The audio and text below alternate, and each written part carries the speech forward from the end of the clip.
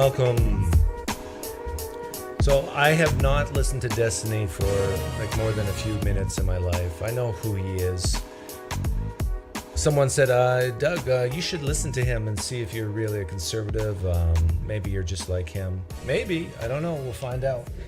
And this subscriber, I think, sent me a link I should listen to, so that's what I have up here. This is not on his channel. This is on Jedediah Bila Live. And I think she used to work at Fox News. I really don't know anything about her. Other than that, she's good looking, and he looks like, well, he's not bad looking, but what's that, Myron? You think he looks like the guy on Scooby-Doo? What guy? You sent me a link? Okay, hang on. Oh, yeah. Destiny looks like the guy from Scooby-Doo. Let me see if I can bring it up here. See that guy right here? This guy right here? You see the resemblance? What's that guy's name? I don't know what his name is, but yeah, he does look like the guy from Scooby-Doo. The shaggy hair. I have hair envy. Okay, we got timestamps. Andrew Tate. No, I don't listen to that. How much money do you need to be happy? Okay, we'll listen to that. Okay, I haven't listened to this, but how much money do you need to be happy? Well, they've done studies on this, and there's diminishing returns in the United States, at least once you get like over $75,000 to $100,000 a year. You get happier as you go up, but not much happier. So the sweet spot is probably double times the national average. If the national average is $55,000 a year, then probably 110, and you're probably very happy. But the thing is, how much work does it take to make that income? If you're working 3-4 jobs to make $100,000 a year, you're probably not happy. My best year was, I think, back in 2012. Actually, no, I beat it last year because of Biden. He was really good for my business because people were scared of him, and so they needed my help. But back in 2012, I remember having a really good year and just being miserable. Made lots of money, but was miserable. So yeah, it depends how much work you have to do to get that money. But yeah, we'll see what Destiny has to say here. Maybe he agrees with me. Not going to enhance your life. That's the point. They absolutely will. Not anywhere. You could find places that's hustling to earn $300,000, $400,000 a year. I disagree. Okay, I disagree with all my mind, and body, and soul. But because okay. 120. Well, it depends where you live. What's 120? No, it doesn't. Yes, 120,000 is a lot anywhere in the United States. Of course. No. She's right. Depends where you live. If you make $120,000 and you live in San Francisco or New York or even Los Angeles, you're doing okay. But if you have like 2 or 3 kids to feed, and you're paying what for rent or mortgage for a house? 3, 4, 5,000 a month? Well, maybe not 5. 3,000 at least. No. But $110,000 a year in Fargo, North Dakota, you're doing really well. Okay, so right out of the gate, I disagree with Destiny here. Go to Manhattan and live on $120,000 a year with a family. Okay, try it. If you want to go to the very most expensive parts of the most expensive cities in the country, anywhere. You could find places in Manhattan where you could live for $120,000 a year. You could find apartments right now. You could find studios in Manhattan for $3,000 a month. Why would you want to live if you have the drive and the ambition and you want things over here that you know would enhance your life, that you feel good about, and you're comfortable? They're not going to enhance your life. That's the point. They absolutely will. Don't. They don't, though. I went from that to where I am now. So did I. Tell you they absolutely don't. Having any new electronic device that you've bought is gone in a week. You don't care about it in a week. You know where the nicest apartment. I disagree with him again. I bought the Facebook Meta Oculus. So far, I've owned it for, I think, 3 or 4 weeks. Not bored of it yet. It's great. Play with my friends. Play putt-putt golf. The nicest views, and they get old. Forget about that. I'm talking about the ability to buy a piece of land. I'm talking about if you I want cheap good land quality in Nebraska, food, Oklahoma, if I want good Iowa, quality Montana. food that I don't want to get at the grocery store because I think it's not terribly good quality food. If you want to buy bougie food online from the www.thecoolestfarms.com, you can do that. That's great. If that's like your select niche thing, but I mean. But say somebody does want to buy bougie food and they're like, I want that. That's important to me because I want my grass-fed, grass-finished steak and I'm willing to put more hours in so that my family can have that because I believe that's good for all of us. Why the hell not? This is the United States, man. If you can't do it here, where are you going to do it? Well, the why not is because people end up sacrificing so much of their mental health and their social well-being to do these insane grinds. That's a generalization. I think it's true. Most people aren't going to be earning more than $250,000 a year. That's just unrealistic. I think even a quarter. You said 120 though. That's different. Sure, but even 120 is going to be good in 99% of the country, and even in a place like Manhattan and West Hollywood. Okay, so we went from everywhere to 99% of the country. 99%. Well, what's the population of Los Angeles, New York, and San Francisco? Is that 1% of the U.S. population? That's probably close. 7, 14, 20. No, it's more than 1%. Our job to tell somebody that 120 is good enough for them. It is our job. That's literally what we're doing. We're telling people what we think is good for them. Of course. That's exactly what we're doing. That's not our job. My job is to tell people, build the life you want for yourself. If 120 works for you, great. If 60 works for you, great. If 250 works for you, great. If you need $10 million, get to work. Build the life you want for yourself, and I'm here to support you in that process. That's my job. Nobody needs $10 million to be happy. If you want to go for it, if you have the capability to do it, if you've got he's right. You don't need $10 million to be happy. You can be happy being broke and you can be happy being rich. It depends on the person. I agree with him there. Path in front of you and you feel like you have the talents and the drive to do it, absolutely 100% pursue it, but don't feel like you're a failure if you're earning $50,000-$60,000 a year living in Iowa. I don't need to coddle people and worry about how they're going to feel. It's not about coddling people. That's it's about coddling not people. It's not coddling. Come on, you decide you want to go for the 10 million and I'm not going to coddle you in the process. That's hard work. It's very hard to attain. Maybe you think it's going to bring you happiness. Maybe it won't. That's your journey. Go for it. He seems uncomfortable with the phrase hard work.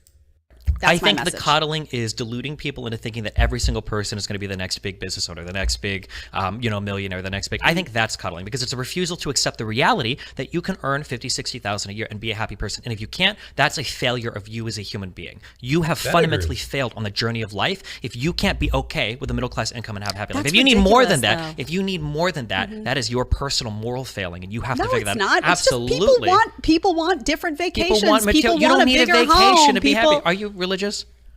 Somewhat, yes. Where in the Bible do you need vacations? Which one of the Beatitudes? Which one of the 10 Commandments? Which one of the You're borderline. Why did he go there? Just because she worked for Fox News, she's religious? Discriminatory against personal preference. So what makes me happy and what makes, for example, we could make a list right now and I could list 10 things that make me happy and you could look at my list and say, I don't care about any of that. None of that makes me happy. And you could make a list of 10 things that make you happy. And I could say, I don't want any of that stuff. So this is an individual preference. People come into this world, their families are unique, cultural differences. They grew up in different places. They have individual preferences of what they want their life to look like. I don't care. I am not going to rag on somebody if they decide they need 4 vacations a year. They want their family to go on 4 vacations a year. 1 to visit family here, 1 to visit family there. Fine. I personally don't like to vacation, so I don't need that. That's not something that I would invest my money in. But I will spend money on what you call bougie, what I call actually healthy farm food, because that's an industry that I want to support. So bottom line is, money is freedom. We cannot tell somebody you can be happy on 60K. We don't know them. We don't know where they live. We don't know how many people they have to support. We know nothing about what their priorities in life are. And why would I ever want to limit somebody to saying 60K a year or you're doing something wrong? Live the life you want. This is a free society, supposedly. I don't know about that anymore, but...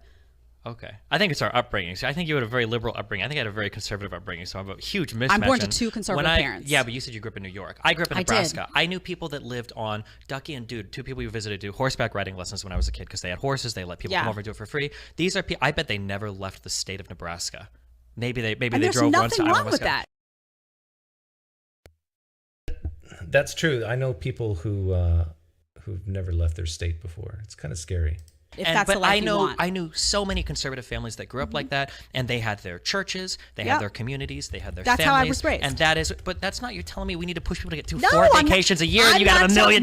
Like, you're I bet these people have never had a new car before. Nope. I bet these kids all learned to drive when they were 10 years old. They put a phone book in the truck and they would drive around on the farm. Right. And these people were super happy their whole lives. None of them probably felt like, oh my God, I don't have the newest iPhone. No. Oh my goodness, we're not going to make it to Disney World this year. Oh my, like these people had. Yeah, to go to Disneyland, you have to make some coin. Like a family of 4 to go to Disneyland for a few days, couple days. And if you're driving in, flying in, staying at a hotel, you're looking at $3,000 easy and probably closer to 5. I put up a poll. What I mean by happy is like not stressed. Like if you whatever you're making, if it's like let's say you make $40,000 a year and you're just stressed out about paying bills and stuff, what level do you think you need to be content, to be happy, in quotes? Oh, the numbers are starting to come in. I think for me, my number would be, oh, and I should have said, let's view this as household income.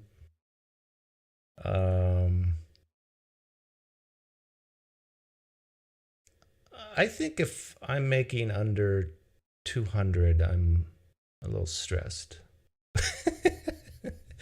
Is that bad of me? No, let's say 150. So yeah, I would be 150 plus. No, I can be happy without it, but I think I'm a little more stressed. Like with my business takes a dip. I think that's true. I'm self-employed, and I think that's true of all self-employed people.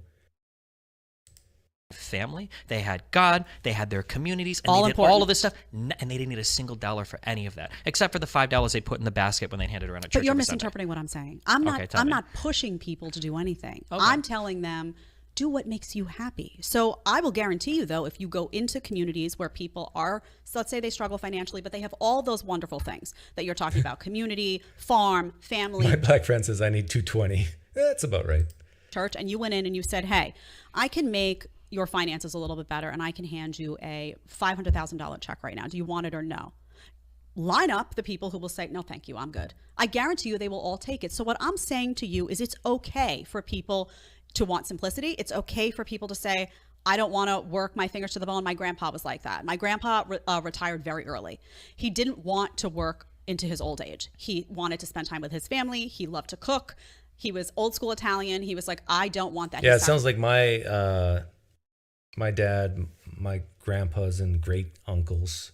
My dad told me a story where, in fact, I have a picture of my dad and his siblings. It's in black and white. It's a pretty big picture right on that wall. And there's a Chinook Racer wagon. And I think they spent some like $5 for it back in 1945. And my uncles, great uncles, told my grandma, what are you doing? Why are you being stupid? You're spending $5 on a wagon that your children will enjoy. You should invest that in the farm so you can get a return on your money. So that's the type of background where I came in, that you don't waste money on toys. Sacrificed a lot of finances to make that personal decision. Amen. We got to see a lot of him. Great. I have other people in my family that will work their fingers to the bone till the day they die. And that's what really makes them happy, because they're always in that head of like wanting to do. So what I'm saying is find what makes you happy and do it. I'm not pushing any of it. I'm not telling you what makes you happy. I'm not going to try to do that.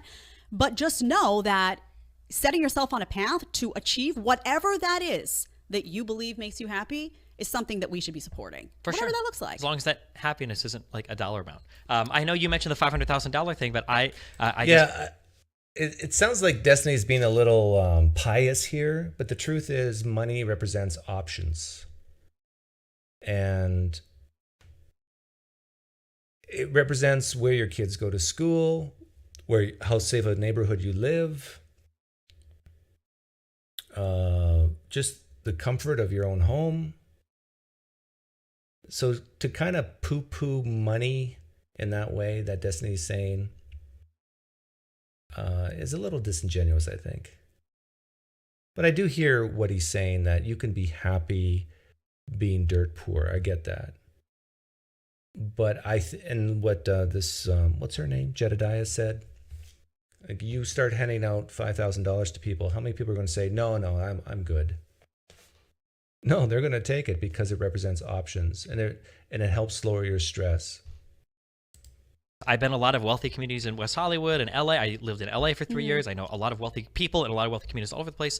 And man, and if you've been time, because you've done media stuff, I'm sure you know a lot of these people. They're all on Prozac. They've all got, like all of their friends are backstabbing them constantly. They don't talk to or they hate their parents. They have horrible interpersonal relationships with everybody they know. They're estranged from their children. There's like all sorts of stuff going on. And these people have so much money. Now, you mentioned if you would offer $500,000 to any person in a rural community where they say, yeah, give me that money, they do it.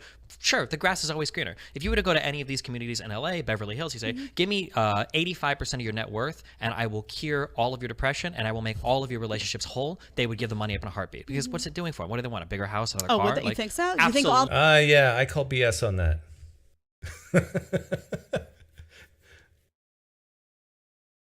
and he's assuming like people with that kind of wealth, the majority of them or a lot of them are depressed. I don't know. He's from a younger generation than me, but I know very few depressed people my age or older. I mean, people have bad days and they have down days, but this whole thing about anxieties and depression, and it's rare in my generation. I'm not saying it doesn't exist. You think all these big time celebrities, if you went up to them and you said, the ones who complain, by the way, about what you're saying, oh, money doesn't buy happiness. Money doesn't buy happiness, by the way, is a saying that is said by people who have money. That is 100% true. Now, I'm not telling you that money is an exclusive path to happiness. I'm not telling, I'm somebody who sits here on the show every day and says, get sunshine, get outside, watch what you eat, don't eat garbage food, exercise, get your endorphins running. My message is a wholesome message. And I'm not somebody, by the way, just for context, I'm not somebody who like lives the grind. I like my work-life balance. That's where I come from personally. That's the kind of family I come from as well. However, if you think that there's poor people on Prozac, there's rich people on Prozac, there's poor people, these are societal problems that go way beyond how much money you have. But those rich people go to celebrities. Vagary says, meh, Doug's generation didn't talk about mental health. That's probably true, partially. But if they're happier, then maybe young people should stop talking about mental health too then. Just take those feelings and emotions and you stuff it in that little place in your heart. And when it gets full, you stuff it a little more. Hollywood and say, you know what?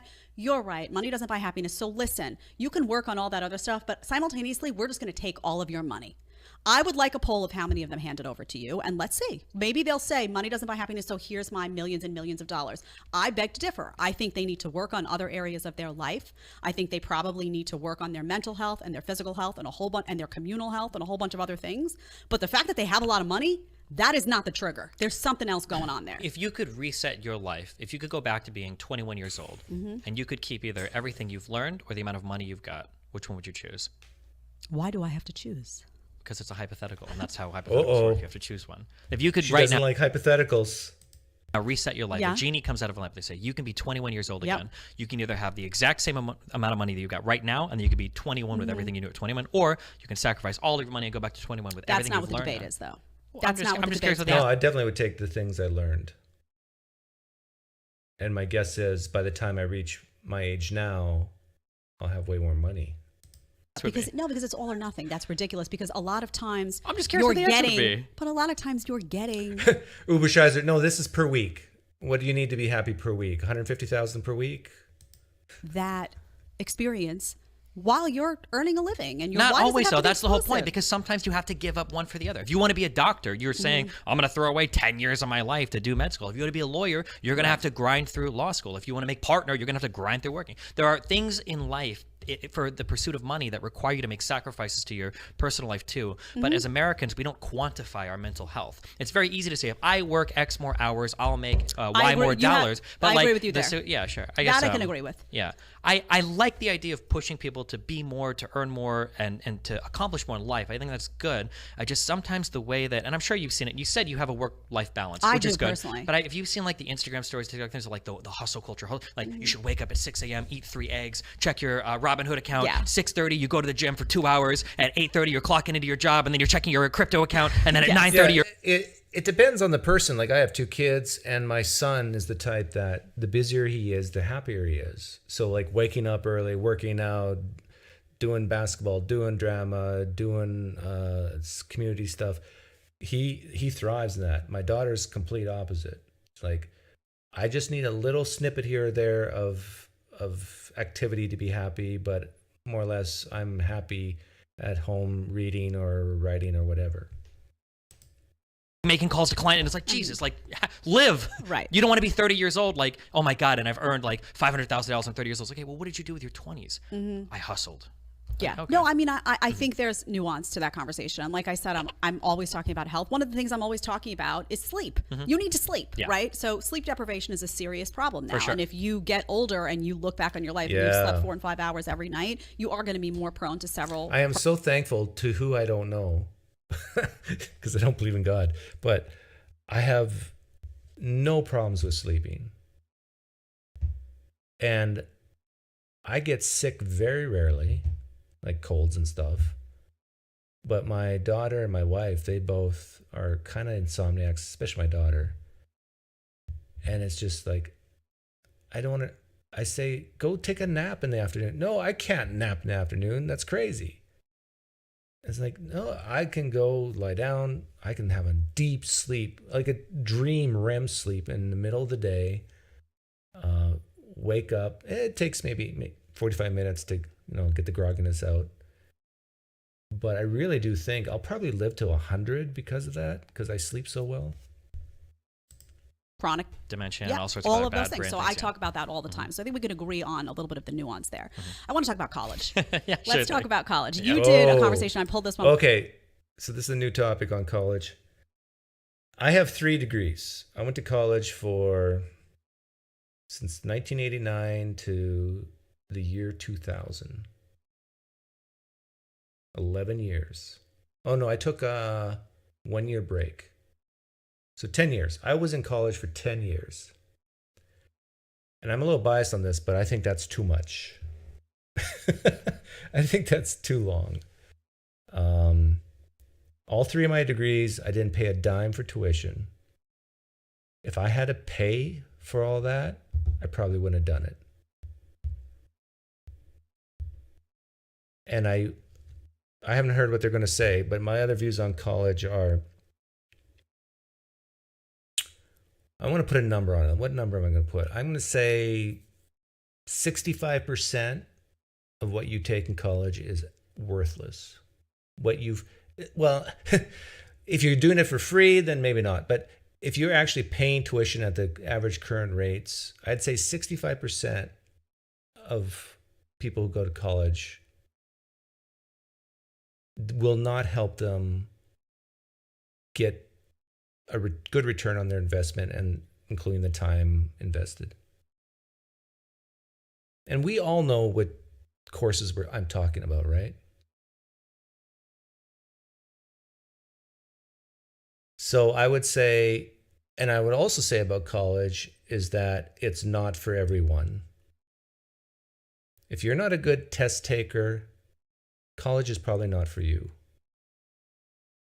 If you already have an interest in, let's say, the family business, and the family business has been around for years and years and years, there's very little risk involved, you like working there, why go to college? If you have skills with your hands, you want to build homes, which is a very admirable thing to do. If you like fixing plumbing, very admirable thing to do. Of course, why go to college? You might go to community college, I guess, for 6 months or 8 months to get a certain certificate or something. But no. Now the question is, what percentage of the population are kind of built for college? When I mean built for college, I mean actually for learning, gaining a degree that they can use in the future, rather than just going to have fun and experience and lose your virginity. I don't know the answer to that, but my guess is that it's close to 50% of the general population are not really built for college, for learning in that atmosphere. For learning,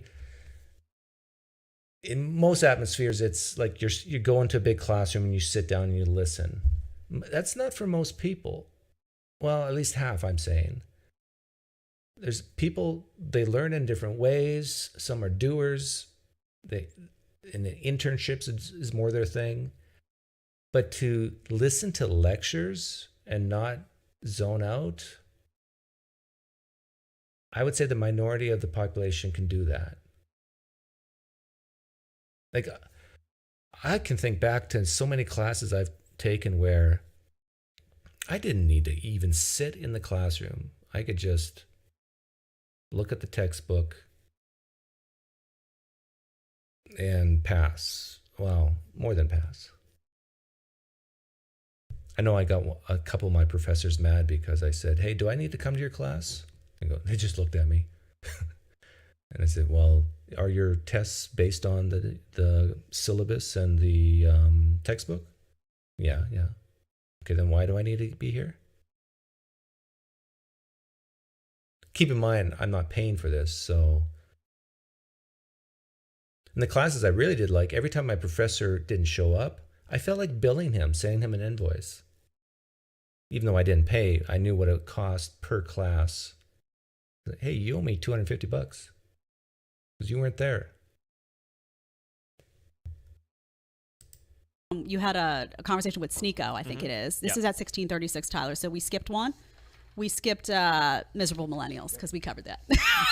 Oh, miserable millennials because they're all going after money. They didn't learn how to build any part of their life. Why. They're miserable. All right, we'll go back. They got $150,000 living in a nice city, and they're like, "Oh my God, I have no relationships, no friends." No, we can do college. We can do college because college will. It'll rope back in. Let's do college, and then I can tell Stephen why he's wrong about millennials. Also, okay. Let's go. What? I saw you on Adam 22. You're like, go to college. Yeah, because college is a super reliable course to build your. It's a scam. College is a giant scam. Most of these majors are a waste of time now. You have to pay $50,000 a year. Okay, I haven't listened to this, but my guess is the truth is somewhere in the middle between this guy here and Destiny. A lot of these schools. Why do you think people pay the money? Because they're stupid. A lot of times it's stupidity. And I'm being dead honest here. Because it's, well, this is just what people do. You got to go to college. You got to pay this tuition, and that's just what they do. They don't actually, I'd say most people don't actually stop to think about how much they're spending and will they get a return for what they're spending? Because that involves math. And most people are not good at math. Because it's an illusion to make them feel like... Germania, they talk about abortion here. I saw the timestamp. Destiny on abortion. Productive, and they're doing something when in reality they don't know what they want to do. They're just in there taking up loans, and then they end up at 40 with a bunch all of societies, they don't end up with debt. They end up out earning people with high school degrees. They don't end up, of course they end up with debt. $1 million over the end of their lifetime. There's a reason why people pay so much for degrees. It's because they tend to pay for themselves. You're telling me you don't know? Yeah, well, that's true for, let's say, doctors, lawyers, certain professions where you're actually doing something. But if you're spending $50,000 a year just to become a better thinker, there's a lot of great thinkers out there. They're called philosophers who are broke. Your generation that have to pay so much money off in student loans. I know more people that went broke on crypto than I know people that wasted money on a STEM degree. Well, yeah, notice he said STEM degree, science, technology. I mean, yeah. But what about people who went broke, in quotes, taking a psychology degree?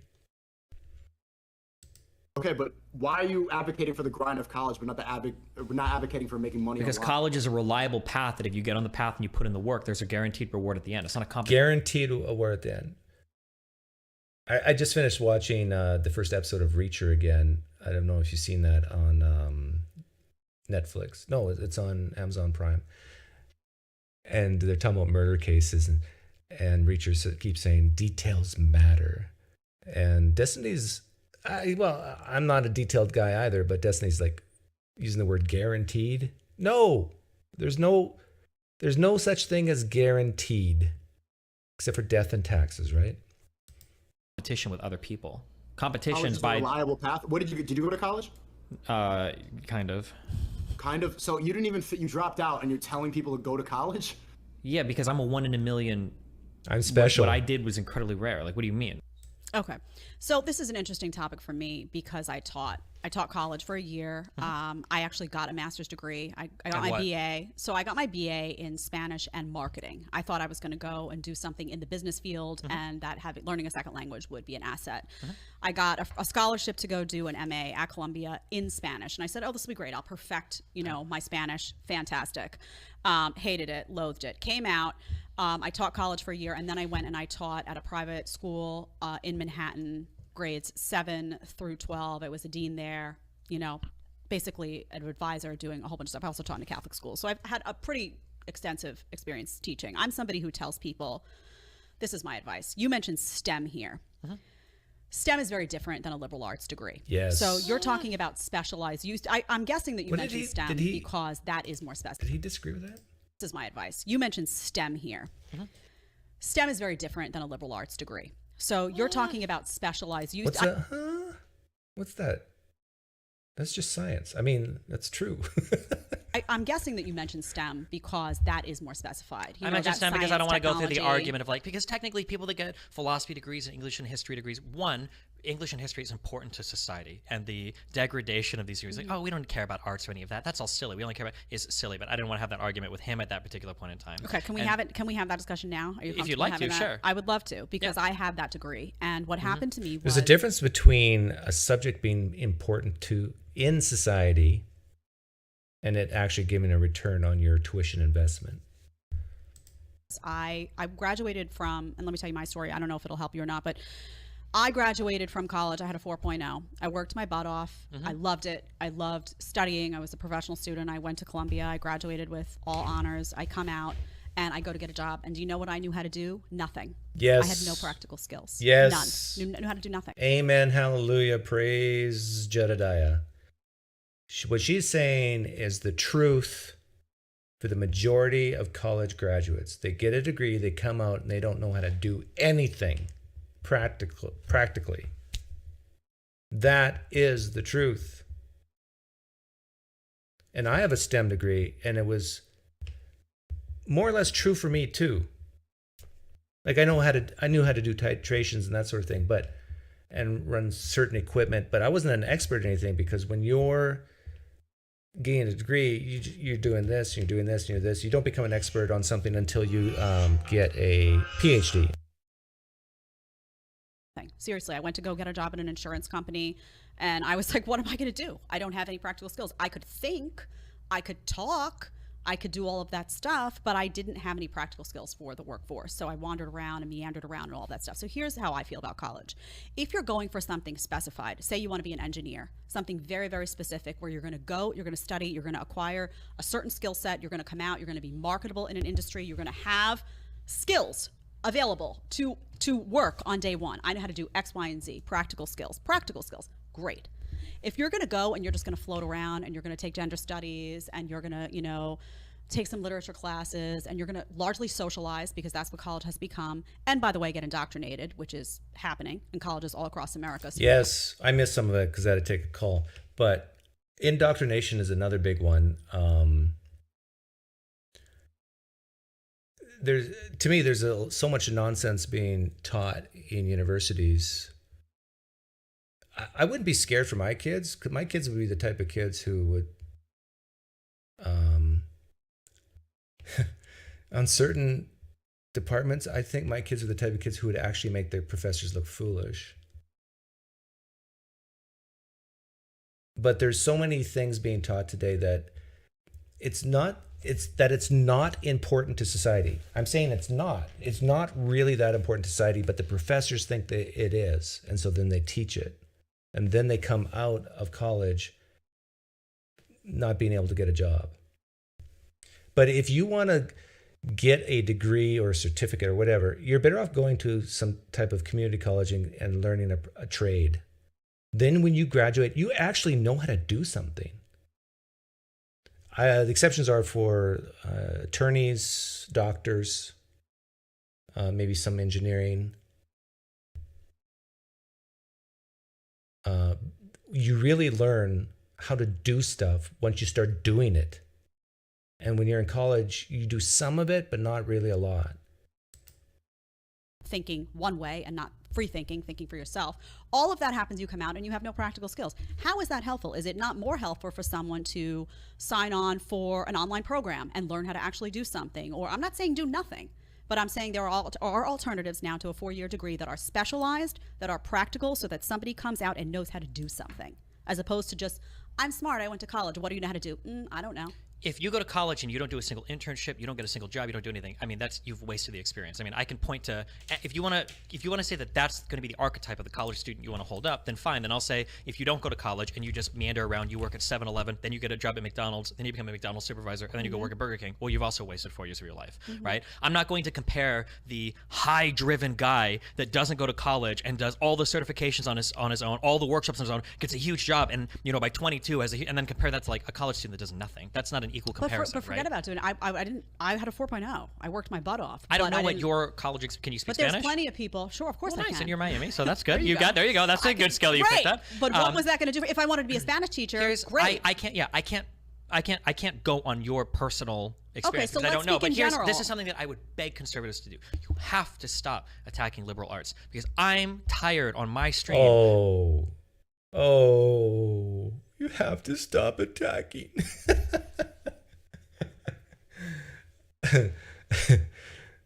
Hey, the new Mike Winger. I'll steel man him, and I don't know what he's going to say, but I value liberal arts. You know why? Because it makes me happy. It makes me happy to listen to good music, watch good plays, hear great musicals, play great games. Although that's more of engineering type guys making those. But to pay the bills, to provide a solid foundation for your family, you do not get a liberal arts degree. But to enjoy life, you listen to the people who did.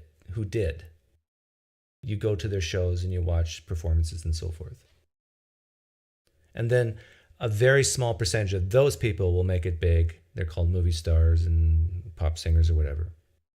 We'll see if he says that. Debating how many new black, trans, women characters are in the next TV show, okay? Conservatives have suicided themselves on the culture war because they refuse to engage in the things that matter culturally. And when you say things like things like liberal arts are important, things like entertainment, things like music, all these things are really important things. And when conservatives just say, do STEM, don't do that, that's for losers. English is for losers. History is for losers. And you turn around and you're like, oh my God, CRT, that's horrible. Well, how do you expect... See, I agree with him here. Do STEM. I'd say 10 to 20% of the population can do STEM. The rest, 80% of you can't. So I wouldn't tell people to do something they can't do, or they'll be so incredibly unhappy trying. So I agree with him here. What else would CRT be besides something written by the most progressive and crazy people? Because all the conservatives are driven to only do engineering and technology, right? I want there to be a conservative that is studying gender studies. I want that to happen so that when people are saying things like, I think any... But conservatives who study gender studies typically realize that it's not going to make them money in the future, so they don't do it. Unless they're being... there's a guy on Twitter who I sometimes follow. Unless you're being a professional critiquer of and bashing it, and saying it's a waste of time, so then you can make money saying, yay, it's a waste of time. Any gender can be anything, and our pronoun should be Zer. I want a conservative there saying, you know what, I think it's good to push on some gender things, but that's a little bit fucking insane, I think that'd be good, but when... The thing is, you don't even need a degree to push back on that. Like, you just ask simple questions. I've had people saying, hey, critical race theorist, I know one, or know of one, would you be willing to talk to them? Yes, bring them. But a part of me, maybe this is just arrogance, but a part of me thinks I could make them look silly. Or go, just by asking questions. Or it'll be just so incredibly boring. Like if they don't say anything that provocative, be like, okay. when conservatives push for education to look a certain way, I think that some of it starts to become self-fulfilling, to where conservatives will say, I think the institutions are becoming a little bit ideologically driven. Stay away from the liberal arts. Or I think that college in general is becoming more ideologically driven. We need to kind of like do private schools and stay out of there. Well, what's happening to the schools? They're becoming more and more and more and more and more ideologically driven as conservatives refuse to engage with them. And then conservatives refuse to engage with them? Isn't that the opposite? On college campuses, like even if you're a liberal listening right now, you gotta admit that if you were to say who's refusing to engage more on colleges, on college campuses, would you say the left or the right?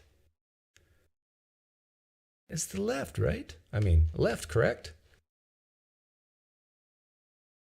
There's so many people who are just saying, no, there's certain things you cannot say. There's certain words that we don't want to hear. Words equals violence at times. And so therefore, don't speak because you hurt people's feelings. Who says that more, the conservatives or the liberals? You know the answer. Those people are growing up, they're joining the administration and the staff, and now they're becoming even more left-leaning. And then conservatives are going, oh my God, look at all these liberal institutions. Look at how far left they are. And I grew up listening to Yeah, but the thing is, conservatives are not complaining about that, about, oh my goodness, look at all these liberal... At least me, I kind of chuckle and I think to myself, well, they're not going to get a job. And I'm paying for their food if they're on food stamps. I mean, so that's bad. But then what ends up happening is when people make poor choices for career that doesn't earn them a return on their investment of time and tuition, then they say, I need universal income. Please, give it to me.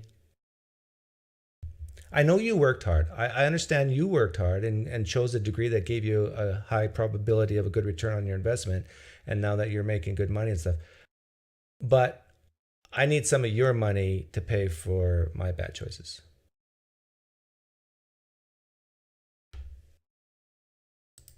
Limbaugh telling me constantly that this is what colleges were going to become, and kind of like mail-in ballots for Trump, it almost became a form of self-fulfilling prophecy, in my opinion. But colleges have been like that. I mean, I went to college 20 years ago, and it was already like that. It was already all liberal all the time. I mean, conservative. Well, yeah, except for the sciences. If you wanted to find a conservative person in college, chemistry, physics, maybe biology, engineering, computer science. But even like when I got my business degree, it smelled of liberalism. I remember I got in trouble so much. We were talking about immigration in one of my business classes. I forget what it was, but I basically made, as I typically do, a very shocking statement about immigrants. And this young lady said, how dare you? That's racist and blah, blah, blah, blah, blah. Oh, it was about getting green cards. And I said, hey, I'm an immigrant. How dare you? I said with a smirk on my face. And she's like, oh, I didn't know you were an immigrant. Sounds great. It sounds like a utopia. But it doesn't count if you're a white male from Canada. Then you're not, okay, you're an immigrant, but you're not really an immigrant. Go into a gender, whatever, gender studies class, and they talk about pronouns, and everyone has a great civil discussion, and everyone disagrees. That's not what happened. Doug, if you didn't have to work, would you stop working? No, I am pre-programmed, thank you, evolution, to work. Like, even when I don't have jobs coming in right now, which is the case right now, which is good because I was so busy in the beginning of the year, so I can now have a break. I am doing stuff. It's the way I was raised. Idle hands is the devil's workshop. Although I do the devil's work even when I don't have idle hands. happens to conservatives on college campuses. They Not get now, shut it doesn't, down. of course. They get put in the corner. You see, conservative can't even go to speak. I mean, a Tommy Lauren, whether you agree with her or not, can't even go to speak on a college campus without getting shut down, harassed, and they have to call in security. That's a huge problem. Why would a conservative parent want to send their child to an institution of supposedly higher learning where they're going to learn how to be a free-thinking person for them to either get indoctrinated or punished? Ridiculous. I would never. I hope that my child, I have a son, a 3-year-old. Yeah, I'm not scared of indoctrination in colleges, at least for my kids. But the thing is, I wouldn't want my kids to put pressure on their professor, say, I disagree with what you said here and here's why. And then the professor say, be more likely to give them a D because of it, or a C.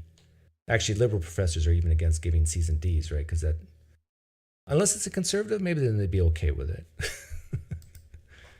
Smart kid, great. What I want for him more than anything is for him, once he figures out what he wants to do in life, I would love for him to get some practical skills in that area. I don't need him to go to college for 4 years to learn how not to think, to be indoctrinated, for me to spend a fortune, for him to come to party and drink and do whatever he's going to do, and to come out and not know how to do anything. If he comes to me and he says, hey, listen, Mom, I want to do X, Y, and Z, and there's a program for this, and I can do it in 2 years, and I'm going to come out and I'm going to be able to do this, and it's going to be really awesome, and that's what I want to do.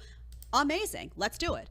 So conservatives aren't here saying, oh, humanities is a joke and we don't care about English. They do say that, but I mean, that's just what they're saying, is that if you're going to invest money in something, there should be a return on that investment. And that means that you should have a productive, free-thinking child at the end of that comes out and is in a better position than they were before they went in. That's not what's happening in college. If I were hiring someone for a position today, I would much rather hire someone who did not go to college. Why? No shot. 100%. You know what? I kind of agree with Jedediah here. It's simple things in life. Like, I've been to Disneyland, I don't know, a dozen times. And people, when it's a crowded, busy walkway, and when people stop and talk to a person right in the middle, we've all been through this, right? With no self-awareness of the environment that they're in and that they're blocking traffic. That's the type of person I don't want to hire, because they have zero self-awareness of their environment around them. We've all been on the road where it's a 2-lane and there's 2 cars, just going slow, and they're side by side, and they don't care about, one speeding up, one slowing down so other people can pass. Those the people driving those vehicles, I don't think they're purposely mean and say, oh, let's play this joke and just have everybody follow us. No, they're just stupid. They don't think that there's other people around them. I've said this before on the other channel. There's times where I'm sitting at a red light and I see pedestrians. And how many times do they look both ways before they cross? I dare say it's the majority of people do not look both ways when they cross the street. They just, I see a walk sign, I walk now. That's evidence to me of people who don't think. You can actually learn so much about people just watching them in life and seeing who are the people who can actually think, take initiative, and those who can't. I'd rather hire someone who can think, take initiative, and act rather than someone just, I need to be told what to do. But there's a danger in that, because then they can take over your job. They can learn from you and then start their own business and compete against you. So actually, and I'll tell you the truth here, there's a lot of bosses out there who do want robots like what I'm describing, because they're not a threat to them. But if you want to get ahead in life, you can't be a robot that just always is just told what to do.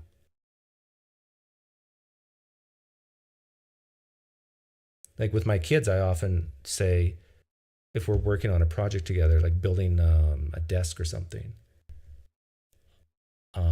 I'll ask them, what am I going to say next? Predict what I'm going to say next. Predict what I'm going to tell you to do next, so I don't have to tell you what to do next.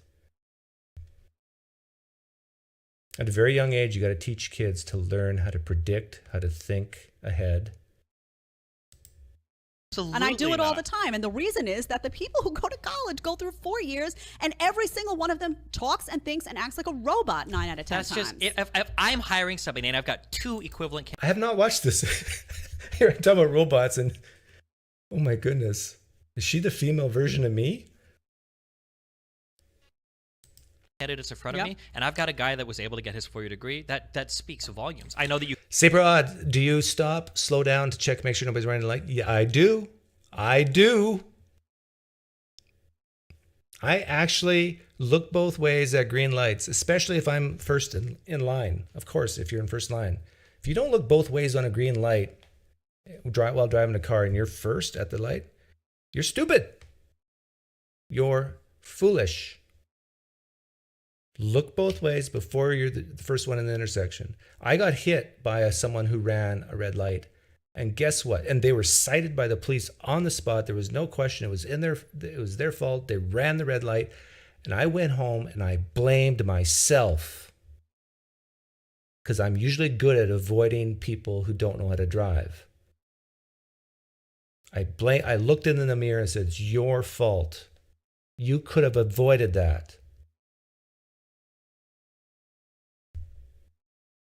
That's what we need more of in society. We need more people looking in the mirror and saying, it's my fault.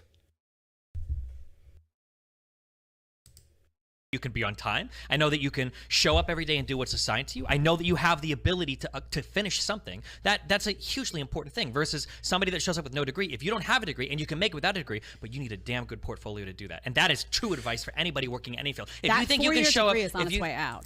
See, I think the best thing about my degrees that I got a bachelor's in chemistry, master's in chemistry, analytical chemistry, and an MBA in finance. The best thing about those degrees is not what I really learned from them. It's that when I just show people my CV, my resume, and they look at it, they go, oh, master's in analytical chemistry, finance. Okay, you're smart. That's it. That's been 10 years of work just to prove that you're smart.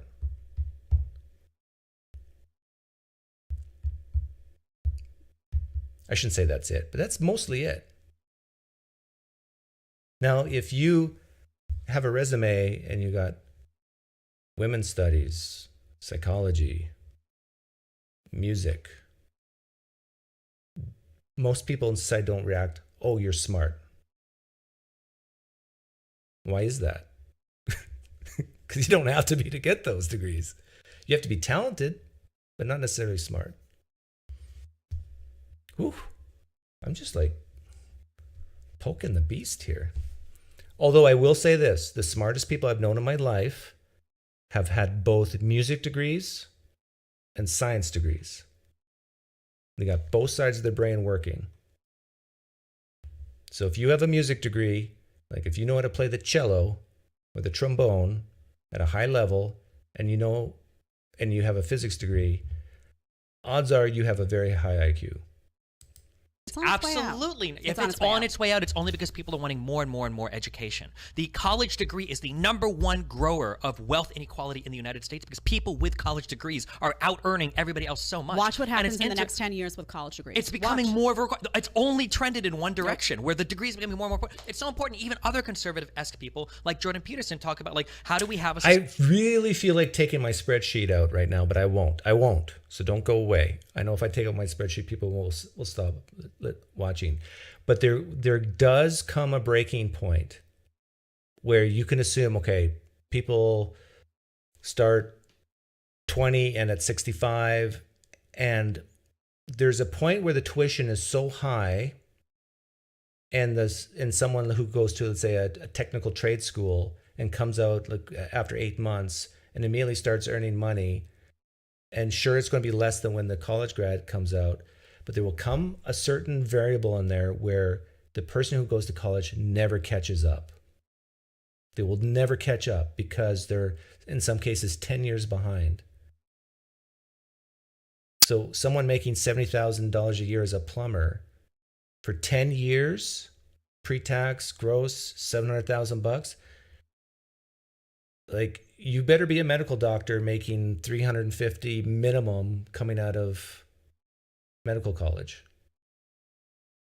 And even then, I mean, the other guy's still earning as you're earning, and you're at a higher tax bracket and all that. But anyhow, I think medical doctors will definitely catch up. Yeah, they definitely will. And maybe some lawyers. But just average college degrees? No. You will never, ever catch up to the guy who just started a plumbing business or just works as a plumber. Society where it functions when the IQ requirements for performing well in society are becoming higher and higher and higher and higher, where the types of work that we have, the specialization required, the training required is getting higher and higher and higher, to where having that 4-year degree is, from my days, the equivalent to it used to be having a GED or high school degree, where like if you didn't have high school in the 80s or 90s, like, well, man, what are you? You're a loser. Well, now, 2002, it just, the numbers don't lie. I mean, like, you can look at the median earnings for a high school degree. What I'm telling you is that it is changing and that it's becoming in general, he's right. Destiny's exactly right. But again, it depends on what type of degree, depends how much you pay for it and how many years you do it. But on average, yeah, he's right. More of a requirement. No, you're talking to me about IQ as if college is an indicator of your IQ. You don't think IQ correlates to intelligence? How many people I talk to every day who are entrepreneurs who didn't go to college or spent their college years doing nothing or wasted their college years or have that 4-year degree but partied and joked around all the time, and you'll talk to them and they'll say, I had a friend who didn't go to college at all but was motivated and was focused. I'm not saying, by the way, I'm not saying don't do anything. I'm not saying that. The Scooby-Doo guy is getting frustrated. What I'm saying is, as an alternative to a 4-year degree for everyone, and some people may thrive in college. Like I said, you go to school for engineering, you go to school for a specialized subject, you go to school for someone where there's going to be an obvious reward to that program. Fine. I'm not telling people, everyone, this is a blanket recipe for you. However, there are going to people out there who are going to want to do something specialized that does not fit in with a 4-year bracket. That doesn't mean that they're not going to work hard. That doesn't mean that they're not going to develop a skill set. That doesn't mean that they're not going to be marketable to an entrepreneur just because they don't have a 4-year degree. That way of thinking is going to be antiquated very soon.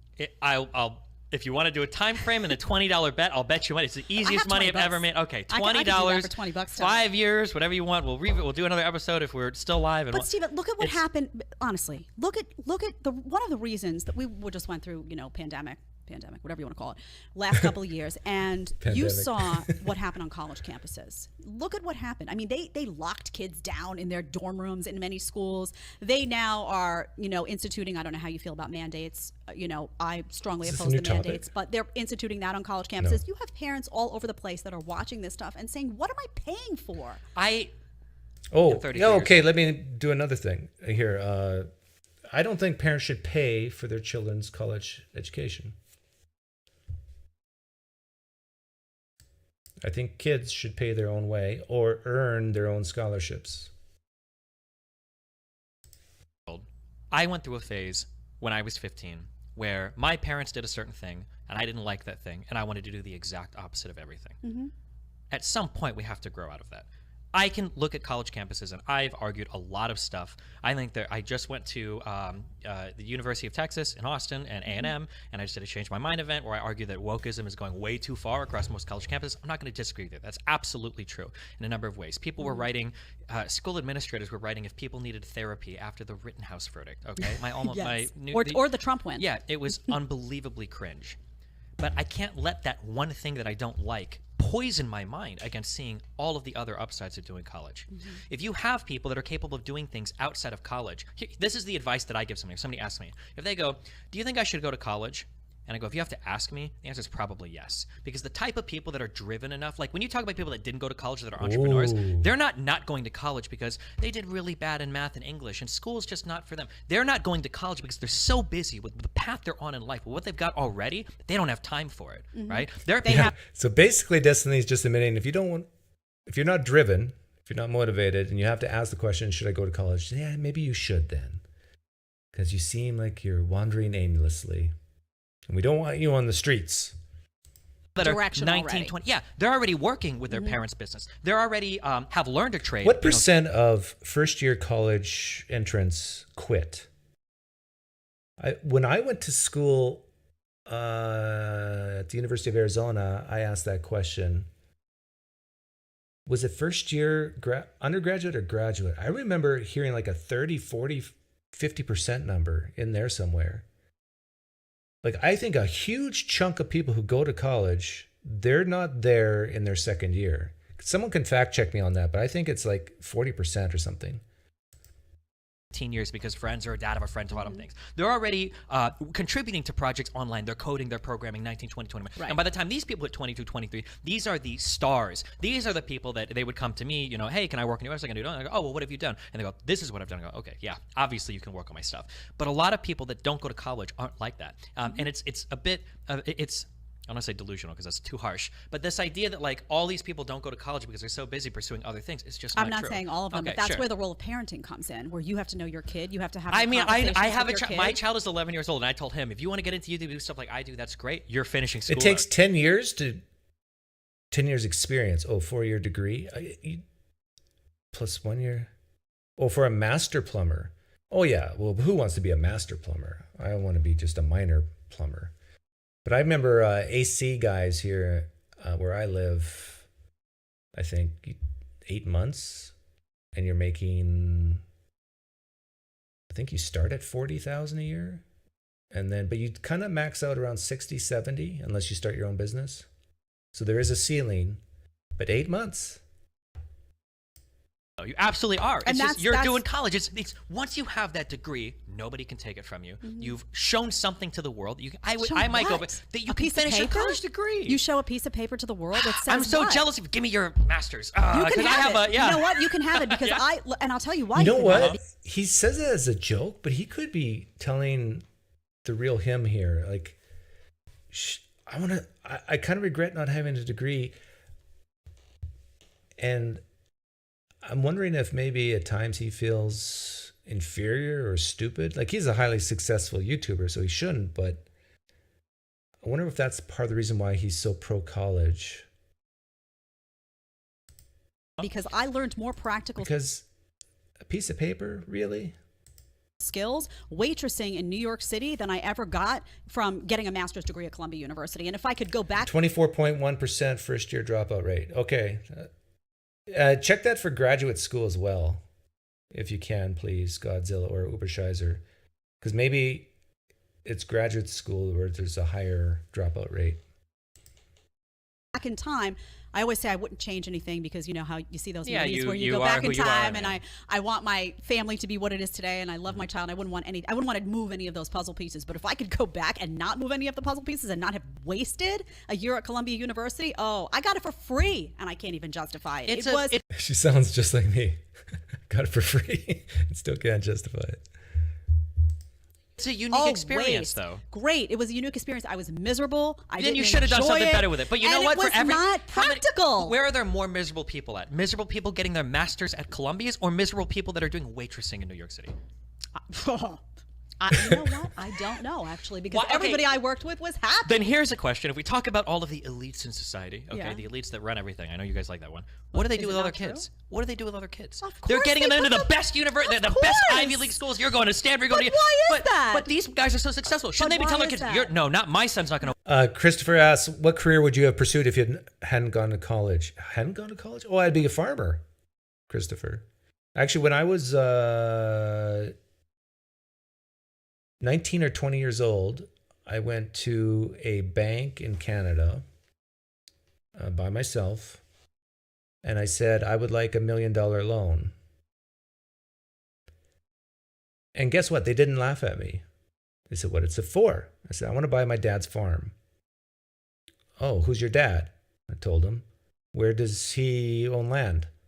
Told them. They got out the map and made some phone calls, whatever. They said, okay, this is what the land's worth. Yeah, you got it. 20 years old. I got pre-approved for $1 million loan. My dad didn't know. Then I went home. I'm in college at this point, but I'm thinking, oh, maybe I shouldn't be in college. And I go home. I say, hey, Dad, I want to buy your farm. I pre-approved for $1 million. And actually, I have no idea if that was a fair price back then or not. I think it was pretty close. It was definitely the banks were willing to lend. And my dad, he looked at me. I showed him the piece of paper showing I was pre-approved. He said, let me think about it for a week. My dad thought, but I made a condition. I said to my dad, if I buy the farm, I'm the boss, not you. But I need your help, and I hope you will sell me the land and help me. But the final say is mine because it's my farm, not yours. And my dad said, okay, let me think about it. My dad was how old at the time? 55 maybe? And my dad came back and said, nope, not going to do it. Because my dad couldn't stand not to be in control. He didn't like the condition put on it. But then about 10 years after that, my dad, I think, sold the farm for about $1 million. Or maybe it was more, I don't forget. But so he could have got the million a decade sooner.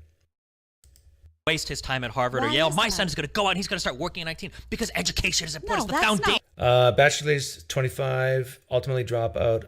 Among all undergraduate students, up to 40% dropout. Yeah, that's what I thought. 40% dropout rate. Okay, what does that tell you? That tells you that at least 40% of the general, well, more than the general population, but 40, it's just not for them. They're either poor test takers, they can't handle the pressure of taking tests.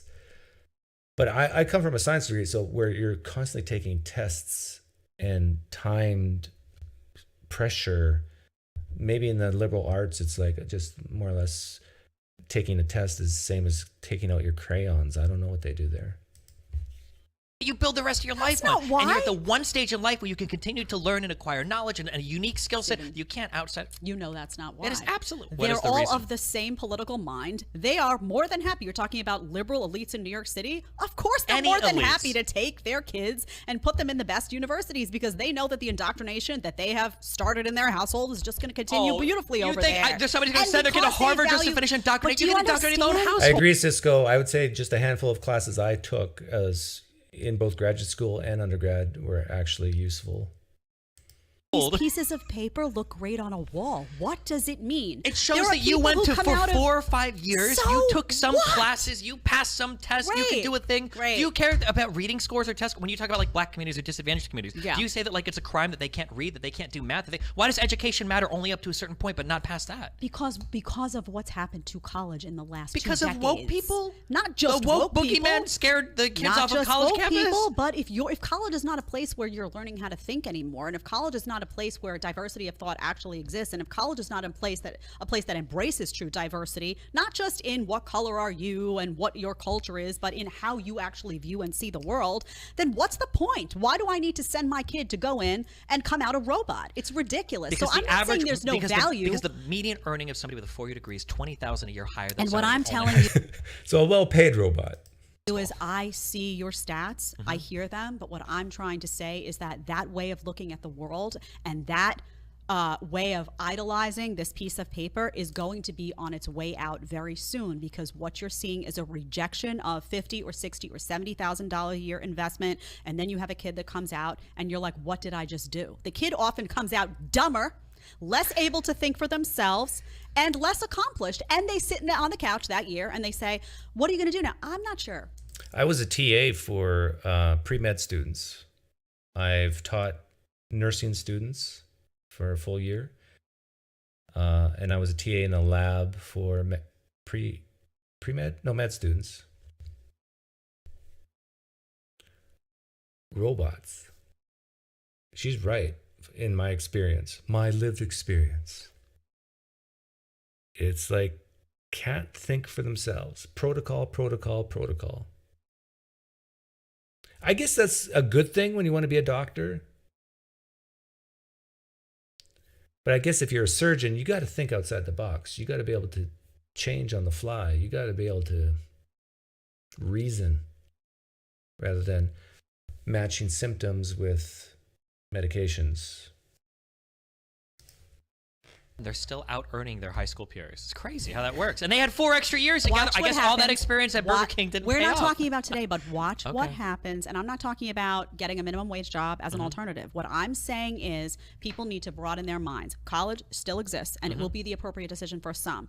alternative programs do exist and will be the appropriate decision for some in order to, yes, you want to get educated. You want to get a path towards success. You want to get a path toward learning actual skills. That's not going to be college for everybody. That's all I'm saying. It's a little bit more gray for me than that. I don't want that to be everybody's prescription because I don't think it fits everybody's life. Okay, well, I'd argue that U.S. colleges really went down the drain when they became businesses in the 1970s. Well, government is also a business, one could argue. So whether it's private businesses or government schools, when I hear the word business, I think of running operations in an efficient way to maximize value. That's what I think is my definition of business. Whereas I really do think that people on the left, when they hear the word business, they don't think of it that way. It's like evil people cheating, lying to hurt their workers. I don't want every single person going to college versus college I don't is a want waste every of single. money. I don't well, want is every college a single waste of person. money? Just not want to, because I agree there are some people that would do way better in trade schools. I hated school. I sucked at school. There you go. And so yeah, maybe I would have done better in like a different type of program coming out for sure. And I grew up as a millennial, and millennials were all told go to college, go to college, go to. It was like the only thing you like, right after breathing and eating, go to college. So yeah, I agree that there are different paths for different people. So that's what I'm saying. What I'm no, saying what you is were saying one earlier size- was that college was a waste of No, money. college That's what you is said. college is largely a scam for many Okay, people. well that's a different statement. Then It not is everybody should go to largely a scam, college. But no, it is largely a scam for many people. But I also believe that because I don't believe in one size fits all for anything, whether you're talking about the medical system, whether you're talking about anything, I don't like one size fits all. Mandates, I don't like any of that. I say know your kid, have a conversation with your kid, understand your kid. They're going to have gone through high school. You're going to know what that experience was like. You're going to know what they like, how driven are they, what are they interested in. Have those conversations and don't get told by people that college is their only answer and their only path towards success. I don't believe that to be true. And I do believe Yeah, and Destiny doesn't believe that either. Let's see if he pushes back on that. 100% that college, not a scam for everybody, but in large part for many students that come out, they come out dumber, less able to think for themselves, and it's a disgrace for how much money their parents have invested for 4 years. Okay. 100%. And I've I seen stand plenty by of that. people that skip college, that they'll do the one leap year. Well, I'm just going to take 1 year off. They never got back into it, and their lives just kind of petter out to nothing. Very few of these people become successful entrepreneurs. Very few of these people go on to acquire valuable trades and skills. Okay. Usually they end up doing some kind of work, and they kind of promote, and they're just kind of like whatever for the rest of their Okay, I want to talk about one of your nuanced, you have a nuanced opinion on Everything. minors, puberty blockers, some of geez. this. I don't know if on puberty do we want to go into this one? So we got puberty blockers, body count, is that sex? Abortion, national divorce? I don't know what that is. And Joe Biden. Okay, let's do puberty blockers. Why not? Let's go down the rabbit hole.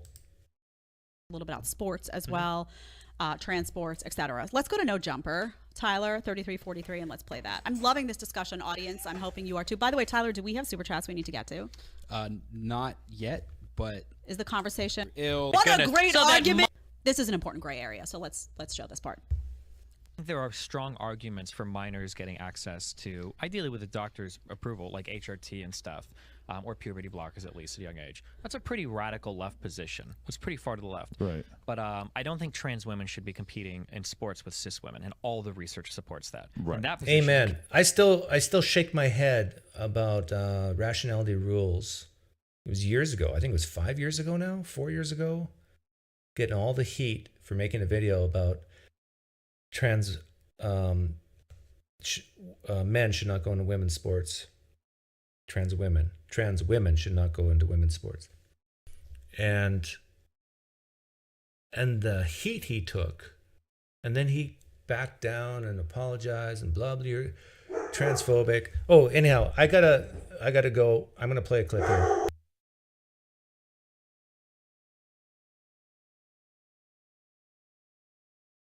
Like I say things purposely sometimes, not all the time, that really deeply hurts the most intimate relationship a Christian could have, and that's with their Savior and Lord Jesus Christ. And I say things like, he's dead, he doesn't even exist anymore. Yeah, and to this point, like Nathan's here. Talk about hurting people. Jay mentions, stabbing someone on the side, real pain. I made Nathan physically ill for 3 days, he told me, or something like that. So it's not just the feelings of sadness. Oh, you're making me doubt Jesus. It's like, you're making me doubt Jesus to such the point I feel physically ill. This is a figment of your imagination. Yahweh is a douchebag. I've said these things over and over again. I've hurt them. I know I have, and I continue to do it. That's point number one. Point number two is you can have two people hear the exact same things coming out of my mouth. Let's say they're even two African Americans, Jay. And one be deeply offended and call me an a-hole like you did. The other one just say, I kind of see what Doug's getting at. He is making the point that... Hey, Hillary's emails, be very careful if you use quotations. I'm anal, a little bit anal about this. Why did I use the word anal? If you're going to quote someone, you better make sure that's exact quote. If not, I would delete that. Because I'm not sure Jay said you're an a-hole for telling the truth, Doug. I think that's a paraphrase of what he said, but not exactly what he said. Tell me if you think I'm wrong. If that's a direct quote, okay, then leave it up. Maybe you need to calm down and not let these emotions overtake you so we can actually come together and solve some of these problems, like murder in big cities. Please tell me. Wait, hang on. You're missing my one black friend's point. I'm almost done. Okay, go ahead. So then let me speak for myself, and you can follow up if I missed something. Pinecreek, please. So to sum it up, I asked myself, what is the difference between those two African Americans? One like you, Jay, and one like you, my one black friend, who can actually hear things, and you both could disagree with me equally as much. My one black friend is sitting there calm. Now, a lot of people in the live stream chat, when I did this, they did not like, because they view this as me pitting one African American against another, but it can apply to any skin tone, any skin color. You have two people, they can hear the exact same thing. Now, in this case, both Jay and my one black friend, I believe, are both African Americans. And I guarantee you that their reactions are way different. And Jay is more like, you're not on my team. I don't even want to talk to you about this. He said on previous streams. But my one black friend is completely different. So this is the point of why I did those political videos. The point is, if you find yourself easily triggered, you can actually work your way up, and I'll use the word up.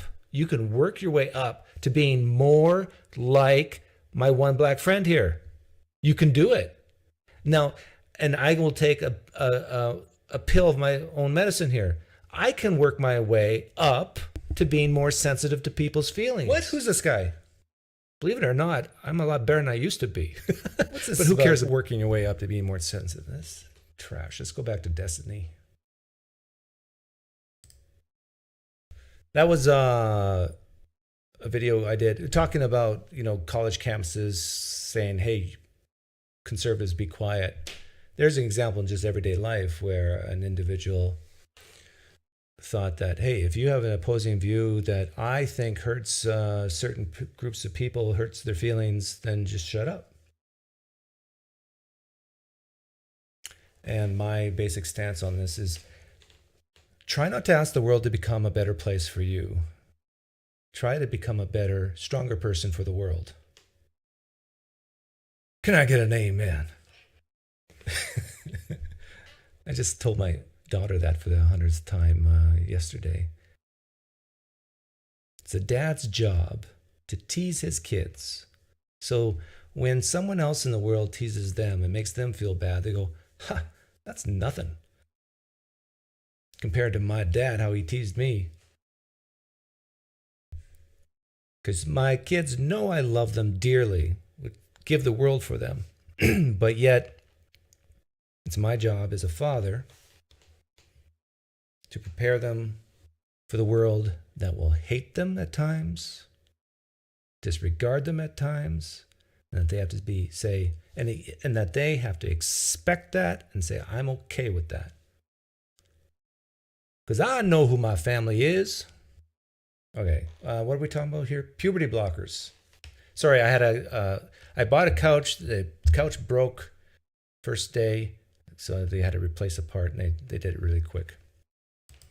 can make me sound like a fucking Nazi, depending on who I'm talking to. F word. Okay, so that's interesting to me because, well, I don't support puberty blockers for minors. If you're an adult, I have, well, you know, I lived for a very long time as like live and let live. You know, do what you want to do. You're a grown adult as long as you're not hurting anyone else, as long as you're, even when it comes to relationships, you want an open relationship, you don't. As long as it's consensual, no one's getting hurt, do you. But when it comes to children, I'm deeply concerned about what I'm seeing with young children. I mean, you have places like Boston Medical, you have other locations coming out and talking about having very descriptive conversations about gender in 3-year-olds. Utterly ridiculous. I have a 3-year-old. Sometimes he thinks he's a monkey. He'll say he's Curious George. I agree. 3. He's 3. So I think there's a lot of brainwashing and societal manipulation happening toward young children. And I also think puberty blockers for kids are incredibly dangerous. They don't just affect the sex organs, they affect multiple systems of the body. They affect the brain. And there is no scientific proof that once they are brought back in, let's say it's a pause and then you bring them back in, that a child's development continues as if it hadn't been interrupted. There's no studies that can show that. So I think it's an incredibly dangerous I don't know about that thing. What I'm interested about is that you hold an opinion that there should be some access to puberty blockers for kids. So I want you to talk a little bit about why. And also, Godzilla on Drugs says you should try getting on a panel with Destiny. It'd be a dope conversation. Yeah, I don't know how a conversation would go with me and Destiny. It might be incredibly boring. We'd probably agree on a lot of things. And I'm the type of conversation style partner that if it's just a matter of opinion, I'd say, okay, that's fine. You know, we disagree here. That's fine. And then if it gets to, oh, now let's dig into scientific studies, then it becomes like boring. so though you are what I deem rational on sports. Tell me a little bit about how it has been to exist in a world where you have those two opinions, and I'm sure you've made everybody mad at the same time. So this is something I will... No, on sports, made everybody mad? No. Most of the world agrees with that idea that trans women should not be in women's sports. And you notice it's never the other way around. I mean, nobody talks about that. Trans men going into men's sports. Why is that? That alone tells you there's a reason.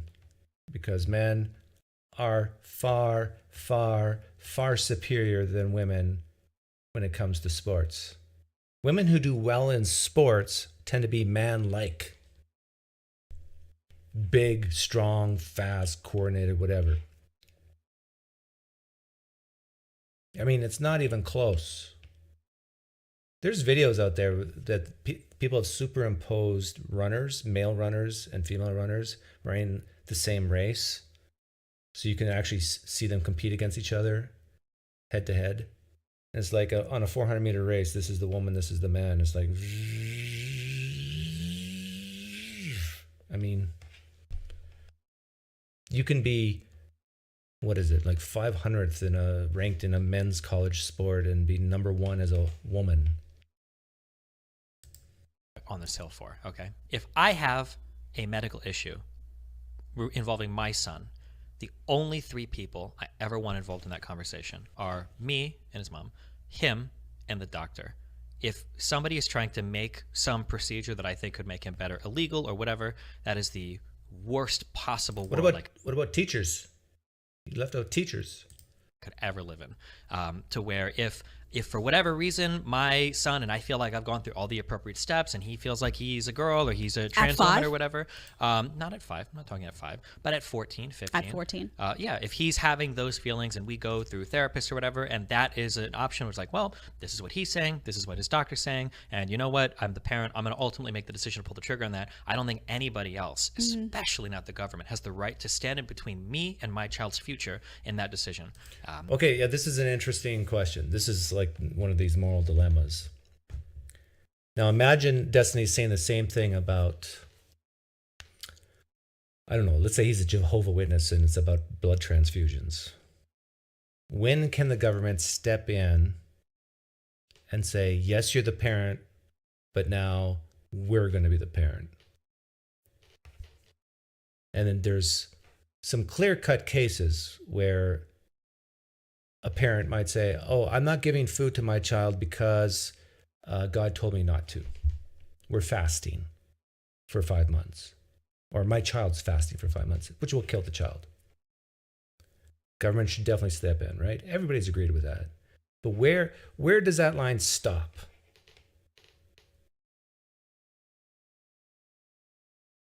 And that, I think, people will disagree on. But I think for conservatives, it does, that line is crossed with puberty blockers for, 12, 13, 14, 15-year-olds. For liberals, I think that line isn't crossed. It's like, oh, but the doctor says it's okay. Really? I mean, are you sure? If the doctor says it's okay, then it's okay? I guess I'm too cynical because I've worked with doctors and I know they make tons of mistakes. Whole communities of doctors have made mistakes, right? Some government policy that a bureaucrat is writing. But you support socialized medicine, right? Socialized medicine doesn't mandate you have to get a certain procedure. So, but if you supported socialized medicine, wouldn't the government essentially have some role in every decision-making process that happened? I mean, it's about making the availability of some particular. Oh, that's not how socialized medicine works. In all countries that have socialized medicine, there's restrictions on certain procedures, and not always. You have people that have to flee those countries. That's the same thing that happens in the United States with insurance companies. Have you ever tried to do an in-network or out-of-network prescription? Well, but you don't have to use insurance to get the procedure there, Destiny. You can take out your wallet and go and pay cash for it. In Canada, I think, unless you're in Quebec or maybe Alberta, you can't do that. You can't take out your wallet in Canada and pay cash to get in front of the line and to get a procedure that, let's say, the government doesn't want you to have or won't pay for. I love America in the sense that if you have the means and want to get something done, you can get it done, for better or for worse. Canada, you can't. Except I think there's an exception for Quebec and Alberta, maybe.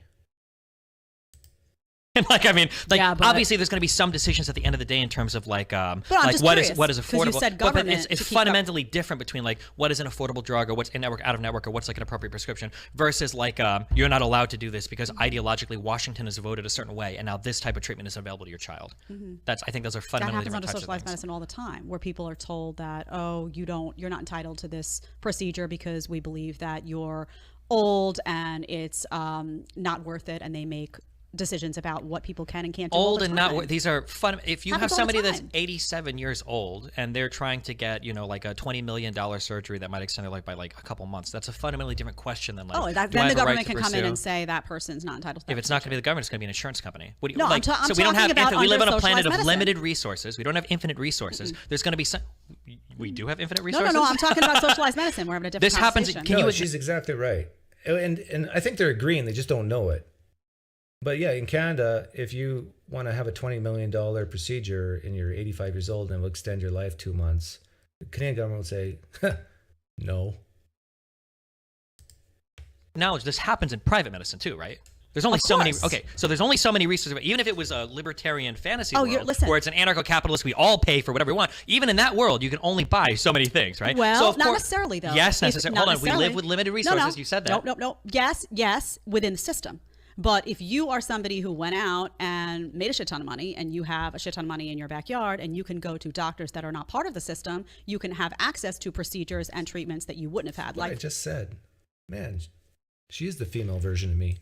For example, when I had Lyme disease, perfect example, and I went through the system and what they gave me made me sicker and sicker and sicker. And then I found a holistic doctor that didn't take insurance. No, that's not me. Holistic. I hear that word and I want to barf. Was expensive, and luckily I had saved my money and had that money in bank and went and feel better now than I ever did before. That is why money is freedom. Okay, so you think that the best healthcare should only be available to the elites in the world? No, absolutely not. How many people are going to be able to afford to go to another country for That's healthcare? why we had a whole conversation before. How many? I want to answer this. Stars. How many people do you think realistically in a country can fly to another country for a medical treatment? Not a lot. Give me a percentage. Oh, small amount. I don't know. Like less than 2, probably. Yeah, sure. Right? Okay. I don't want a medical system. So you're telling me, well, in your system, there might be rationing because... I would ask Destiny, do you want a medical system that if someone does have the means and the money, that they are not allowed to get the best care? I know it feels really unfair. I'm speaking to my liberal friends right now. I know for you it feels really unfair that everybody should get the same quality health care.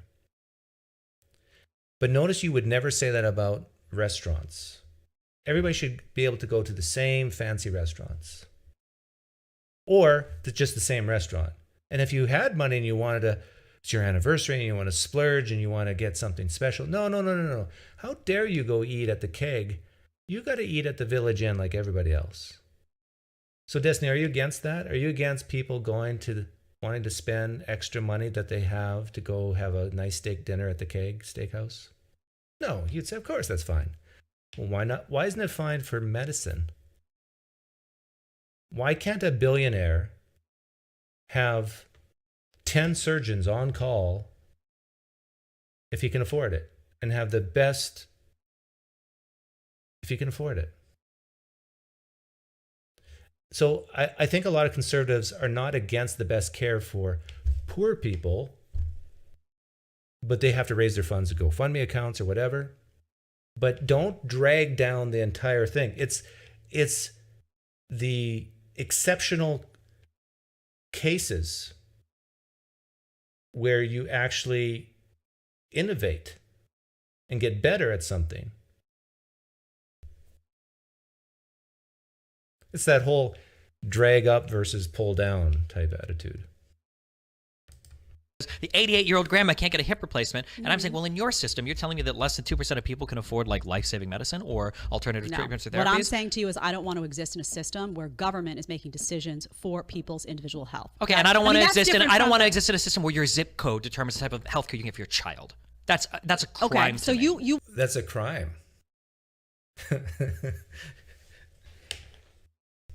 What determines the zip code where a child is raised, Destiny? I kind of do wish he was here now. He's saying that he doesn't want a society where the type of health care you get is depending on what zip code you're in. Which is true. Like certain zip codes have poorer health care than other zip codes. But what determines where your child has what zip code they're in? It's the parents. No, this is the very controversial statement, but this is what I've been saying for years, that society has to treat children way better than a mortgage. Having a child should be way more important than buying a house. And we have these things called proof of income to buy a house. Job security to buy a house. 20% down payment to buy a house. With a kid, all you need is a Mustang and a good warm back seat. Now, am I advocating for eugenics? No, I don't think it should be legal, but I'm saying society needs to say, shame on you for having kids that you didn't plan for. And yay, praise you for having kids that you did plan for. That's what I'm saying.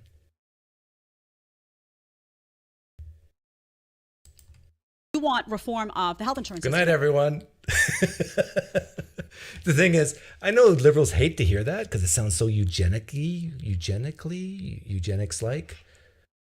But yet the analogy I use to explain it, I find it hard to believe any person leaning left disagrees with. Like, yeah, kids are more important than your house. Yeah, we should have these, we should plan for it. It's like, who disagrees with this? But it makes people feel bad that they made wrong choices. And they only made wrong choices because of the system that put pressure on them. Yeah. States, but that's not the answer to that. And I agree because I went in, separate conversation, but I remember when I went in and had a baby, and the hospital bills were extraordinary. I mean, it was insane. I honestly had a regular natural delivery, no C-section, barely any drugs, nothing. And I looked at the bills and I said, what would the average person do in a predicament like this? Because I wasn't the average person that year. I had a television job, and even to pay that was like it was a dent. You know, it was thousands and thousands and thousands of dollars. So if we're going to have a conversation about reforming the healthcare system, great, we can have that conversation. 100% I'm on board that there are problems in our healthcare system that make basic things very inaccessible to a large number of people, or it traumatizes their entire life to have to pay for them. 100%.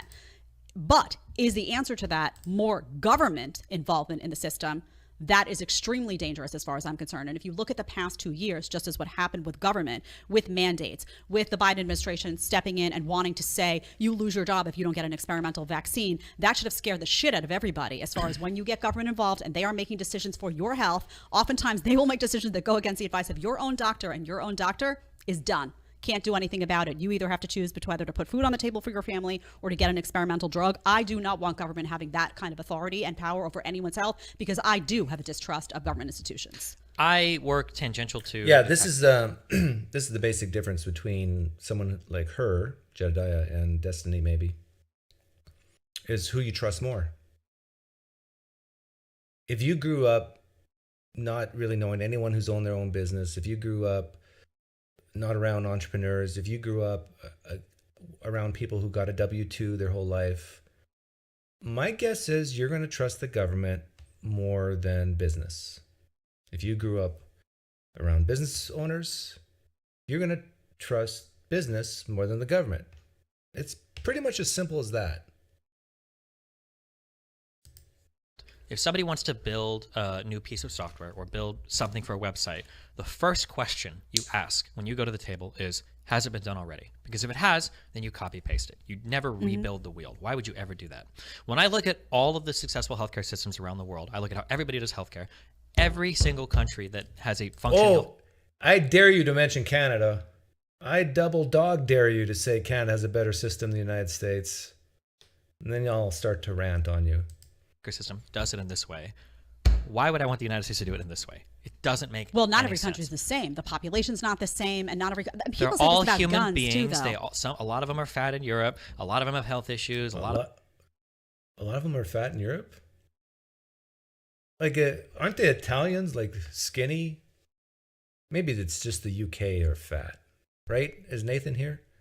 Let me ask you this though: do you make the same argument for guns? Because when I talk about guns, people, you know, Piers Morgan, whoever it may be, people will say, well, this doesn't exist in Europe, and we should modify. And I say, well, Europe, that's not America. That's not our Constitution. That's not what we were founded on.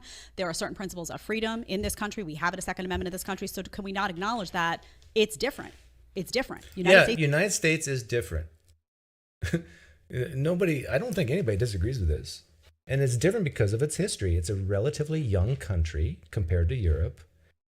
Its ancestry, going back to 1767, is composed of people who took risks to get on boats and come into into North America.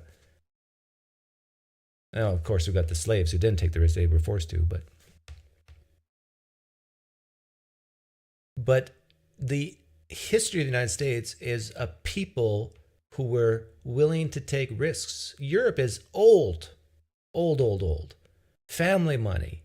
Going back, you can find the houses there, built in the year 1100 or something. This is why we don't have universal health care in the United States. It's because of this history. The United States is still basically in the Wild West phase.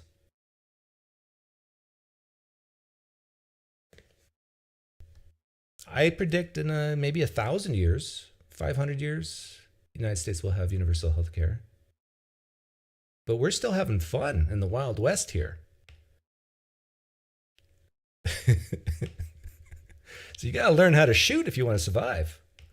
You got to buy yourself a cowboy hat. Pull up your bootstraps and enjoy the Wild West. No guarantee you're going to live. Make sure if you go in a restaurant, keep your back towards the kitchen and your face towards the door so you see who's coming in. I'm giving advice to Europeans who want to visit the United States, how you got to eat in restaurants. Never put your back to the door. It's the Wild West. Guns are different because the Second Amendment is literally built right into Not to our... those people making those arguments. They don't care. I'm not those people. But I wasn't aware of an 11th Amendment that said thou shalt have the right to have private insurance. Australia is also young and we have free healthcare. Well, that's a good exception there. But we all know Australia is crazy. You guys have, isn't Ken Ham from there? Like, we don't take Australia seriously. Everything's backwards, upside down, and your water goes down the toilet. Like, yeah. Insurance companies be the sole provider of healthcare coverage in the United States, and there shall not be a socialized medicine. How we deal healthcare is not enshrined in our Constitution of enumerated powers. We have flexibility and options in terms of how we want to do things. But I'm just saying that, like, if every single country does something in this way, this is like in my opinion, this is the dumb form of. There are great forms of American exceptionalism. This is the dumb form of American exceptionalism, where it's like, we're going to do things our own way, in the way that is the most complicated, the most expensive. We spend more than any other country of the world on healthcare related stuff, and we don't even have good outcomes to show for it. Well, that's because the United States has the biggest GDP in the world. So it's a bit of money grabbing. If I know you can afford a certain service that I provide, and you got lots of money, I tend to charge a little bit more. That's what's happening in the United States. But I'll tell you this, people who pay cash can negotiate lower prices. I did this with both my kids. My wife had 2 C-sections. Bill was $24,000 each. I negotiated them down to 12. Right now I use insurance, Blue Cross Blue Shield. But I have for my family, I have a $50,000 deductible. You heard me, $50,000 deductible for my family, with an out of pocket of $56,000.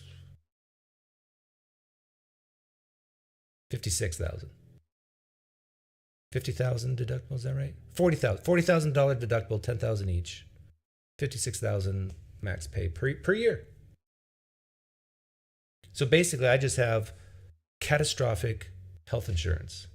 Like if I get terminal cancer and the bill's like $5 million, that was paid for. But anything else, I pay. I'm curious to know what would happen to healthcare costs if your employers weren't in charge of it. Like, what if we said, "Oh, here's a great experiment on the social contract of life." Can you imagine you go to a job and the employer says, "We don't give any benefits. Nothing, nada, zilch, nothing. But we're going to pay you more because we don't have to pay you these benefits." Then you can take that extra money and go choose whatever, health insurance or no health insurance, whatever you want to do with your money. I wonder what that would do to the healthcare costs in the United States. I have a feeling it would go down. Here's another thing the United States should do. Don't withhold taxes from people's paychecks. Make them write checks, do the debit transfers to the United States Treasury every 3 months or once a year. Don't automatically deduct it. Have people see with their own eyes the money that they're paying in or what they're not paying in, and have them feel guilty that they're not contributing to society through taxation. Because people will talk, well, how much did you pay in taxes? I mean, I can't believe what I paid. Well, I actually didn't pay anything. Oh. You change those two things, because I think at least 80% of the general population in the United States have their health insurance taken off, and their taxes taken off automatically. It forces people to plan, forces people to see and be accountable personally instead of someone else being accountable for them.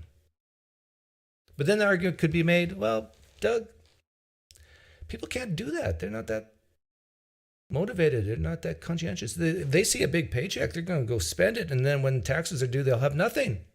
Then what are you going to do? Society has to bail them out. Yeah, I get that argument. But basically then you're saying you got a low expectations of society, so low that's like, are we all children here?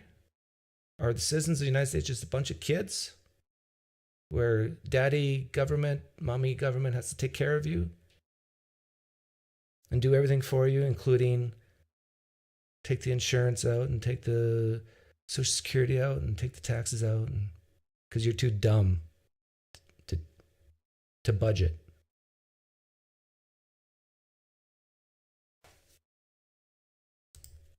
And then when I argue with other people about it, well, the great thing about the United States of America is that the top 1%, the same elites that I rally against all the time, are able to fly to other countries to buy whatever crazy healthcare stuff that they want. And I don't know. I don't think that system is right. So, and we would agree that there's something deeply broken about the American medical system, but we would probably disagree as to why. So increasingly, you have a number of people in this. You have an expanding problem with obesity in this country. You have an expanding problem with what people eat. You have an expanding, and I would argue that Big Pharma has a financial investment in keeping. Yeah, this big problem with obesity, that's true. In the United States, it's a big problem. But whose fault is it? The first thing that pops in your head when I ask whose fault is it will be different if you lean left or right. If you lean right, it's the person who eats. It's their fault. And then if you lean left, well, we got these big corporations with their advertising and this factory farming that's making meat so cheap that people go to McDonald's and blah, blah, blah. That's where you're going to go if you lean left, right? If you lean right, you say, it's the person who's stuffing the McDonald's food in their mouth. It's their fault. But no, you can't expect people to actually know how to eat well. They need to be educated. Really? People don't know that stuffing Big Macs in their mouth every day is not the best? Well, Doug, you come from a very privileged society. You come from a privileged zip code, Doug. How dare you? I mean, you don't have to come from a privileged zip code to know that eating tons of cheesecake and Big Macs is not good for you.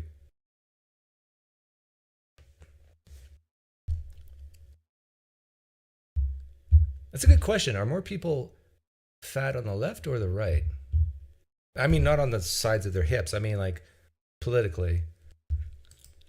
Making people sick. And that is because they don't make money off of healthy people. How do you make people sick as Big Pharma? By making them, because the solution, whenever you have a problem in this country, anytime you have a headache, from when you have a headache to you have a menstrual cramp to you have anything, the solution from Big Pharma is a drug, and a drug has a side effect, and then that makes you sick. And what Big Pharma, what is pharma? What does pharma stand drugs. for? What are they going to give you? I'm not going to go to Big Pharma and get a new workout plan. That's not a problem. That's exactly what pharma exists for. It's a pharmacy. But the reason it's a problem is because traditional medical establishment utilizes pharma as the primary means of solving everybody's problems. But Jedediah, I'm on Destiny's side here on this one. Jedediah, whose responsibility? You don't have to listen to your pharmacist. You don't have to listen to your doctor. If you don't want to take a drug, don't take the drug. And if this drug can save your life, I believe people have the right to kill themselves by withholding for themselves personally medicine. As a free market person, Jedediah, you should be all for that. So don't blame the big pharma. Blame yourself. Look in the mirror and say, it's my fault. I've been prescribed lots of drugs in my life and I've chosen not to take them. I haven't regretted it once, actually. Not once. And the reason for that is like problem I had with my head. I hope the guy is here who helped me with this. But it's interesting. My subscriber base on YouTube helped me more than my doctor did. This is the truth. A guy, actually, maybe it was more than one person. I gave my symptoms about 3 weeks ago on my other channel. And a guy said, it sounds like you have like small blood clots in your brain, in your vessels in your brain. Take an enzyme and it will help dissolve it. I did, and it worked. Like, I've been 100% now for like over a week. My doctor prescribed this, prescribed that, prescribed. By the way, and these are cheap. I think I paid $12.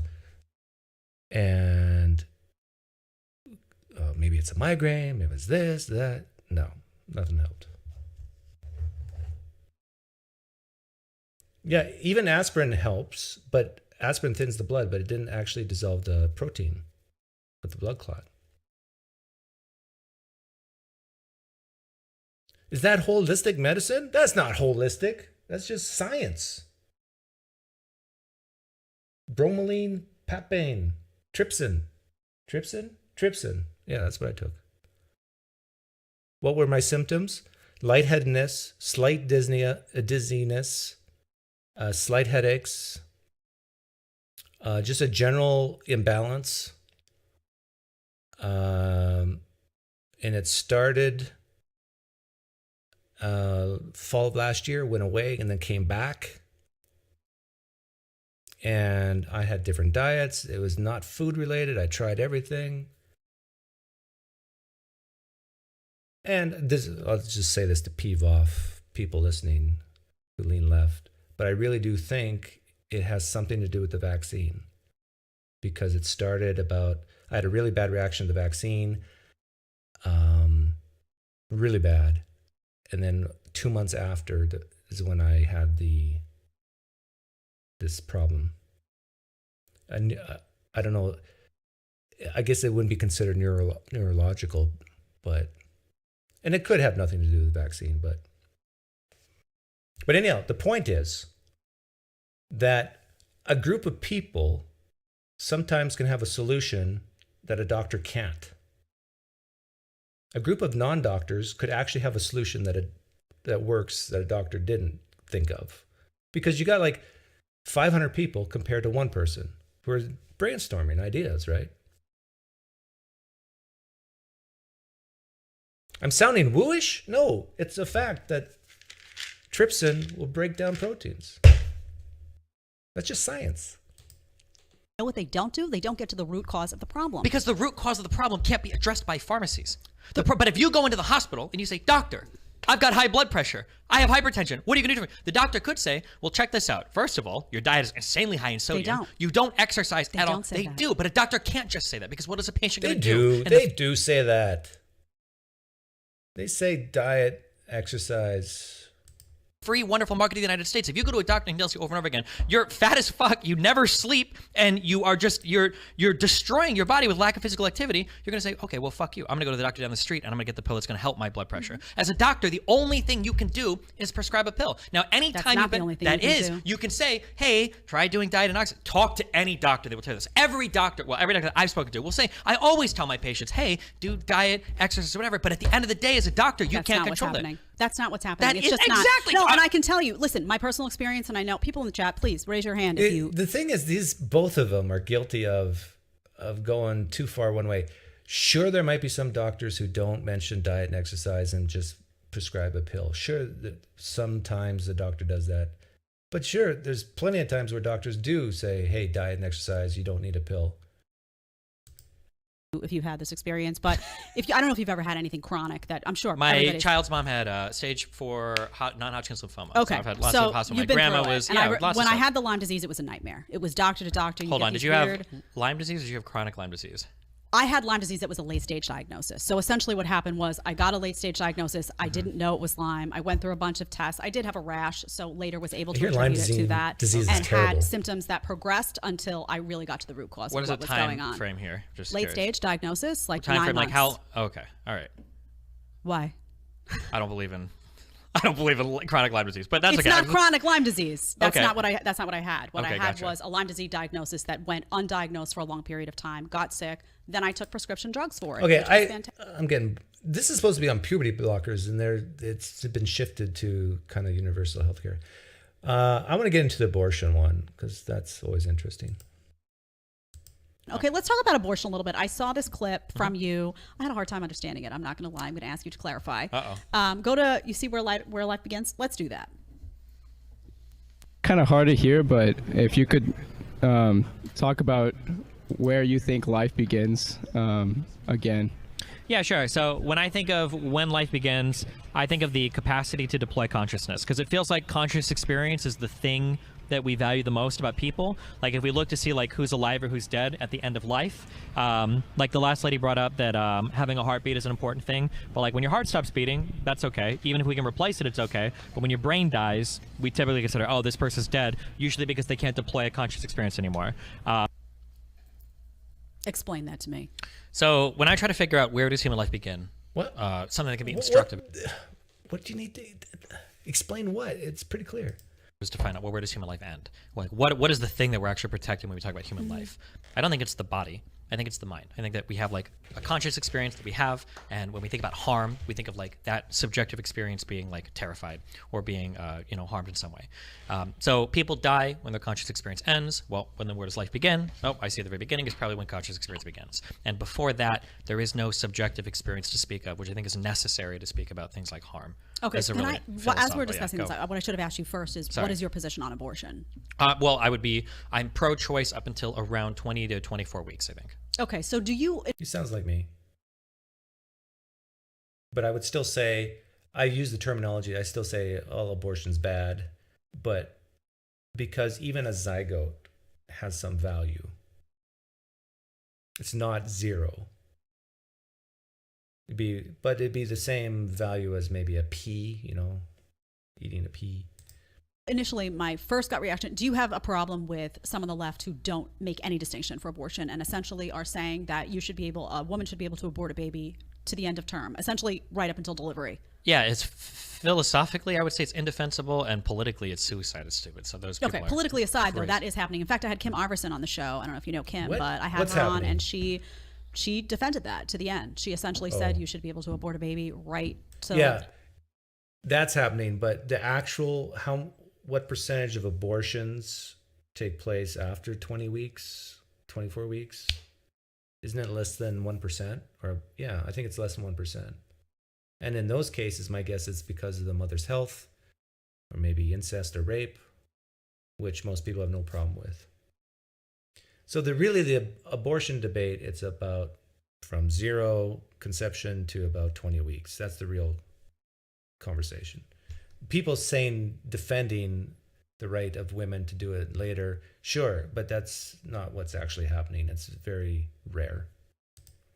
The borderline moment of delivery, which was interesting. I mean, she has a very strong position. I don't know that most but yeah. Well, but people say it. People say it. Very and few people. That's a super ultra. Oftentimes, you will have, though, when you go to put liberals on the record about when should it end, they won't tell you. Okay. They won't say 22 weeks because they don't have like a philosophically coherent position. That's all politics for most people when it comes to abortion. Okay, so you've heard the studies about pain and how babies can feel pain. Now there's numerous studies out that show it's 13 weeks actually. Oh, listen to this. Babies can feel pain. Let's see if she's going to be consistent on this. Where a baby in the womb can feel some type of pain. I don't know if you've heard that. Okay, don't care. Okay, so I care because it's a human life, and if it's cares. experiencing pain. Well, the experience part is important. So I would have to see the particular study when it talks about like pain, because there are certain things that like I'm pretty sure there are certain responses that we have just in our brainstem. So for instance, human response time, if we're pushing the edge of what's possible, is I think around like 150 to the average like 200 milliseconds, right? But if you put your finger on a stove, on a hot stove, you can pull back before you even have the experience in your head of feeling any pain. Because I think some neurologists. This is a technicality, though. You realize. Well, no, it's crucial. There's something happening in the brainstem that's like causing your finger to pull back really quickly, and you haven't actually had the subjective experience of pain. Okay, so when somebody says like, "Can you experience pain?" Like, well, amoebas can avoid negative stimuli, and a fetus. An amoeba. Okay, that's a perfect example. Sure. You said 24 weeks, though. 20 to 24 weeks. 20 to 24 weeks. Yeah, I would think that's a little too high. For me, I get icky over 20 weeks because I've seen pictures. I would say 12 to 20 weeks would be my cutoff line. Okay. Can you bring up that image, Tyler, from Tommys.org? People need to understand, and I think this is a huge problem, that women don't. Okay. Can you just show me that picture? That's a baby, and that is a 22-week-old baby. I want you to look at that picture. I have a son. This is how she's doing this beautifully. This is how you put pressure on pro-choice people. You show pictures. Is the argument, it's an appeal to emotion? Yes. Does it work? Yes. Does it make you feel guilty and ashamed of yourself? Yes. And I support it. This is way more powerful, this picture, than any philosophical argument or syllogism or whatever you can come up with. Because we're pattern-seeking mammals. We see cute babies and we go, oh, coochie, coochie, coochie, coo, so cute. Can I hold her? We're pattern-seeking mammals. And then we see that, a baby, 22 weeks, she said. It looks older than 22 weeks, but let's say it's right. And then we think about a doctor going in and aborting it. And we go, icky, icky, icky, icky, icky. It's all you have to do. And I've seen all the pictures. We obviously like you see this, and then your brain has to now say the rights of the mother versus the rights of the 22-week-old. And then you have to make a judgment call. Yeah, but I want people in the audience super fun. to know, because it's very easy. You say these things 20 weeks, 22 weeks, 13 weeks, and it's very hard to understand. That's a 22-week-old baby that was delivered, actually, at 22 weeks, if you would believe it. The story is incredible. And yeah, survived. I have a niece that was delivered around 30 weeks. It's amazing. So when do we're you ever talking show about, like when you do these things? Do you ever show pictures of like this is a mom living in a house where she can't afford rent, where she's addicted to drugs, where she's a single mom, where there's no help for her, or do you ever show pictures of like this is the kid in the adoption clinic because nobody's there? No, you only want to show the one side. Show pictures of kids in an adoption clinic. Sure. To have this conversation about whether or not we should murder a baby in the womb. Well, are we talking? Well, if you're trying to just invoke an emotional response, then I think that the progressive because I'm not going to justify murdering. What I just saw was a baby, not an amoeba. That's a baby. Based on all the other things that you're justifying. We can talk about adoption. We can talk about how to assist women who find themselves in predicaments that are. But conservatives never want to talk about those things. We want to talk about it all the time. They never want to talk about those things. Talk about. But Destiny is going to lose this every time he tries, saying, show pictures of poor people, whatever. It doesn't matter. You got a decision to make at a certain time in history, abort or not abort, and you show that picture. A woman goes in, 22 weeks pregnant. You show that picture. That's going to have an impact. No matter what Destiny says, no matter how eloquent his arguments are, won't make a dent. You have lost at that point. You're done.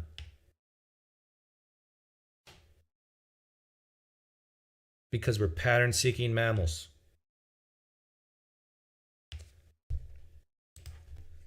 Centers all the time. Donate money to it.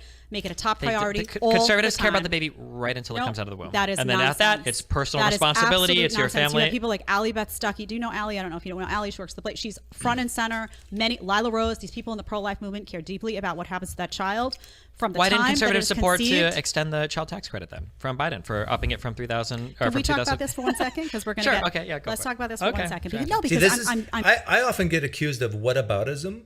But when your side does it, it's okay, right? What about this? What about that? What about that? I'm not against whataboutism. I think whataboutism is perfectly fine because it shows whether you're consistent or inconsistent on a certain topic.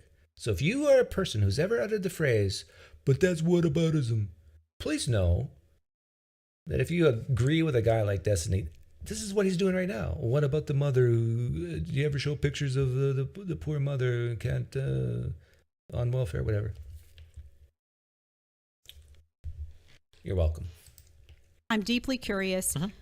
Are you worried at all about, do you think that most people know what they're talking about when we talk about a 22-week-old? But the reason I showed that was not to upset people or to upset you. Well, of course it's to upset people. That's the goal. No, it's the reality. In the same way that I want a woman who goes in for an abortion should have to look at an ultrasound. Sure. And I think that you should see things on the other end as well. I think in that case, if you want to deliver a baby, then no. You should see this is what your life looks like post-pregnancy. Well, I don't understand because I guess, Destiny kind of put himself in a trap here by saying I'm okay with abortions between up to 22 weeks, he said. He kind of asked for it. You got to use a low enough number that you can still see the baby, but it looks more like an ET baby. You know, it's a little crinkly. It looks like if a raisin was a baby type thing. I tell you, it's clearly because we're pattern-seeking mammals and we just relate one thing that we see to something we know. And at 22 weeks, it's very relatable to something we know. But you take a zygote, a blastocyst at 8-cell stage, you look at that, picture of that, and compare it to the baby, that you know, you can't compare them. They're completely different. And so it's very easy then for a person like Jedediah to say, okay, yes, I'm calling it a baby, but yeah, I can see they're different. Yeah, no legs, no arms, no head, no neurological system. Okay. So that should be the justification. So in other words, The if your life is justification- going to be, then you shouldn't have had sex. The justification should be, here are your ethical or philosophical arguments to justify whether or not it's good or bad. Not like, let me show you enough pictures to make you feel, because I can show you enough pictures about literally anything. Yeah, that's what it should be, but that's not how it works in real life, Destiny. You know this. You know this. That's I a can show baby. you enough pictures about anything to make you feel anything about a certain No. way. Really? We- Wait. no. What's No. one topic No, you think Stephen, I no. couldn't? What's No. one topic you think I couldn't convince you of? We are If I'm talking showing you about pictures. whether or not somebody should be able to end the life of something else. You mentioned an amoeba. That is a philosophical You mentioned argument. an That's an amoeba. ethical argument. You mentioned an amoeba. And we I all am saw simply the one guy showing go you on that Stephen. is not an I was amoeba. at it wasn't Stephen Crowder. It was the Turning Point USA guy, Charlie Kirk, where he held up the picture and he said, "What is this?" So and let me Charlie ask you Kirk said, this. "That's a beautiful baby embryo." And he was like, "No, it's a fucking pig." So did that look like pig to you? That didn't, no. But Okay, so but that's 8 why I weeks showed earlier, it. what it looked like. I said I was against abortion from 20 to 24 weeks. You showed me 22-week fetus. That's a or- 20. Okay. Sure. And I also had a conversation with you 2 minutes ago where I said that most people on the left aren't willing to define the number at all. Well, good thing you're and are talking very, to very me and not comfortable with most that. people on the left. So if we showed a 19-week-old baby, in fact, I know because I have a baby and I went through all those sonograms, you're going to see something that looks like a baby. Tyler, do me a favor. Pull up a 19-week-old baby. Yeah, Let's go to see what 1 it looks week. like.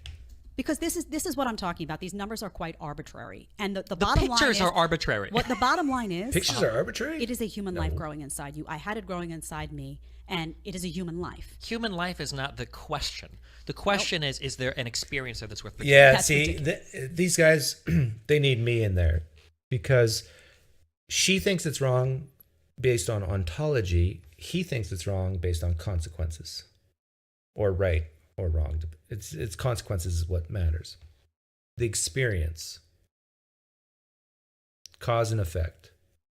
Whereas for her, I think it's wrong because it's a human. Case closed. Doesn't matter. Nothing else matters. It's a human. Killing humans are wrong. Case closed. Whereas Destiny says, no, killing humans isn't wrong. If you have a human with no brain, but still has human DNA, we call those vegetables. We pull the plug on them all the time, causing their death. Not wrong. I think we'll see if he goes there with that. Ridiculous. What about a person in a coma That's that's never? What about a ridiculous. person in a coma that's never going to wake up? That is, Stephen, it's ridiculous. What is it? Tell me because about it that. is It's a human ridiculous. life. It's like the viability argument. And We're how not talking there's- viability. Oh, there you go. I don't Look, care about there's viability. Okay, 19 weeks. Looks like, that's weird. Looks like baby. Okay. Right into the trash can. Little See, right in the what? ridiculous. What is it? Talk because to me about it that. is It's a human ridiculous. life. It's like the viability argument. And We're how not talking there's- viability. Oh, there you go. I don't Look, care there's about viability. Okay, 19 weeks. Looks like, that's weird. Looks like baby. Okay. Right into the trash can. Little legs. Easy.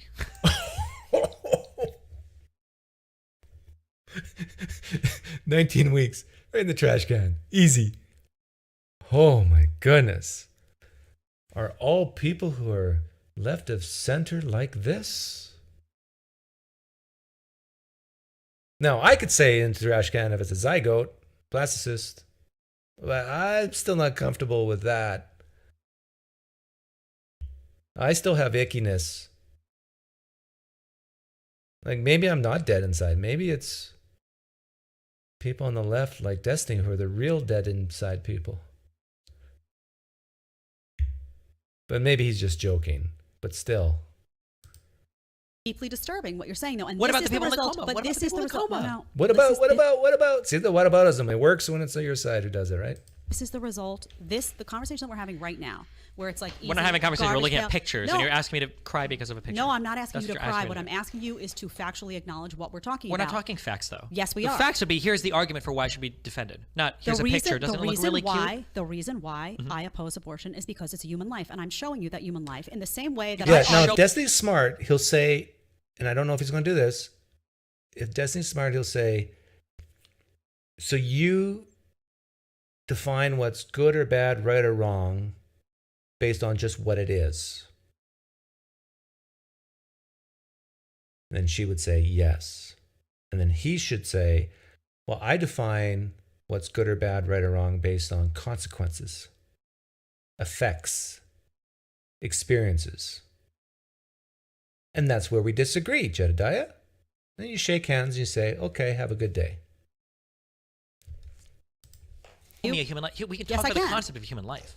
Okay, it's a person that you make that's growing inside of you. So what about a fetus at 1 week? It's a person that Again, this isn't whataboutism. Yeah, so I think some people are getting triggered that I'm not against whataboutism, and this is what he's doing. What about this? What about that? He's literally saying, what about? you make that's growing inside of you. So what if you terminate a pregnancy at 1 week? Yeah. What is being harmed? You Who just- is being harmed? See? The baby. This is What baby? There's no experience The there baby that's being that's just- harmed. They don't even have the brain yet to have the Talk to me experience. about the experience of a baby at 22 weeks. How do you know what the experience of a baby is at 22 Because at weeks? 20 to 24 weeks, and that window is when all of the necessary parts of the brain are formed and So communicating you're with each making other. you're making a decision based on how much of the baby is formed to decide whether or not the baby should be murdered. But it's a baby. Murdered. It's still a baby. At 2 weeks old, at 3 weeks old, at 4 weeks old, it's a baby. How much of the baby? murdered. What- See, this is a problem. Jedediah, you can't do that. You can't introduce, we're trying to figure out if something is right or wrong, and then you say, use the word murder, which is by definition wrong. It's the same thing as I hate it when, well, I don't hate it. I kind of chuckle actually, but when these vegans say you're raping a cow if you eat cheese, you are a rapist. You might not be doing it directly, but you are paying money and facilitating rapers. This is language we use in very certain contexts, right? You don't apply the word rape to cows unless you are a far out there vegan. And if you are a far out there vegan listening right now, please know that I know why you use that language, but it doesn't make a dent for people like me. I'll say, yeah, I'm a rapist for cows. Yeah, I murder cows. Doesn't make a dent. You're not going to hurt us. But this is what she's doing here. She's being like a vegan. Actually, what Destiny should do is bring up the veganism debate to her and say, oh, you think this is murder? Okay, well, you're a rapist for eating cheese. And she go, what? And then you can build the conversation from there. Let me ask you Do a we question. want to beg the question any harder? Okay, let me ask you a question. So when do you approve of holocausting infinite amounts of No, children, but innocent children? Like, This is of course I'm not absurd. going to answer. The question is what would happen to the baby if you didn't murder the baby? Would it turn to a full-term baby? Odds are. the fact that you're asking me what would happen if you didn't do a thing proves that that thing isn't worth protecting. You have to wait for it to turn into something else. So my question to you is again, who is being Oh. harmed when you Is it terminate? worth protecting until it becomes something else? No, it still has value, Destiny. You just value it low.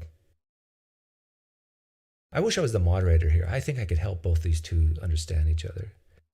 She puts a high value on 19 weeks, 5 weeks, maybe even 1 week because of the ontology. And he puts value on based on what it can do, what it can feel, what it can experience.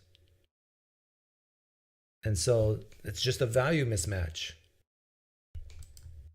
A 10 That's cell the fetus. same argument that people make who say the baby's not viable outside the womb. I'm not so it making should a be murdered. viability It's the argument. same argument. I'm not. It's not the same It's the argument. same argument because they'll say you're saying that its brain is not. They're not having an experience. There's or no whatever you're harm. saying There's it. no one that you're harming. Yes. That's ridiculous. Well, The who's baby- being harmed then? When you the have baby. the 10 cell? The baby. What It's is a human life what that's is- been formed. But they have How do you no- know the baby's being harmed?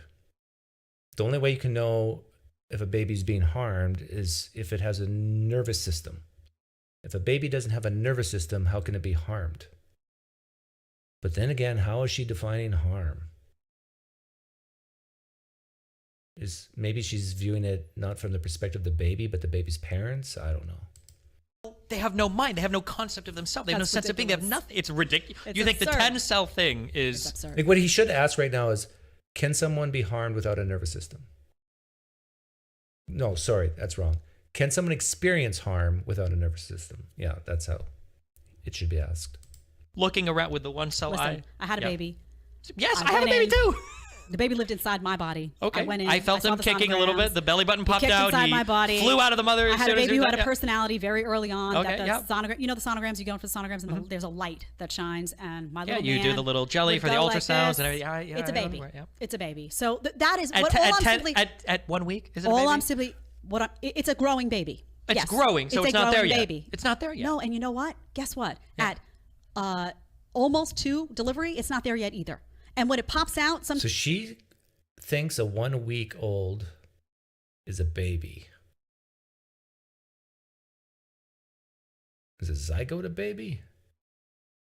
See, and I'm the type of guy who gives people the definitions they want. So I'd be inclined to be, I think, sort of like Destiny when he said, yeah, just drop it in the garbage can. But I wouldn't go that far, but I would say, okay, it's a baby, but its value is way less than the value of you. Get her to admit that.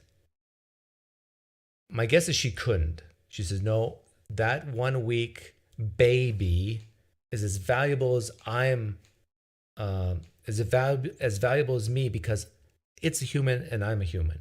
The thing is, it sounds really nice to say that, but it's not true. And how do I know it's not true? Because of those thought experiments like the burning clinic. You can only save one toddler or thousands of embryos. What do you save? Can't save both.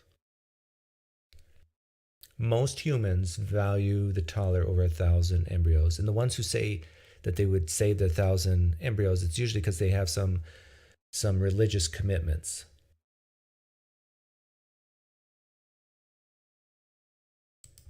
Sometimes they have to make it cough and they have to do something to make sure that the baby's okay, and it's not there yet. It is and very clearly there. And also, if 6, you take 7, a 8 baby months, it outside is the very body, clearly there. for those making the viability We're argument. not making the viability argument. People I don't know are. who People are. in chat? In- Are they making the argument People in chat? make it all the time. No, I'm just Viability is the argument that gets made all the time. But regardless, We're not talking about viability. If we're going to have but listen, I understand where you're coming from. No, you don't. Yes, I do. I understand there are many people with your line of thinking. There aren't very many people with my line of thinking. They're are. making bad arguments like the viability argument, which is no. garbage. They make arguments about 20. They delineate. Let's say they delineate 22 weeks, whatever it is. That's Gotcha. that was originally the number that was used. What I should be doing is the one with the least sad-looking picture, though. That's the best. No, but you should look at a baby and say it's a I baby. need to be able to say, look at one at 12 weeks, and then that's Because the one it's a that looks baby. like the dolphin. Yeah, he should have a picture of of a dolphin embryo and say, is this a baby?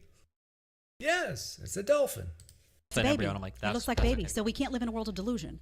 We cannot live in A world of delusion is saying it's a life worth protecting because it looks like a particular thing. It's a baby. It doesn't look like a baby. I wonder if he's going to do the burning building thought experiment. Is a baby. What if I showed you a baby that was Yeah. delivered and had no brain? Is that a baby that's worth protecting? Would I tell you to, if the baby was delivered with no brain, It has no wouldn't be brain. alive. Well, let's say it can be alive. There are babies that have hydrocephalitis. You've got lots of water in the brain. You've got a brain stem. There was a woman And what actually. do they do to those babies when they're delivered?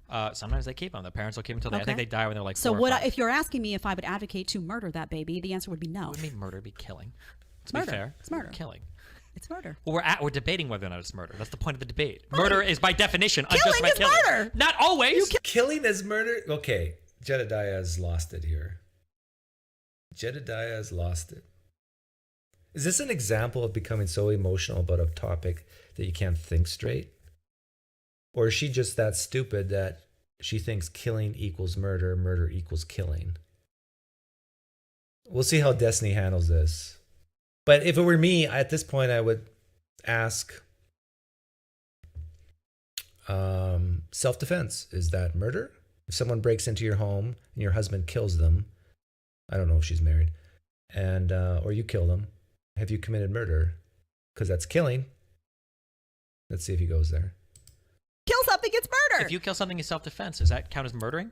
Are they killing a baby in self-defense? I'm not asking. We're asking if the killing That's is justified or not. Okay. Murder is by definition unjustified killing. It's not getting silly. It's not. If you ask me, is it okay to murder something? That's tautologically false. Of course not. Murder is by definition unjust. Here's why I think it's important to show the pictures. Because one of the arguments, and I had somebody who used to work on Planned Parenthood. I had Abby Johnson on here, and she talked about what goes on behind the scenes. Was she the person doing the selling the body parts for money, or? No, she worked at Planned Parenthood. She was a Planned Parenthood clinic director that left and became part of the pro-life movement, and she talked about what goes on behind the scenes in Planned Parenthood. Gotcha. And I had her on the show, and I asked her about why don't they show sonograms to women? And I firmly believe, and for example, this is similar but different argument, but for a long time, I was plant-based, and I didn't eat meat and all that stuff. And I said, and I did it for animal reasons. I was very, very in that head when I was younger. And I said, you know what? I want to go and I want to eat meat. I want to get comfortable. This is the perfect opportunity for Destiny to call her a rapist and a murderer for eating hamburgers and eating cheese. That's because there were nutrient deficiencies that I think it's very hard to get what you need to get when you remove meat. Personally, that's what my experience has been. And I said, you know what? I want to know what I'm doing, though. I want to watch what happens. I want to know the difference between humane and inhumane killing of animals. I want information. I want to be informed, and then I can make that decision. And the way that I feel about it is, if a woman is going in to get an abortion, they need to know what they're doing. They need to see what's going on. And what she told me is that they don't show the sonograms because they don't want women to have an emotional reaction when they see a baby growing inside them. And women, in large part, will have an emotional reaction because you will see a life moving around. You will see little hands sometimes. You will see little feet, and it will look like... Yeah, this is an interesting topic. Should it be law for a woman to have all the information about an abortion before she has an abortion? And part of that information is the sonogram. What's actually being killed. Should that be a law? Because if you're leaning left right now and you're pro-choice, on the one hand, you're going to think to yourself, I'm trying to cause cognitive dissonance in you. On the one hand, you're going to think to yourself, well, yeah, with medical procedures, people should be given more information, not less. They should know what they're doing, what the procedure is, as much as possible. Information is key. It's knowledge, right? But now, would you support legislation that says the doctor has to give all the information, including a sonogram, that can easily be used to manipulate them emotionally to not getting an abortion?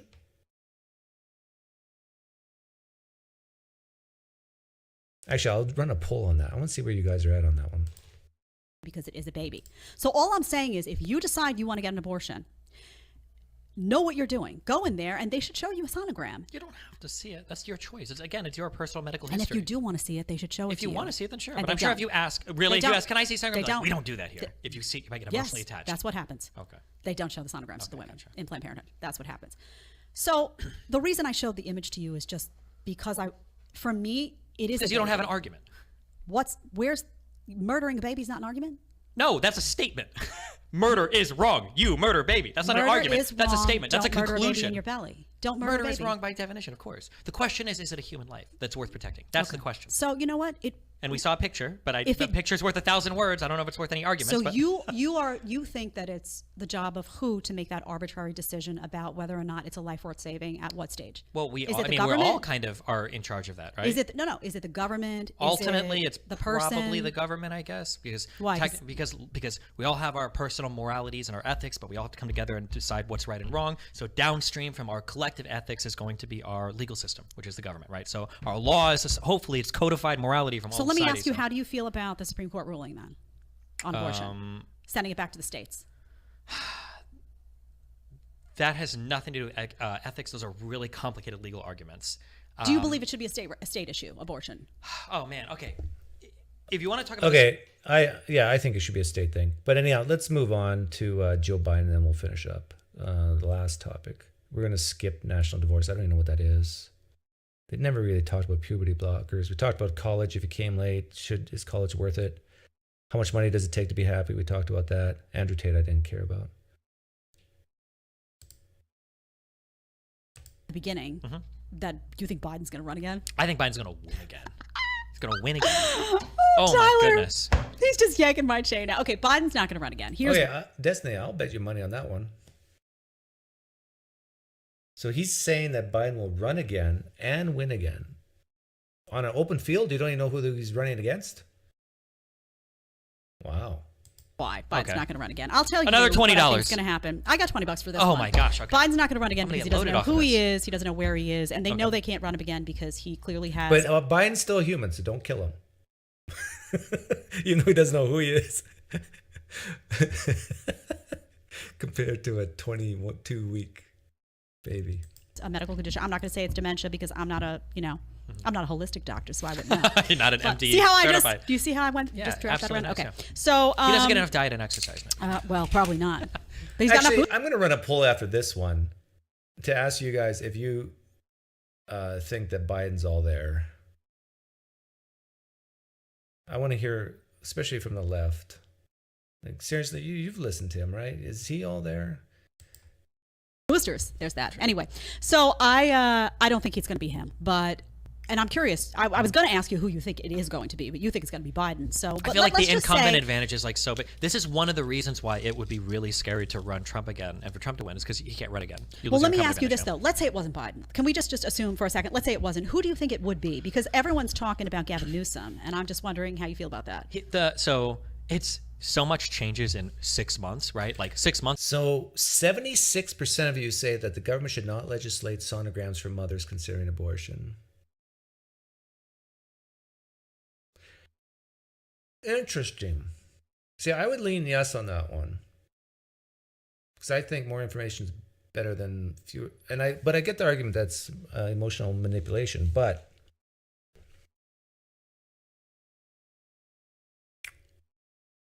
would you give the same answer if it was legislating information on removing a tumor?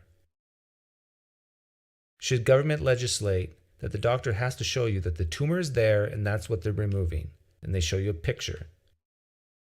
Would you still say lean no? In fact, let's do it.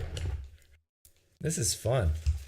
Okay, so it was 70-30 on the sonogram of a baby. Now I'm going to ask the same question, but instead of a baby, it's going to be a tumor. Don't answer in the live stream chat yet. And don't be consistent. Like, feel your soul and answer accordingly. Don't try to outthink it. Pretend I never asked the abortion question, in other words. Should the government legislate doctors to show sonogram of tumors in patients? Lean yes, lean no.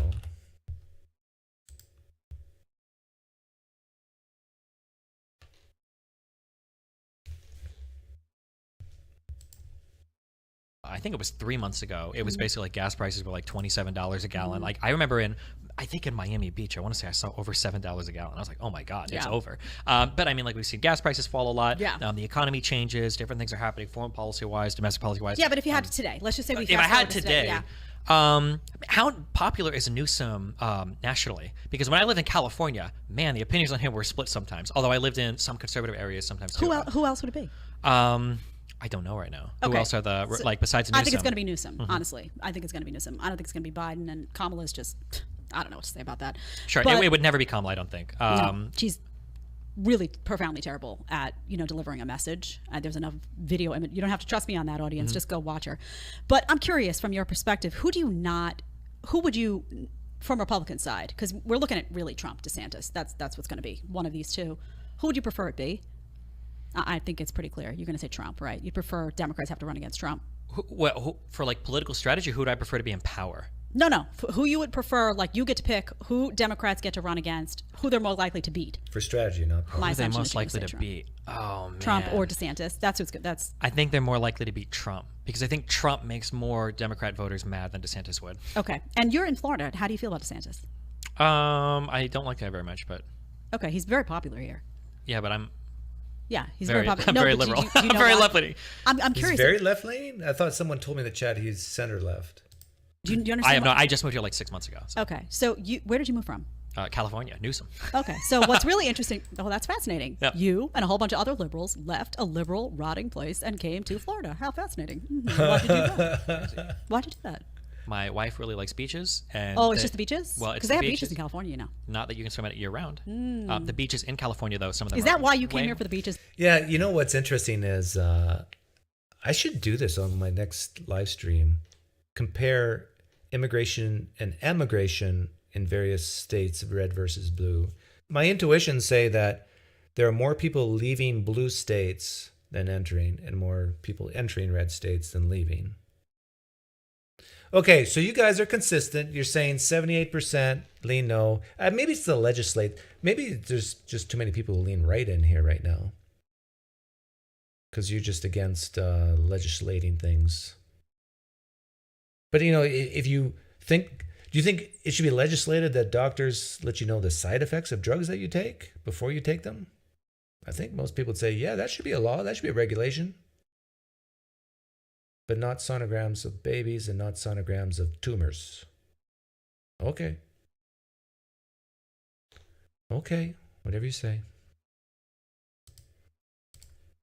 Honest. It is the beaches. She likes tropical weather, and it's the time zone, because when we do video content here, we can stream to Europe. Do you think that most liberals left California and New York City because of beaches and the time zone to come to Florida? I'm just Probably curious. affordability is a big one.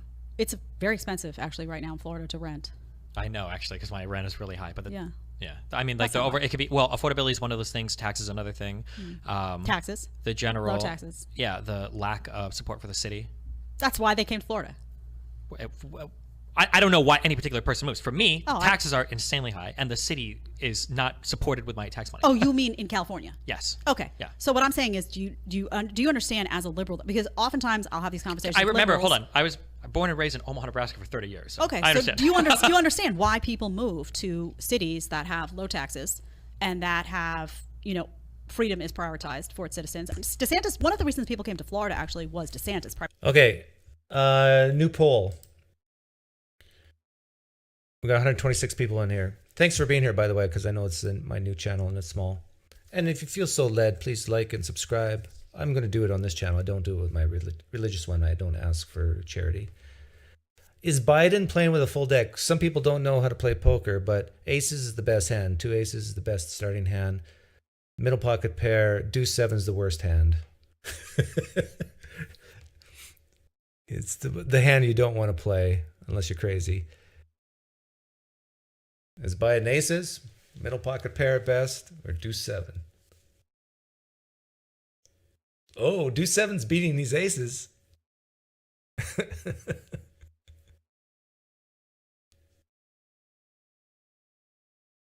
Isn't there clips of him talking like a crazy person?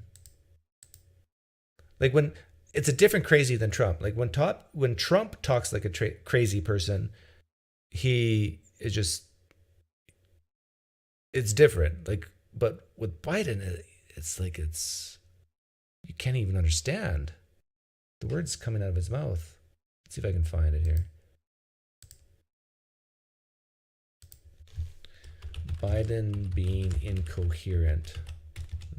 I've never searched this before, but let's see if I can find something.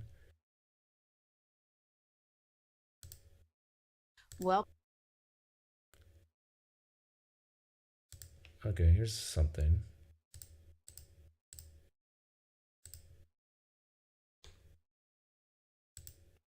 Whoa, that was big me. Looks like pocket pair is going to win.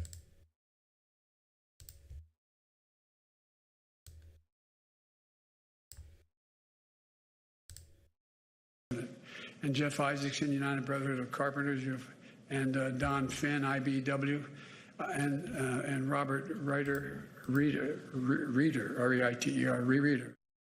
You know, if I can digress for just a second, last night I was on the television. I was on the telephone. You know, at any rate. even State Senator Laura Murphy, State Rep Martin Moylan, and we got great labor leaders here too. Tim, where's Tim? Oh yeah, Tim's dead. Don't worry, he eventually found. In the 1920 in that area, they went from state to state convincing people that allowed them to put 20,000 gallons of gasoline under the ground. They didn't want them around. Oh, dear. Okay, you want to change your answer from he's aces to do 7, anyone? I think that was pretty tame. What's this one? We hold these truths to be self-evident. All men and women created by you know the thing. Among many qualified people, I'm the best qualified. All men created, you know it. Person for this job. I'm beginning to see why your wife left you. Why attack Sanders? Why? You're getting nervous, man. You know that COVID has taken this year, just since the outbreak, it's taken more than 100 years. Look, here's the lives. When you think about it. You know, by the way, for all you lefty-leaning people who are getting upset at this, I can do the same thing for Trump. I can. But he's currently president. Trump isn't. And he's getting older every day. Right? But I want to show something that really freaked me out about Biden. And I couldn't believe what I saw. Let's see if I can find it. He was smelling the back of a young boy. Or was it a girl? See, I mean, and at first when I read about it, I thought, no, that can't be true. And then he did. He literally took a whiff of the back of a boy. I can't find it now. But, you know, everybody's seen this House one. Speaker Nancy Pelosi today advised former Vice President Joe Biden to keep his distance. In 2015. Did his action telling her that she was doing great, that she looked wonderful. Look at the body language. It's like no self-awareness. Stay away from me, you old man. Anyhow, you get the idea. Oh, and look, deuce to 7 has gained after showing the video. You should use a good Biden clip for the politics intro. Yeah. I need to get a version of this for Biden. Hey, man! This makes sense! Now, the thing is, if you're leaning left and you're not laughing, but you're more angry with me, that's a problem. Like, just with religion, I've said that you got to learn how to laugh at yourself, laugh at your religion in order to, as a first step to, like, looking at it objectively. The same goes for politics. If your reaction to what I'm doing here is more like, oh yeah, Doug, well, why don't you do this for your side or whatever. I haven't looked at the live stream chat, but I mean, you should just say, yeah, that's my guy, and well, man, he's goofy there. I think that's a more appropriate response. And same with conservatives. Like, yeah, Trump's my man, but I tell you, he puts his foot in his mouth many times. That's appropriate response rather than gain defensive and defending at any costs because of the good of the people.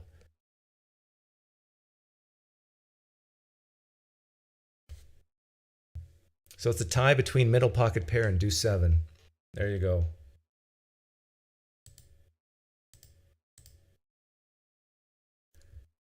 Okay, I'll run the Blues Brothers theme. My theme song for a couple of minutes, and I'll focus in on the chat. If you have questions, tag me. Comments, tag me.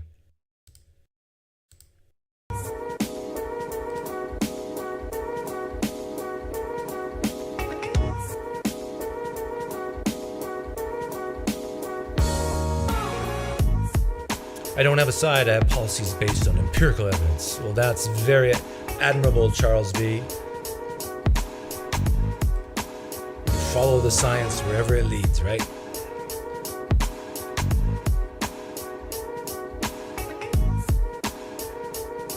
I think a lot of times people say that just to want to be heard. I'm not crazy. Science is on my side.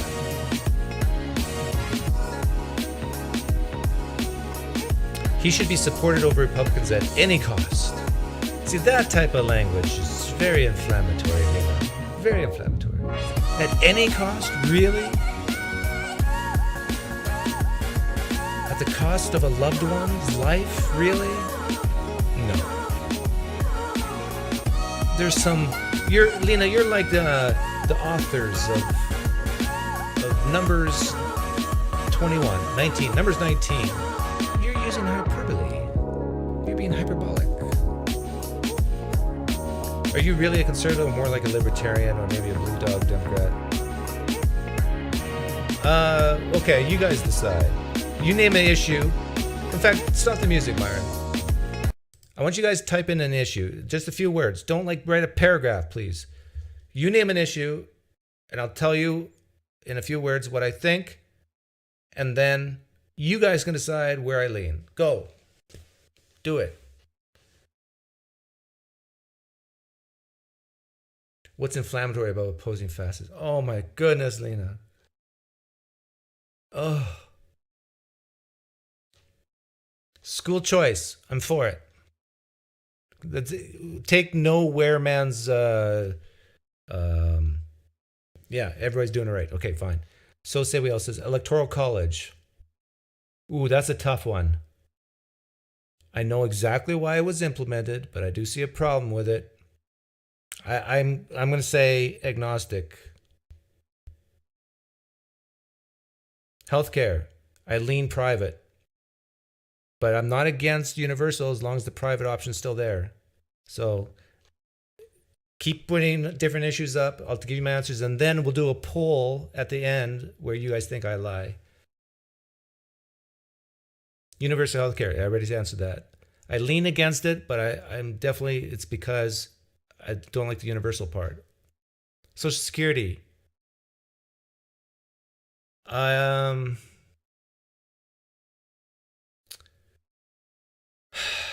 lean very slightly against it, but very slightly. I understand why it's there and why it's needed. Voting rights. Well, that's too general. You got to be more specific, Charles B. What do you mean by voting rights? I do believe the Constitution is good when it says all citizens 18 and over can vote. Citizens of the United States can vote. I'm against non-citizens voting, and I'm a non-citizen. Drugs. Gonna be a little more specific, but I think you mean like things like weed and stuff. I lean towards drugs, a lot of narcotics that are currently illegal to be legal. Military spending. I think it should go down maybe a little bit, but there's a reason why it's high. It's the higher. Well, yeah, there, I gave my answer. Death penalty, for it, especially in cases where people ask to be killed. Gay marriage, for it, although marriage, I mean, shouldn't really be a government thing anyhow. But then again, civil unions, I understand why it's there. But I lean yes for it. Climate change action, against it. I am not a climate change alarmist. For anybody who thinks there's only 14 or 20 years left on the planet or before things go really crazy, I think you're an alarmist. And I hope I live long enough to say I told you so. I am so confident that most of the BS that people, not that the climate's not warming, but that that the consequences of it are just going to be so terrible. Open immigration, against it. Star Wars, but Disney has killed it. Alimony for ex-wives. I've never had an ex-wife. pass. It's too dependent. Texas border. I need more information. What do you mean? Legalization of prostitution. For it. Divorce. For it. Because I'm abortion. If you came late, I start to get icky after 12 weeks to 20 weeks because that's when the neural system. But I share Destiny's same sentiments, that it's about the consequences, about the experience, about the pain, about the harm. It's not about the ontology of just being a human. I'm totally okay with killing humans if they have no brains, have no nervous system, have no experience in society for a very short while or a long while. In other words, very early, very late. Polygamy. For it? But because people have the right to be stupid. States' rights. For it. Minimum wage. At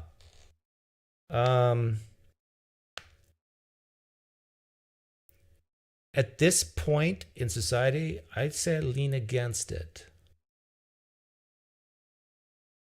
Gun ownership, for it. Unions, I'm for it, but I think it can be abused very easily, and it should be optional to the workers. So in other words, you shouldn't be, if you work for General Motors, you shouldn't be forced to pay union dues. Oh, and I answered your second one. Federal laws replacing state laws. Lean against it. Universal basic income. I lean against it, but I understand why it might be needed if robots take over the world.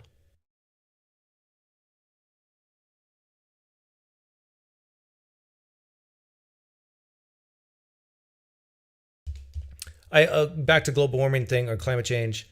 I think all of us could die tomorrow. Every single human, every single cow even could die tomorrow, and the earth will keep warming for another 200 to 300 years. Think about that. Think about that. You think you're driving a Tesla's going to help. Well, yeah, it's going to help, but it's like putting an ant on an elephant.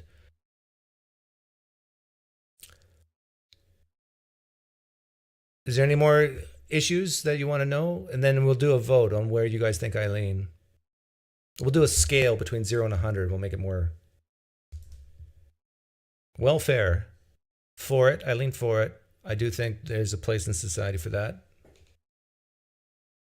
In other words, I don't think people should be starving on the streets. To be more specific, I would say food stamps. Now, really, what you should really ask me about welfare is, do I think there should be work restrictions attached to welfare, that people have to be seeking work and so forth?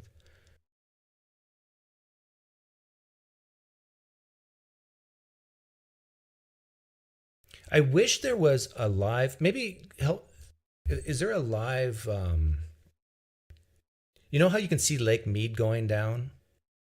You can see pictures, right? Do they have somewhere on planet Earth where you can see the sea levels rise? Like every 6 months, you can go to a website and look at it with your bare own eyes. You don't have to read anything.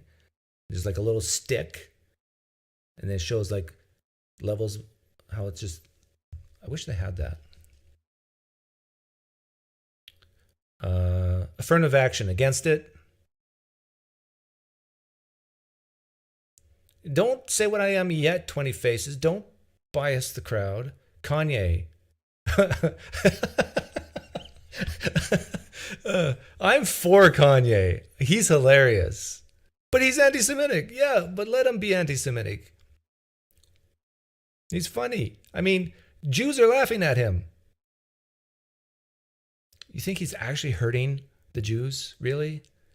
They're laughing at him. And I've been to Hollywood. And let me tell you, no, I'm not going to do my Saturday Night Live monologue. Indentured servitude to the government. I tend to lean against indentured servitude. Reparations, against it. It's not practical. In fact, whenever I see the word reparations, I think of my phrase, critical race theory can be boiled down to give me money.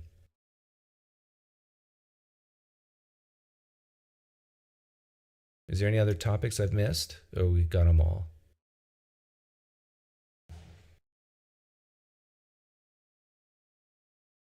January 6th was bad, but not at all very bad compared to what this country has been through in the past, including Pearl Harbor, all the wars, the Cold Wars, World War I, World War II, the Civil War. Nothing compared to those things. Nothing. So I know so many people on the left want to be outraged because it's our democracy and everything's going to come to an end if we don't keep Trump away. Oh, you guys are alarmists. Tax churches. Yes. Lobbying. Yes. Lobbying is basically just trying to convince people using money when money represents ideas and choices. Now, there's limits, of course, but in general principle. Free school lunch. No. 2020 election results. Biden won. Fair tax. Yes. Water seeks its own level. Yes, Ron Johnson. But the level is around a curve. Free speech and what does the T stand for? I know what you mean though. Yes. Grifter, Lina? When people don't agree with your political stance, you call them grifters? Income tax. Eileen, no. I think a consumption tax is better. Like a sales tax. Legal recognition of trans people, change gender in documents and ban discrimination against them. Yes for people over 18. No for people under 18.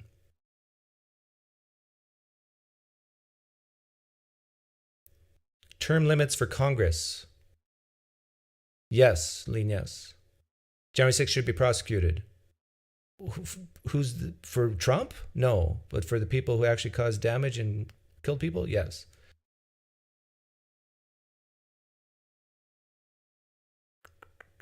Germany? Oh, Germany. I lean against Germany. I don't know if you guys are history buffs, but yeah, you've heard that line. Unlimited money in politics, including dark money. No, lean no. Second Amendment, yes. Yeah, terms of service, thank you. Mercy killing, yes. I'm for that. Land value tax. Yeah, I'm okay with that, actually. Can you be born in the wrong body? No. You are you. And you are your body. Your body is your brain is your... Got your mind on your body and your body on your mind. I'm a materialist, so... Percent chance the soul exists. 0.00001%. No stock trading for elected officials. Yes, Alina, I agree with that. Compulsory military service if American troops are on foreign soil. No, I'm against that. I deliberately spread false and harmful narratives. I'm killing people. I'm a mass murderer. I'm giving my opinions, Lina. So tell me what I've said that's false. When people ask me, do I lean, what's my opinion on this or this? And I give my opinion, your opinion's false. Come on, Lina, you can do better than that. National debt, I'm against it. I think it's okay to have some debt, but the draft, I'm against. Noam Chomsky is so old. How many genders are there? 2. But I define gender differently than most people. Well, let me say this. Let me cancel that answer. Because I'm going to speak in the language that is more what the current milieu is. I think gender is like a personality type. It's sort of like a personality type. So in that way, it is a spectrum. But it's highly, highly, highly correlated to your sex.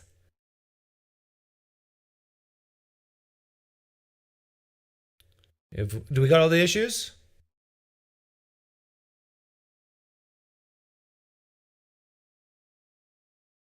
I didn't vote. I left pretty early when I was early 20s, mid 20s. But if I would have voted, I would have voted right. Mostly.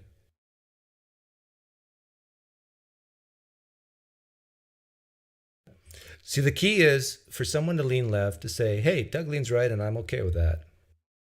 For a person like Lina, she's not okay with that. Cats or dogs? Dogs. I do not want a pet that's too smart. No, I'm kidding. Cats are just too much their own person. If you're going to have a slave, have an obedient, loyal one, like a dog. DeSantis, I don't know too much about him, but from what I've seen of him, it's okay. Okay, so now let's do the poll results. How am I going to do this? Where do you think Doug leans politically? My dog doesn't drool. So we're going to do this on a scale. So 0. Let's do 5 tranches. 0 to 20. Oh no, we should do 0 in the middle. Yeah. So we do 100 to 50 left, 50 to 0 left center, 0 to 50 right center,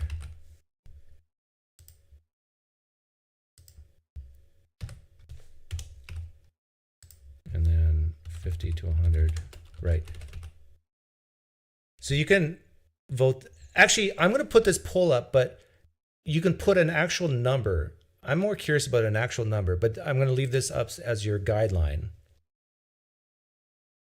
So you guys understand? Here's the line. 0's in the middle. 100 is far left. 100 is far right. Put an actual number of where you think I am, and I'll keep answering questions. Age to vote? I think 18's fine. But most kids are stupid at 18. But if you're going to have 18 to vote, or 18 for the military, you got to have 18 to vote. Should criminals be allowed to vote? Depends on the criminal. I don't think murderers should be allowed to vote.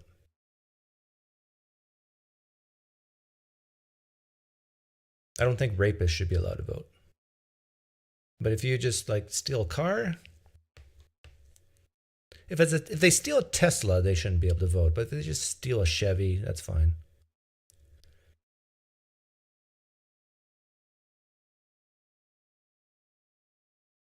You gave Charles B. You say I'm a 6, but that's not extreme right wing. See, that's the problem with you leftists. You don't know math. Look at the thing. 50 would be the 100 would be the furthest right. 50 to 100, the category. So I got 51, 25. You got to put R or L next to it, people.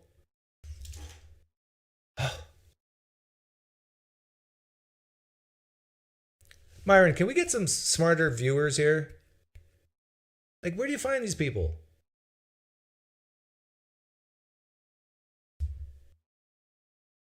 $25 to $30 left center. See, Pipeline Audio knows how to do it.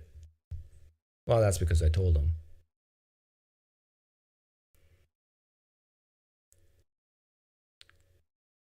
$25 right. 40 right. Yeah, I think some of my social views, like on drugs and what else maybe. Oh, nobody mentioned abortion, but we already talked about it. So, oh no, someone did mention abortion, yeah.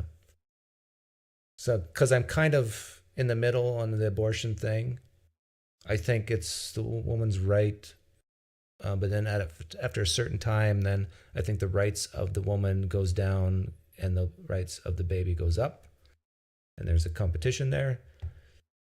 But for like incest, rape, health of the mother, I'm like pretty moderate. Like, yeah, kill the baby. 45 right. I think you guys pretty close. I'd probably put myself using this chart. Yeah, most people answered 0. Let me put this up for posterity. But Lina, do you want to come in? People are saying bring Lina on. I'm willing to talk. What time is it? 1:25? Yeah, I have time. I'd say that this is a good assessment. Oh, and these are like just riffraff trying to make me laugh. I think I'm in the high 50s, so maybe 60. So all those of you who said 60 are, you win. Maybe 55.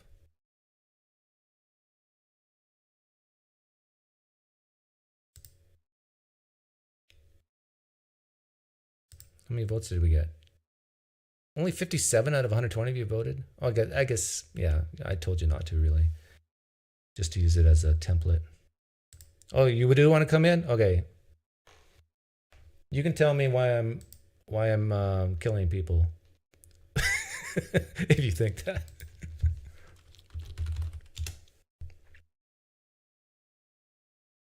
Or what things you think I said that were false. Because that's what you said. You said I'm doing false beliefs or no, false something.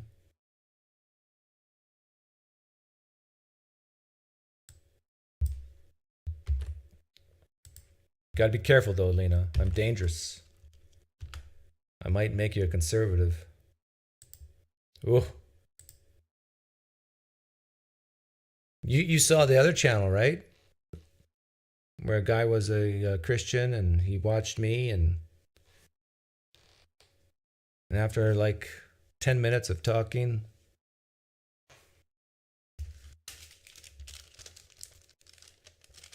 so just click on that link, Lina.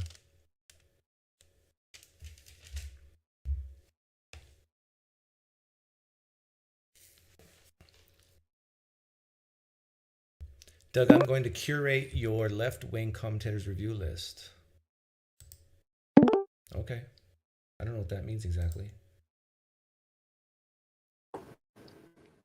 Hey, Lina. Can you hear me? I think I can hear you. Hey, can you hear me? Yep. Do you want to show your face or no?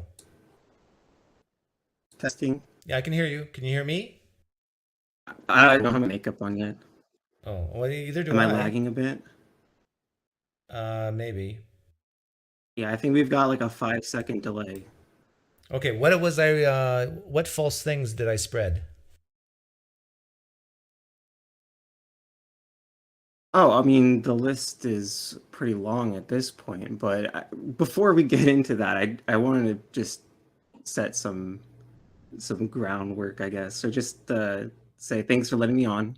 Yep. Thanks for what you do. I appreciate your channel. I wasn't a fan when I was deconverting, but I found you recently, and I love your content, at least most of it. Like I love your shorts, the stuff you do with Jesus. Oh, like my the thought shorts. I experiments, mean, they're awesome. the short videos, not my underwear. You've seen? Yeah, the YouTube short. Have you seen mine on eBay? They're selling like hotcakes. I haven't. I'll have to check it out. Is it like a design? No, I'm kidding. Is it a pattern on? Does it say like has the flying man in the front? You gotta put something funny on it. Yeah, some sort of Jesus joke. I don't know. Well, welcome. I'm glad that you liked some of my stuff. Now, what did I say? Yeah, and I really wanted to false? talk to you. I really want to talk to you because you're like the biggest atheist right-wing content creator that I know of. And I encourage anyone in the chat to let me know if there's anyone else. None. I don't know of any other. Like, and that's why I'm so excited to talk to you, because as an atheist, I feel like I'm not going to have to deal with all of the sort of dishonest cognitive dissonance and just compartmentalization. We have to be gentle on the theists. They're not all dishonest. I think they are. I think they're dishonest to themselves. I think that they're dishonest when they claim things as facts that they can't demonstrate. See, this to is be the facts. problem. I think they don't understand that that's dishonest Okay, in some regards. let's start here then, because this is good, because I think the way you view some theists is the way you view my politics, in that if someone is mistaken, they're dishonest in your view. Right? It depends, right? Because if they're saying, "Hey, this is what I think, but I'm not sure," then that's fair game, right? But if they're saying that this is true and I'm going to base all of my no, someone can be highly platform on it. Someone can be highly confidently mistaken, right? Right, but if you don't have the reason, if you can't back up why you're convinced the way you are, and many of them can and openly admit that they can't, and that it's a matter of faith, I agree with then you. Then that's dishonesty. You and I would agree that we don't think their reasons are sufficient for their belief, but they think it is. And again, that's not a... Like if you did bad science and you came up with the wrong conclusions... Right. Sorry, yeah, no, you can have a scientist who can actually make mistakes on how to interpret the data. But that doesn't make the scientist dishonest. Correct? Right. And I'm not saying that that's dishonesty. What is dishonesty, or like the scientific community comes around. Correct. Okay. The legs gain longer. You're right. It does not make the scientist dishonest. I'm sorry. There's considerable lag. Yeah. So refresh. Yeah. Refresh on the top left of your screen, and you'll come right back in.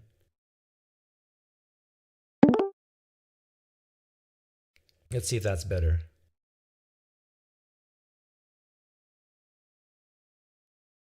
Better? I don't think it's any better.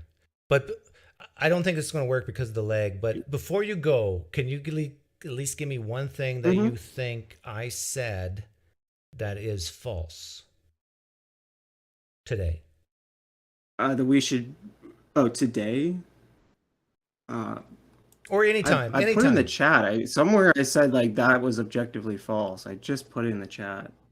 Okay. I think it was your point about like climate change, like how there's not how like man-made climate change is not having any effect. I never said that. You said if all like of human influence on the climate just went away overnight, essentially. I think that was what you're trying to get at. Yes, I said that if we were all to die tomorrow, including cows that give off methane. Right. So all of human-made climate change, all of human-caused climate change. No, I didn't even say that. You're saying the point of what I was saying was, and maybe this will clear it up, is that there's something called climate inertia, because climate it's a huge system and it's not going to just turn around on a dime. And so my point was that even if we were to emit 0 hydrocarbons forever, starting tomorrow, the climate would still warm. Now, for how long, nobody knows for sure. But some studies I've read is like hundreds of years. So that tells you that, sure, if you're looking like thousands of years down the road, that what we do today might have an impact, but it's so tiny compared to what's already been done.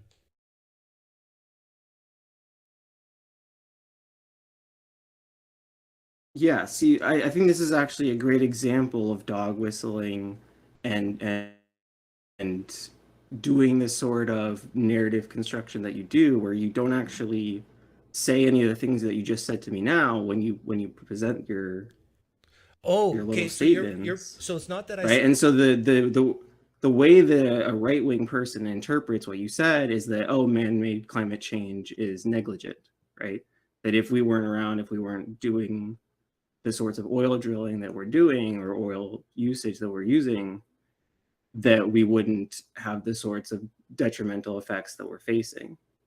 No, I see. Right, so you make a technically true statement, right, which doesn't specify how warm or how long, Okay, what the reason Lina, are, right? Lina, It completely sidetracks the entire relevant conversation. Lina, I asked you for an example. Man-made climate change. I know there's a lag, but I asked you for an example of something that I said that was false, and then now you just admit it's technically true. No, it was false. Right? No, it was. If you say warming and just take it as a general, oh, the climate is warming, then it's true. But if you take it in any technical sense with regard to man-made climate change, then it's false, right? Because we would not be warming from man-made climate change. At that point, we'd be cooling. So you have to be specific in your wording to say whether it's true or not. It's true in a general regard. It's false in the specific regard that matters when we're talking about the political issues. That's controversial. Okay, when you say so this is the way that you manipulate the conversation, because you know what the real issue is. You know that the issue is about policies regarding human. How much does climate change matter to you? But giving the fact of the environment and just the natural ecosystem fluctuating in temperature completely sidetracks and obscures the relevant data. Ugh, you said so. Right, because there is relevant data. There is man-made climate change. It is having a negative Lina, you effect. need to talk and we do in need shorter to have sentences policies. because we have a lag, okay? So you can't ramble on for a long time because it's not going to work. Now, Go ahead. There's nothing, you've admitted there's nothing I've said that was false. It's more that I'm presenting a narrative that I think says that climate change doesn't matter. That's what you're concerned about. No, it is false. No, because of your careless language, this is the dishonesty, right? This is the problem. You can't make these kind of statements where it's technically true in the broad sense that's not relevant. Again, I'll ask you, what did I say that is false? You said that the planet would continue to warm. And you think that's false? With respect to man-made climate change, yes. So you think, okay, now this is a falsifiable thing, and I admit I could be wrong about this. But if I brought up a scientific article right now and showed you that if there was no humans, if we all died tomorrow, that the climate would still warm up, would you change your mind on that and say, Doug, what you said is actually true? Yeah, but you want to know why I know that's not going to happen? No. Because all of the science experts are pushing to reduce cause climate change. So why would they be trying to reduce human caused climate change? I don't think we're understanding each other. If it's negligent. No, let me rephrase. I don't think you understand what I'm saying. Can you repeat back to me what I'm saying?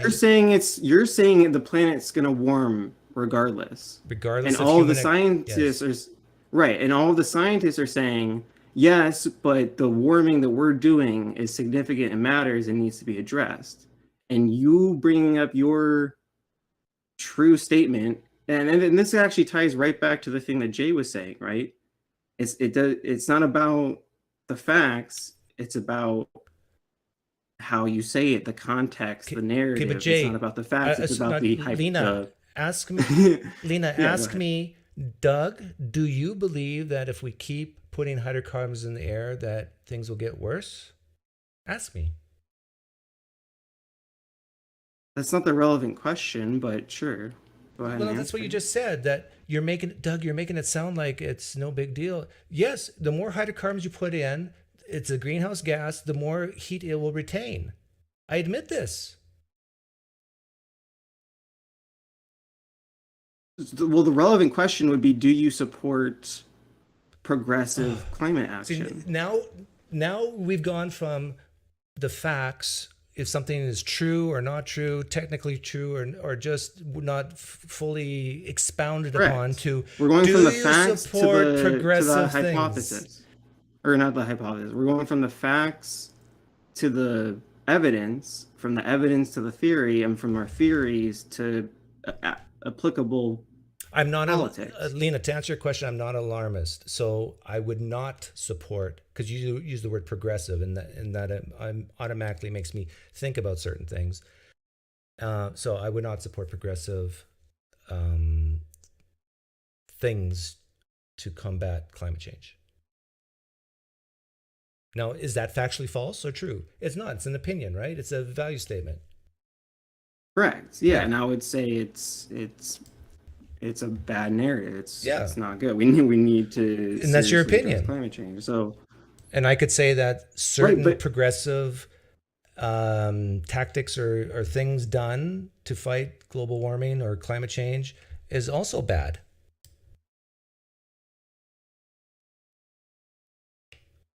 Okay.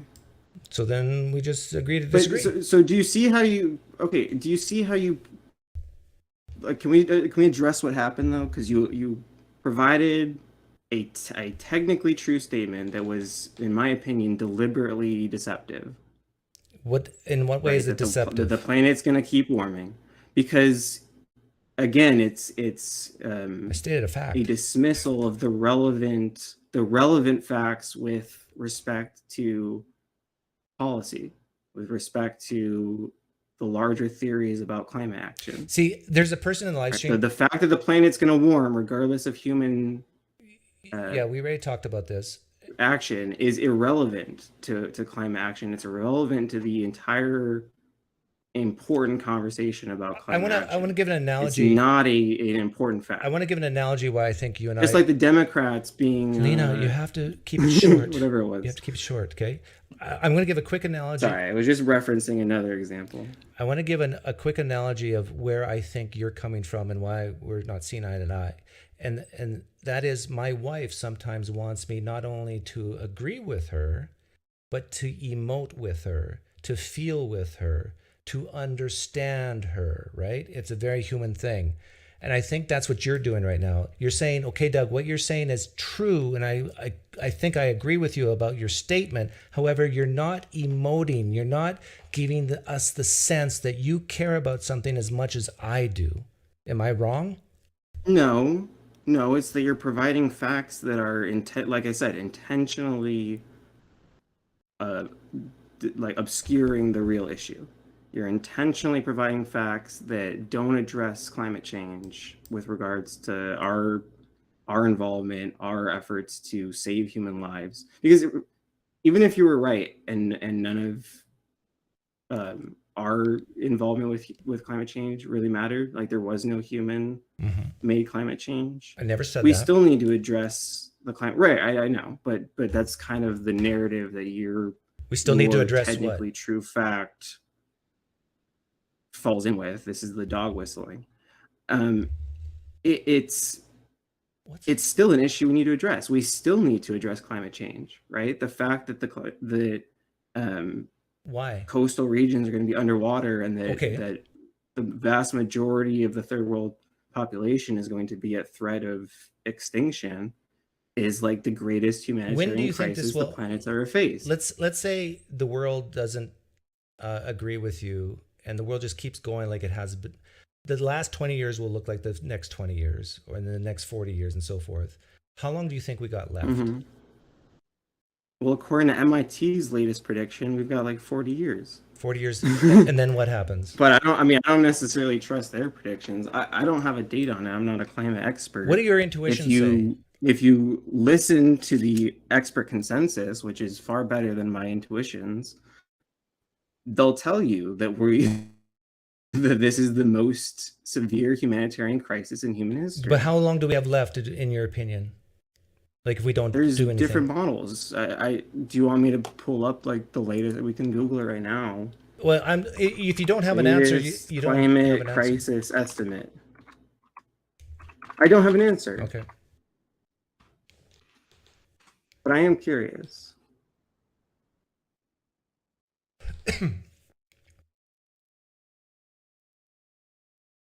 Well, they're trying to get to net zero by 2050. I'm not. No, my question is, let's say the whole world was to ignore the climate crisis, and we just start all driving Ford F-150s, burning diesel and gas, and all the vegans. Here we go. Okay. I'm sorry. I found one. The Emissions Gap Report 2022 finds that the world must cut emissions by 45% to avoid global catastrophe. This is by what year? Oh no, 40%. Link in the chat. 40%, and then if they don't cut it by 40%, it just says global catastrophe. Does it give a date? Well, there's not one date. It's not like the end times. Like, are we talking in the next 100 years? I don't know how because long this is silent falsifiable, collapse right? takes. This is what I love. When I talk to religious people, I ask them for markers that would change their mind. So if, let's say, we do not cut emissions by 40%, let's say we only cut it by 5%.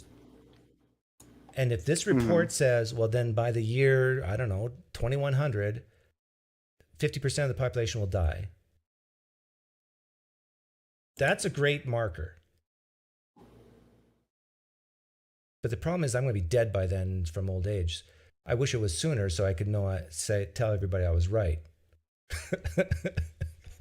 When we're not all dead. How old are you?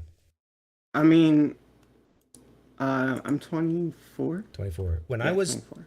I wrote a 1997. paper on global warming when I was 19 as first year freshman college student. And you know what? There was people like you talking in 1989.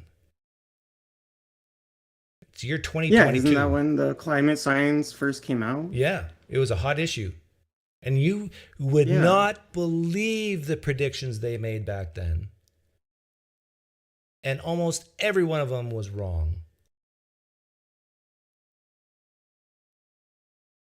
I mean, like, did you do a study on all the predictions made by all the relevant? Well, no, of course not, climate because scientists? there's predictions I'm not even aware of. But I did a paper on this. I wish I would have kept it.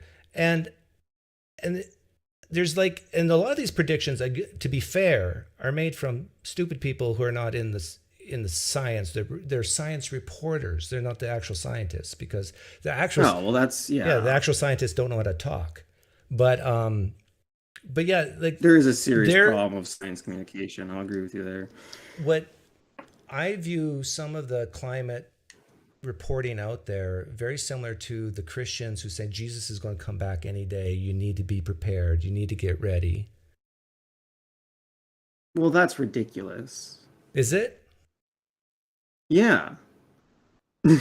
One is based on what 99.7% of all of the relevant experts in the field say. There's a difference versus superstitious. No. What I'm saying is there's a difference. Supernaturalism, the difference is that we can react. We can do things, right? And that's what you're saying. We should do things. But the difference between you and me is not the fact that the Earth is getting warmer. We're not disagreeing about that.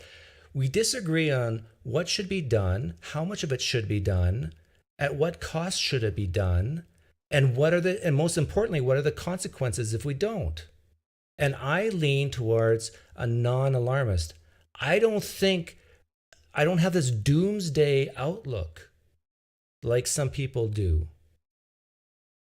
In fact, I can make an argument that global warming, climate change, could be listen carefully, a net benefit to the world. Yeah, that seems totally backwards to me. I know that sounds like a shocking statement, but can you guess how global warming could be a net benefit to the world? Have you even thought about it? I'm honestly thinking. You've got me stumped. Well, think about it for 10 seconds. Yeah, I mean, I'm thinking of all the people who are going to die. I'm thinking of all the aggravated social instability that's going to progress. I'm thinking. No, my question is, I'm thinking of some sort of out of the ruins, right? Like some sort of. My question is this: can you think of a benefit of global warming? Yeah, like where society totally collapses and then it gets rebuilt and it's not as bad. Total collapse and it's rebuilt. That seems like a really bad plan. It's probably not going to work out. Here's a less gloomy prediction. That global warming provides areas that only had one growing season now to have 3. Agricultural growing areas. Right now, for example, I don't see how underwater is a season. What percentage of the Earth's landmass do you think is going to be underwater in 100 years if we do nothing? All of the important parts. All the important parts. only where all the people live. Do you know that Kansas produces more wheat than all of Canada? No, I didn't say food. I said the people. I know, but people need food to survive, right? Do you think Kansas is going to be underwater if we don't do anything? No. No, just where all the people live, where the food gets shipped to. Yes, people have to move. I agree if the sea levels keep going up. But I'm asking... Yeah, which is why it's going to be the greatest humanitarian crisis in human history. Lina, I'm asking you to think of a positive of global warming. I can't imagine what would be positive out of the greatest humanitarian crisis in human history. I just gave you one. And that is that... People moving? No. Lina. Go ahead. Sorry. I gave you one. Did you hear what I said? No, please repeat it. That we might be able to have more food grown in the United States if global warming continues. But we already have enough food grown. So, for example, and I gave you Kansas produces the same amount of wheat as all of Canada. At least that was true years ago. If Canada becomes a 3 crops country, we'll be able to grow more food more cheaply. Same with the Soviet Union. The 2 biggest countries in the world are in the far northern hemisphere. Can you imagine if those 2 big countries now become fertile? They already are fertile. What are you talking about?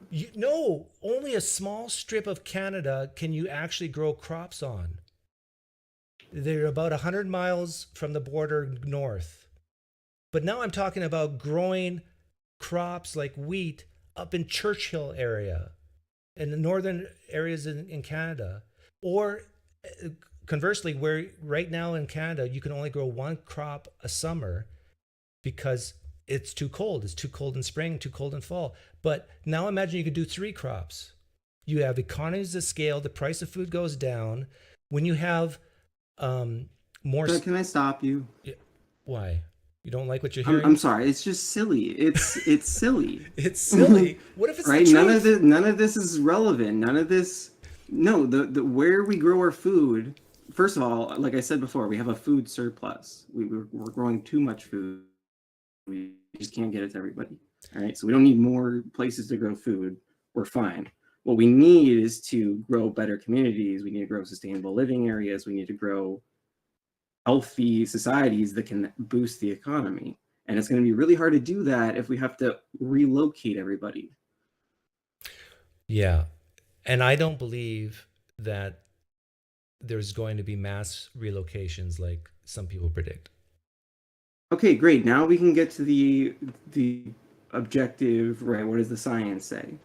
Because now you're in conflict with the scientific community, who says that they're absolutely, if we don't get the progressive climate change policy, why do you use the word progressive in there? Reduce the emissions. Hang on a second. Why do you use the word? It just means the number goes down, right? The emissions go down. Okay, no, when you said policies, progressive, politics, I don't have the. What are these progressive policies you speak of? I don't know. You're gonna have to we're gonna have to address the experts. Like what percentage these policies? What I don't know the answer to this, but what percentage of the world's population lives right on the coastline?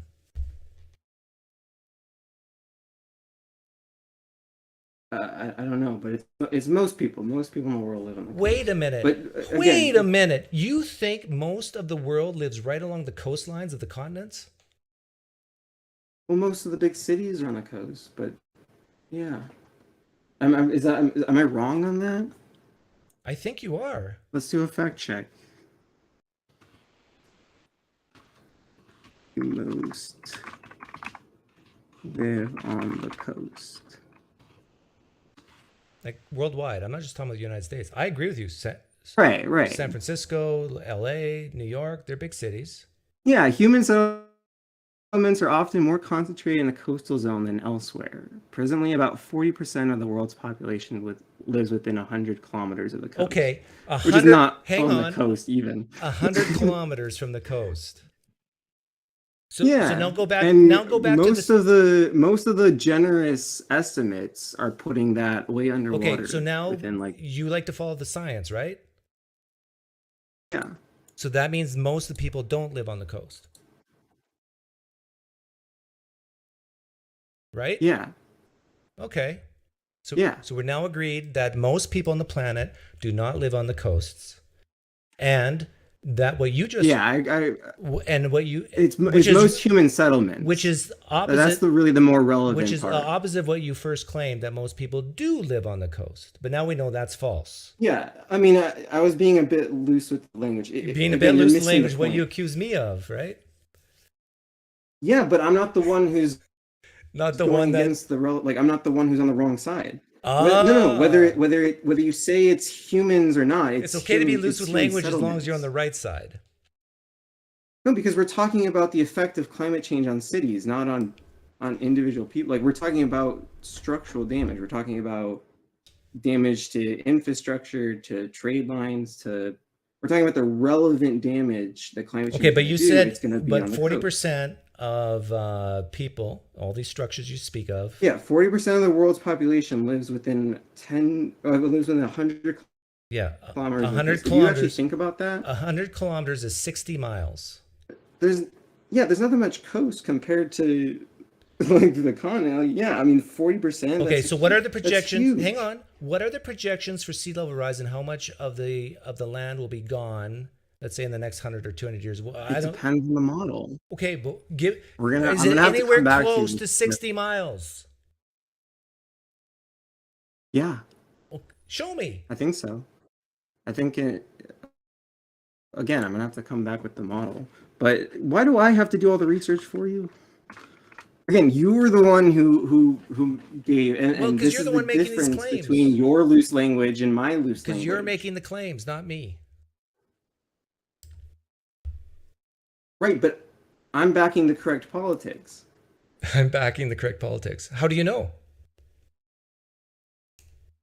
I'm in consensus with the scientific. I'm backing the scientific consensus. But what does that mean?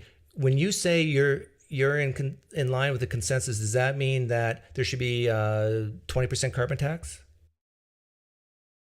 I don't know. Because this is where the rubber hits the road, right? It's more like if someone asked me, hey, do you support progressive climate change? My answer is yep.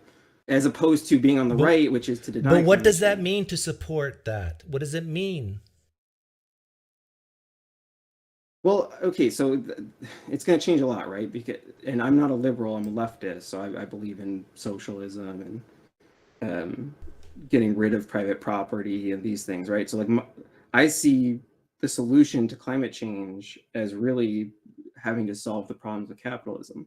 I don't think we're going to be able to solve climate change without solving capitalism. I think that capitalism is really the main promoting factor in why we are struggling. But didn't you say earlier that to deal with the politics, right? Like then it's the same thing with the tobacco industries, right? Where they have a campaign of misinformation to convince people that climate change. Okay, is I want to false. make sure I'm understanding you. You're saying this is the dangerous narrative. You're saying to support climate change, global warming, and I asked you, what does that mean? It means that we need to get rid of capitalism. Yeah. I mean, not get rid of it. We need to improve it, fix it. And how would you do that? Eventually transition out of it. Like, what sort of things do you think I should support? So Lina would say, "I'm proud of you, Doug." Well, give me specifics. Backing the blue all the way, like backing Democrats all the way, would be a good start. Like Backing starting Democrats by all across the board? Opposing the Republicans who are doing all of the wrong things. Like, that would be the start. So I just be like a robot and just back, even if a Democrat doesn't adhere to policies I value, I just back them. Until we can get Republicans out of power, and then we'll have to start. Until we get Republicans out of power. Party. So is your view that Republicans, everything they say and do is bad? Yes. Wow. Yeah, and I think I'm in agreement with. This is why I think a lot of people wanted you to talk to Bosch. Everything you're saying, everything that Republicans do, the politicians do and say is bad. Yep. I think it's like a pretty much a terrorist organization at this point. They're all crooks. You think the Republicans are a terrorist organization? Yep. And they want people like me dead. Ah, is this what this is all about? It's not about climate change. It's not about, it's more. Oh, it is about climate change. It's about all of these things. No, but what it's you just said about religion, Republicans sadly. being wrong and bad, it's not just that it's because they have bad, wrong policies about climate change. It's about everything. It's their bigotry and their racism. Yeah. And it's Yeah. more specifically, I think it all about stems from. Well, that's why I care about politics. Yeah. So, and I try. So, do you think caring Republicans about want others. you dead? Yeah. I think that they're waging. I think it can be technically categorized as a. For those of you who don't know, you're trans, against right? LGBT. Are you trans? Or are you? What are you? I don't know, but I guess I. Or why? That's. Why do you think they want you dead?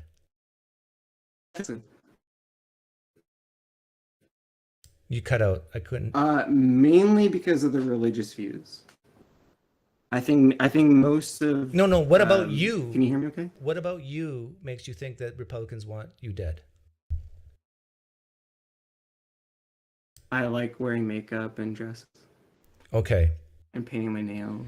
Lina, have you ever considered the possibility that some Republicans might look at you and just think you're crazy, but they would never, ever want you dead? Have you ever thought about that?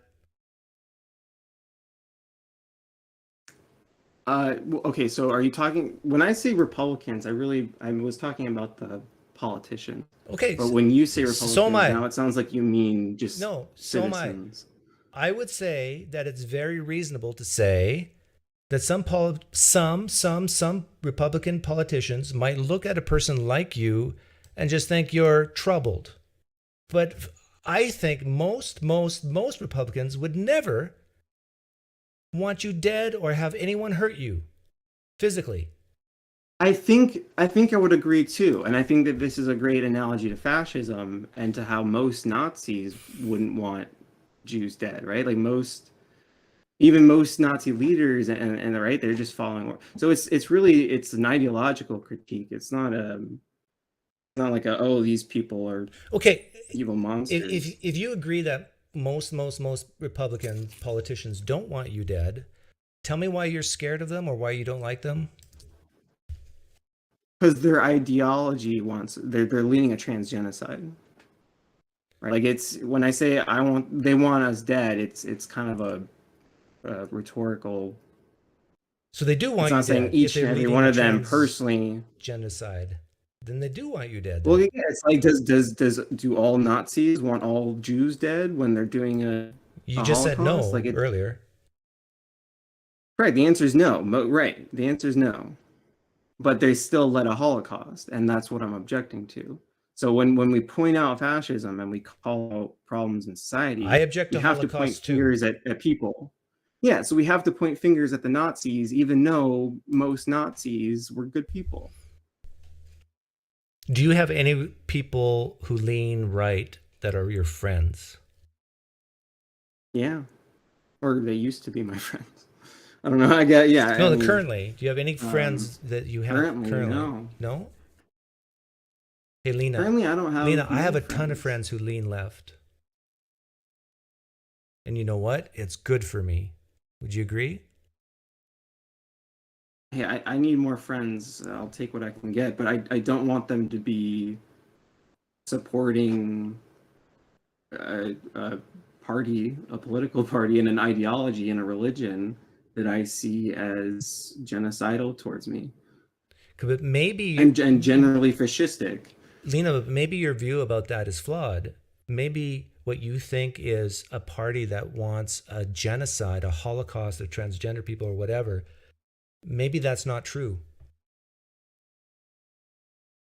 Maybe there's I have no doubt there's some people who might want that, but I'm saying the vast majority of people in the Republican Party, whether they're politicians or not, they don't want to see a holocaust of transgender people.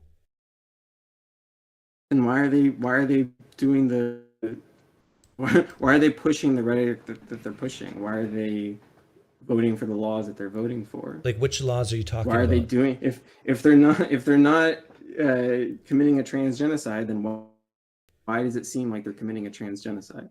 Right? Why is it that maybe because you're hurting right now? Another mass shooting. Maybe because you personally are hurting right now, and it has nothing to do with them. It's your perception of them, and not actually them. That's why they're. Yeah. So here's what I perceive when one of the biggest another mass shooting at a gay bar. What does Fox News have on the day after? A right-wing neo-Nazi saying how the shootings aren't going to stop until essentially trans people don't exist anymore, right? Because that's what they really want. They don't want you anywhere in society where you're grooming the children.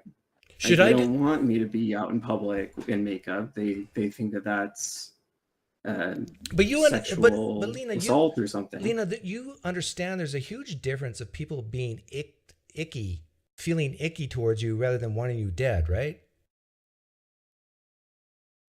Correct. But when you have Fox News hosting neo-Nazis basically saying the terrorism won't stop, I mean, but do you think the majority of Republican either politicians or people agree with them? I already addressed this. Did you not get what I was saying about critiquing ideologies? Right. So you don't believe that the majority of Republicans agree with a few Nazis, right? I don't think that matters. I don't think that matters to what the party's doing. I don't think that's I don't think that's relevant at all to the genocide. Okay, so then what's the deal with these Nazis? You're just concerned that they're going to... They're committing transgenocide. Okay, and I agree that that's bad, and so do most Republicans. I will go on a limb and speak for most Republicans. Well, again, what they're doing, and you could say the same thing about Christians, right?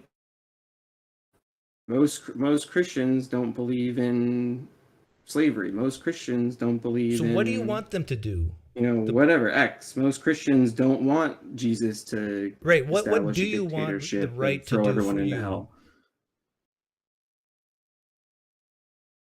Well, I think at this point, they should no longer have participation in democracy, right? If you're against democracy, which the Republican Party has demonstrated, so your solution, and you should not be allowed to participate. So your solution for what they can do for you is to shut up and not vote.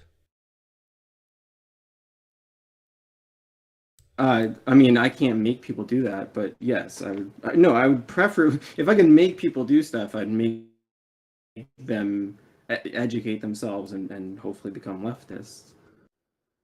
But yeah, I would prefer if Republicans just stopped engaging in politics. Obviously, and you don't see this. What we have to do for the left is we have to win the political battle. We have to do the politics. We have to do the culture war. We have to be debate bros. So until they think like you, agree with you on socialism and leftist policies and on climate change and all this, until they... Well, we can't kill them, Doug. Until they do all that, they should just shut up and not vote. Until they educate themselves and become like you. And we have to lock up some of them. We have to lock up the Proud Boys, all of these right-wing fascist terrorist organizations. This is interesting to me. Criminalize Trump. You brought up Proud Boy. So let's say you have a Proud Boy who never ever kills anybody, do you think they should still be locked up for murder? But they think it. Oh, no. They wish you're dead, but they never actually do it. Do you think they should be locked up? Police thought crimes? No. Okay, God, good. no. I just wanted to make sure we're on the same page in that, because I'm against thought crime too. So you're okay with people thinking bad thoughts about you? No, I want them to think good thoughts about me. Okay, this is good.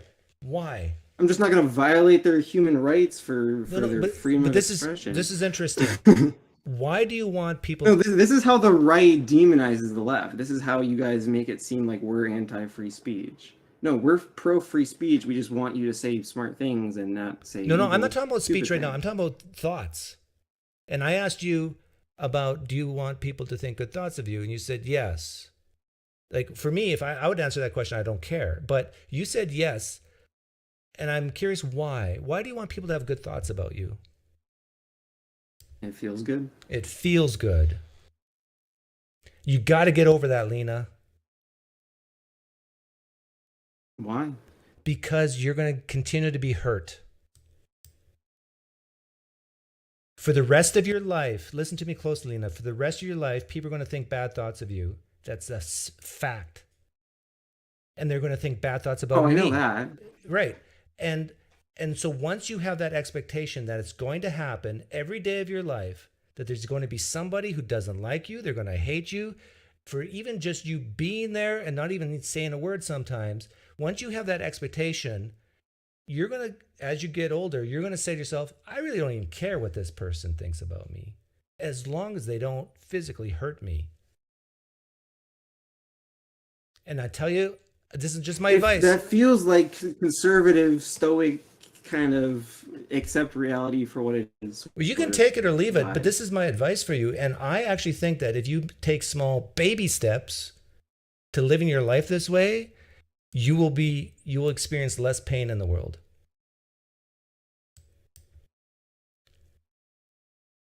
That might be true. I'm worried I would experience less joy as well. That is a very wise comment you just made, because that is indeed the downside. But what I do is I allow myself to be as emotional, as feeling, as in touch with my humanity as I want to. Yeah, you detach. Yeah, when I'm at experiencing like the theater or movies or music. But when it comes to day-to-day life and how I interact with people, I interact with a lot of strangers because of my YouTube channel. If I start actually caring too much about what people think about me, I'd go nuts. Well, I'm talking specifically like politics. Yeah, same. We're talking liking my appearance. It's more like them not wanting trans people to not exist. It's not like I need to be attractive to everybody. Well, I know, but the thing is, we both agreed that I think that most people, that when you say don't exist, most people don't want you dead. They just don't want their kids being like you. That's what they're scared of. You know why they're scared of it?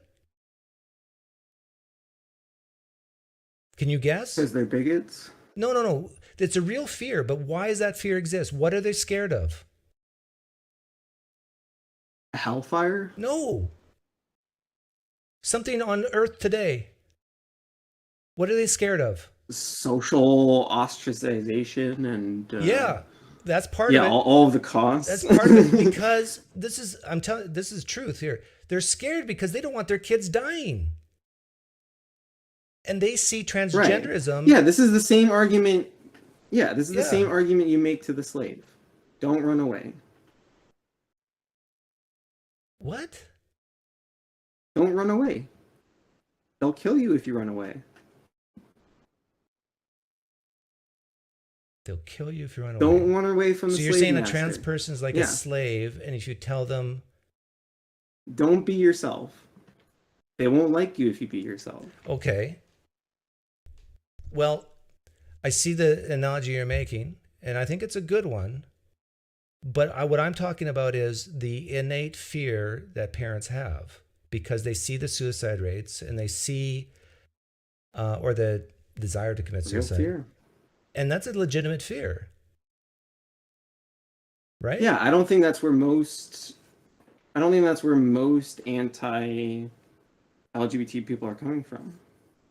Out of I fear? think most parents who have that fear are still pro-LGBT.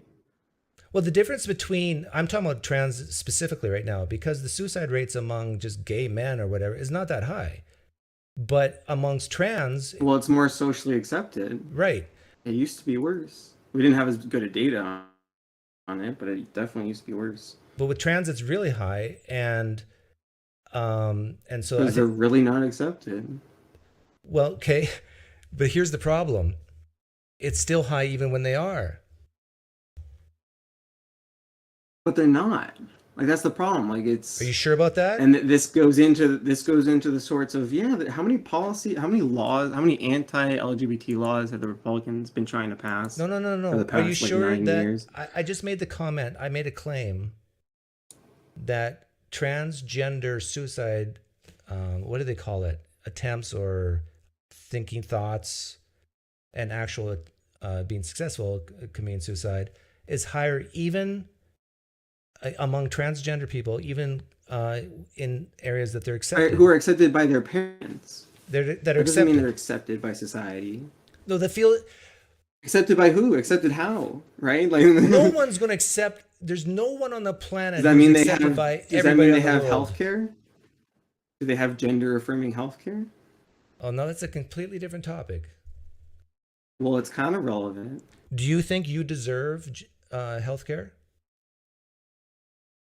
Well, that is irrelevant, right? But whether or not I get healthcare this is where people differ. differ. My mental state, agreed. Some people believe that just by being a human, you deserve healthcare. You deserve to be taken care of. Yes, I agree with that, and we can argue about that, but that's and some people say no, you don't deserve it. You have to earn that right. Correct, but do you want to get sidetracked, or did you want to stick onto this one? Well, the reason I brought it up is because it's relevant. The relevant part was not it being free or universal. The relevant part was that trans people who get affirming healthcare see positive results when it comes to mental health. Okay, and who should pay for that? That's the irrelevant part that changes the conversation. Are we going to change it, or are we going to... Okay, hang on. We can tie that up with a ribbon. You basically said that trans people will do better if they get healthcare, right? Well, to tie it up with a ribbon would be to have you retract your statement that we should be telling trans people that they're not really trans, because not only is that not what we should be doing, but it's silly to think that would work. Lina, I said that if it were true that by convincing people, conversion therapy, if that worked and it saved people's lives, wouldn't you be for it? Is that what you said? Yes. That's not what you said. I did. I said if. I'd put it as a thought experiment. Lina, I will. No. I put it I as think a what thought you. experiment. Here's what I thought you said. What I thought you said was, if the suicide rates are the same, whether we affirm them or not, then we should tell trans kids they're not trans. That's what I thought you said. Yeah. No. Which is silly and false. That's not what I said, though. But can we check whether you said that or not? I don't even know where I said that. It was a long time ago. It was a long time. I told myself I'd pull up all of my. But Lina, I have my spreadsheet, and I don't have the spreadsheet. I'm sorry. Lina, you know me. You know that I do tons of thought experiments all the time. And so I phrased it as a thought experiment that if it were true that you can save more trans lives by convincing them they're not trans, would you support it? And I would think even from a trans person, you would have to say yes. Yeah, I would say yes. It's a ridiculous hypothetical, but yeah. Why is it ridiculous? Because we know for a fact that gay conversion therapy doesn't work. Do we know for a fact that kids are stupid sometimes and confused? Yes. So do we know then for a fact that when some kids say they're trans... Good thing we worked that into our healthcare, but go on. So do you think it's reasonable to say that some kids who say they're trans are not? Yes. Thank you. That's a fact. There's like a what? I think like a 1% rate of detrans. Well, whatever the number is, you think it's only 1%. I think my intuition says it's way higher based on the curve we're seeing. But anyhow, let's assume you're right, it's only 1%. Wouldn't you want parents to convince a non-trans person that they're not really trans even when they think they are because they're confused? No. Oh, why not? Because parents aren't doctors. Okay, I'll change to the doctor. Wouldn't you want a doctor to try to convince a confused teenager that they're not trans? If the doctor was convinced that they're not trans. And how would a doctor be? That's kind of the issue. Yes. Right. That's how would a doctor know if a kid's trans or not? Do you know? I'm curious because I know or at least personal reporting. Loosely what the procedure through long talks. Yeah, it's usually like a several month process. No blood work. Of meeting with. You can't tell you're trans by going into like an multiple MRI. Doctors, like doctors, psychiatrists. Right. It's by talking. Yeah. Yeah.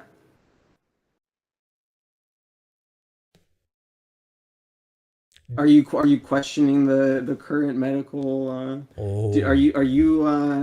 Do I question psychology? To critique our. I know you do. So I mean, I'd love to hear your take on it. Well, I do think it's a politically charged subject right now because it's basically it is. Yeah, and so when you have doctors, I think mostly because of the right, but it is. And so if you have doctors who are feeling political pressure not to convince a child that they're trans, but to affirm that they're trans, then yes, I question it.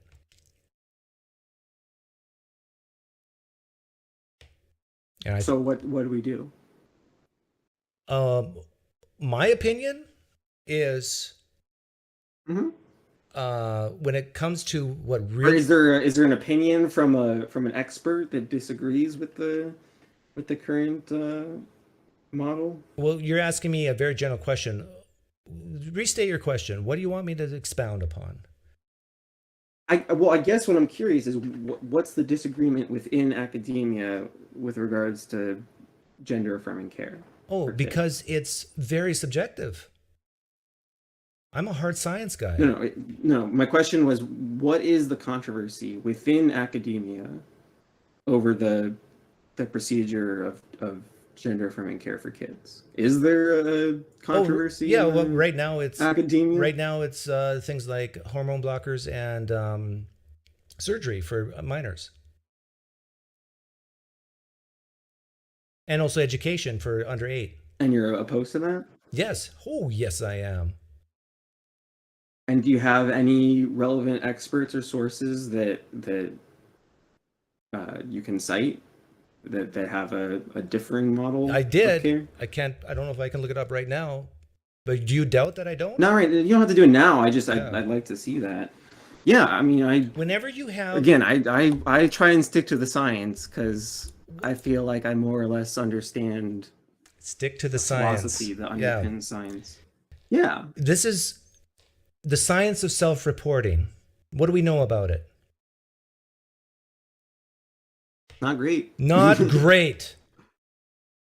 So when a 14-year-old says, I'm trans, the science of self-reporting says that's not a reliable indicator. Right?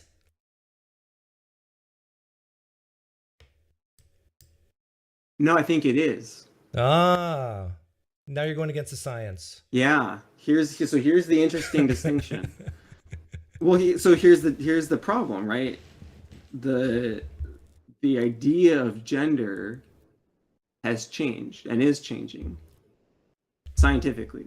I don't know. Scientifically with regards to the biology, I suppose. What? More socially with regards to gender roles, right? Because we're talking about gender as opposed to sex, although they're related biologically, and that's where I would say it's our biological understanding of sex has developed considerably, and we now know it's no longer a binary, it's bimodal. What? Right? What's no longer binary? Sex? Right. Well, I think someone told you got to go watch that Forrest. No, but hang on. Episode. We've known about intersex people for a long time, but you're not talking for not that long. Are you talking about that, or are you talking about something else? I'm talking about all of the studies related to that field. We now have come to understand sex as bimodal, as existing on a spectrum with different characteristics. Wait, is sex bimodal or spectrum for you?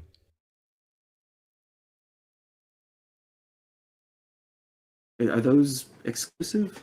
Maybe I don't understand those terms properly. Okay, let's put it in terms of 99%. Bimodal. What is bimodal? Bimodal having two modes. Yeah, so it has two modes, but it's still a spectrum. It can be both. Okay, but then you're talking about intersex. You're not talking about gender now, right? No, I am talking about gender. Well, I'm talking about gender as it relates to sex. I'm talking about sexual characteristics. Do you see a difference between gender and sex at all? Refer to when we talk about gender. Do you see a difference between gender and sex? Of course. Okay, good. How many sexes are there? That question is nonsensical. It's not. There's not a number of sexes. It's that sex is a bimodal distribution. How many sexes are there in dogs?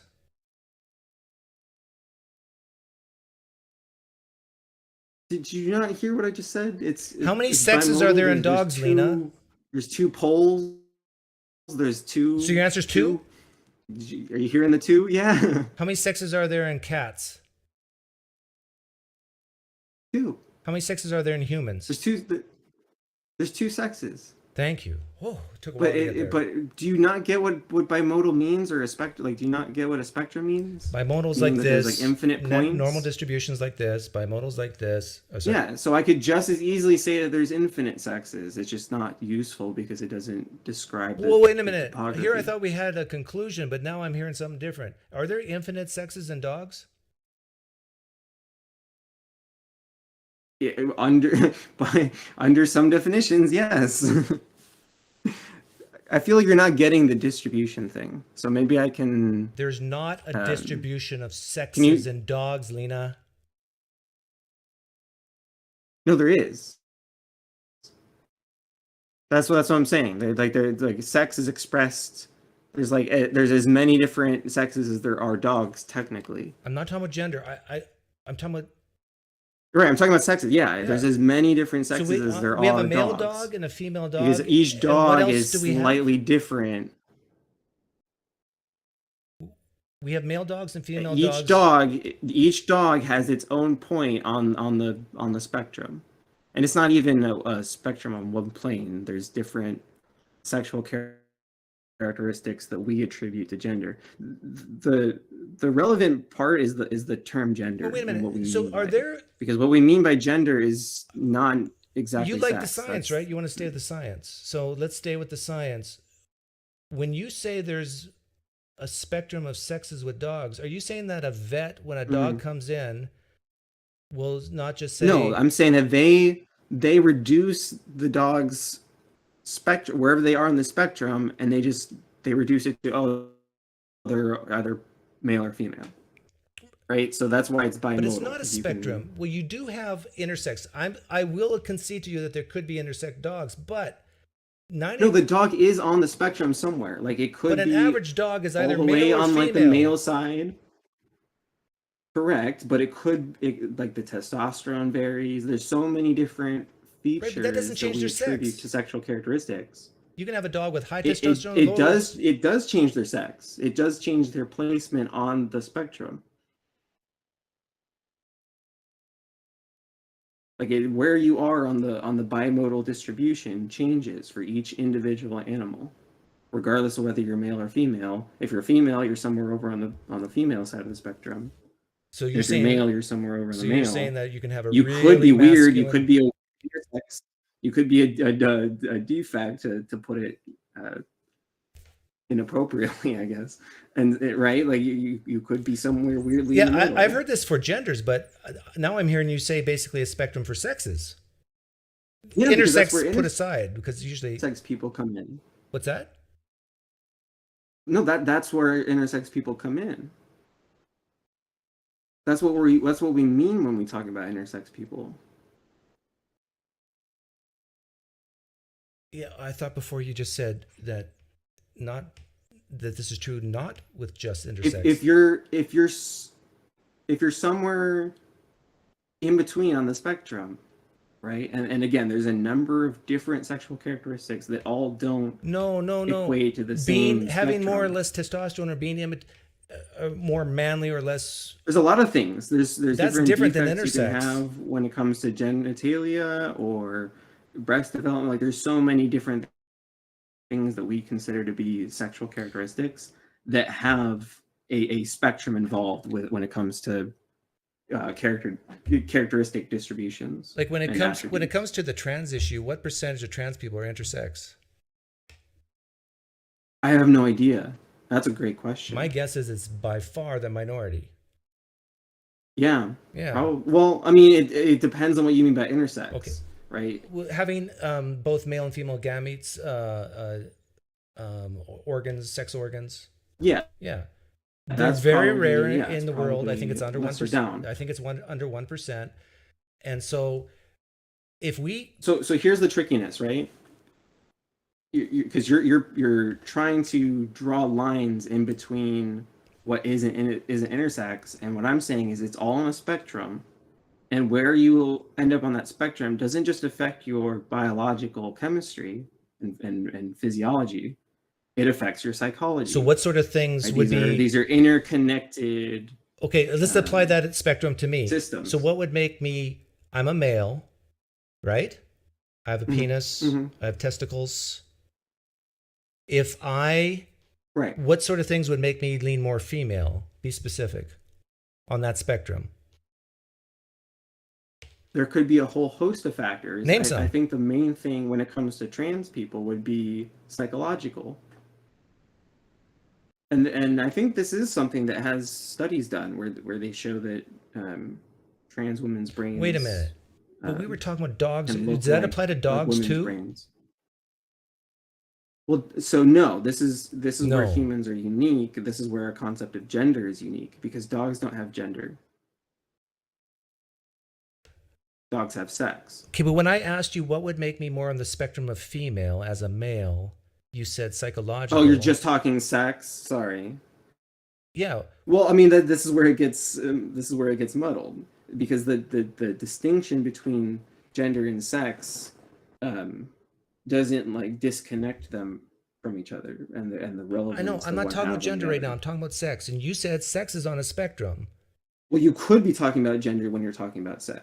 That's the problem. Oh, you give me a headache, Lina. I'm sorry. I mean, seriously, I don't know what. There's two sexes. The science is actually spectrum. quite complex. I'm not a gender studies expert. I'm not an expert in biology. I just know that the biological complexity when it comes to sex eventually and inevitably affects the complexity in gender. Let me tell you, because it affects. I understand. Let's move on to something else, but that's still related to transgender, because I have a theory, and you tell me if this theory is reasonable. And my theory is that I'll pick on women for right now. I have a theory that there's many girls in high school who might be a little overweight or a little ugly or whatever. They don't feel good about themselves. And then they start hearing about transgender people and how much attention they're getting. And then they start thinking that maybe they're really a boy. And that would explain why they, not getting dates with girls. I mean, with boys, sorry. And they start talking like this and mention it to people, and they get tons of affirmation. Oh, you're so brave. Do you think that happens? Yeah. I think that's what can make people trans in some regards. How often do you think that happens? Knowing what we know about teenagers and how insecure they are, and what you said, and humans in general, that are self-reporting as horrible. What percentage do you think of the time does this happen with teenagers? Probably not that much. I'm guessing nowhere near the majority. I'm guessing the majority of cases of teenagers claiming to be trans I think legit. I think it happens way more than I won't put a number on it, but I think it happens way more than you think it does, because of the two reasonable premises I have: that teenagers are often confused, frustrated, feel left out, and that our self-reporting cannot be trusted at that age. So you asked me earlier, Doug, what's your opinion on when it comes to trans issue? It's a very general question. But I say with a lot of trans issues, I have way more respect for trans people that are old, who have lived their lives this way, and have had their prefrontal cortex developed after the age of 28, and they still have this dysphoria. But once you start talking about kids 13, 14, 15, and you affirm them in a mental illness that could kill them, no, this is not okay.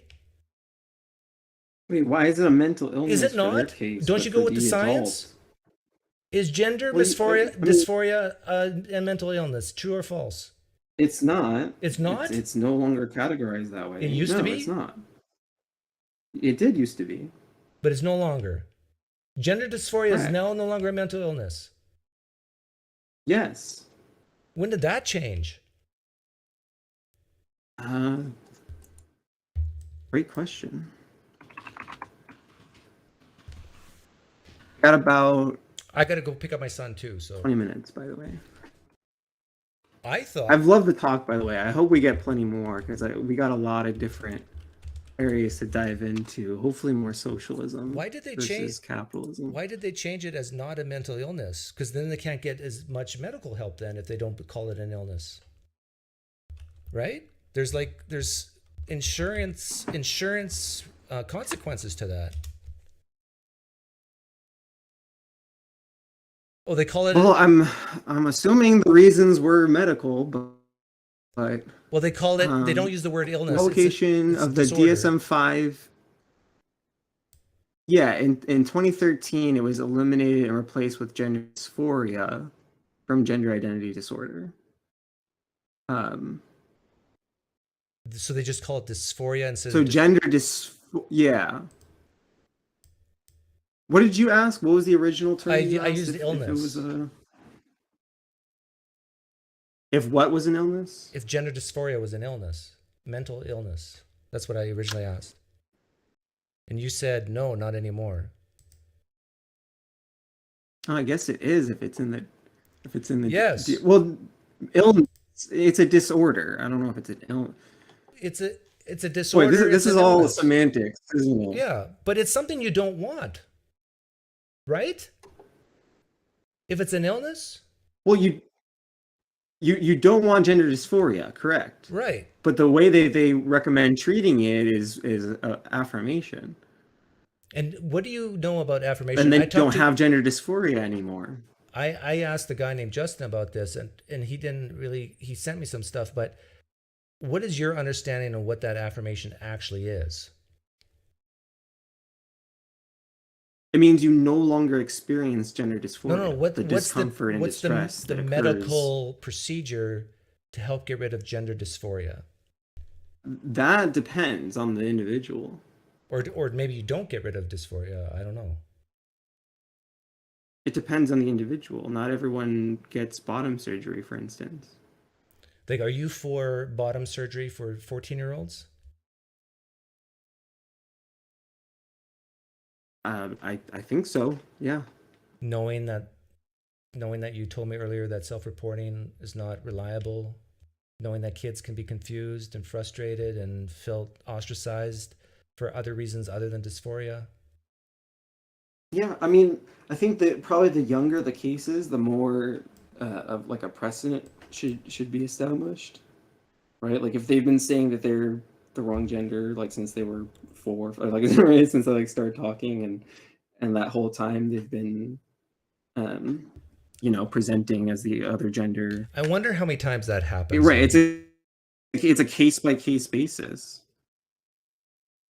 Like I wonder how many times that actually happens. How many 14-year-olds get bottom surgery? No. How many 4-year-olds say I want to be a girl or a boy or whatever, and they stay that way till they're 14, let's say, and whose parents don't have blue hair.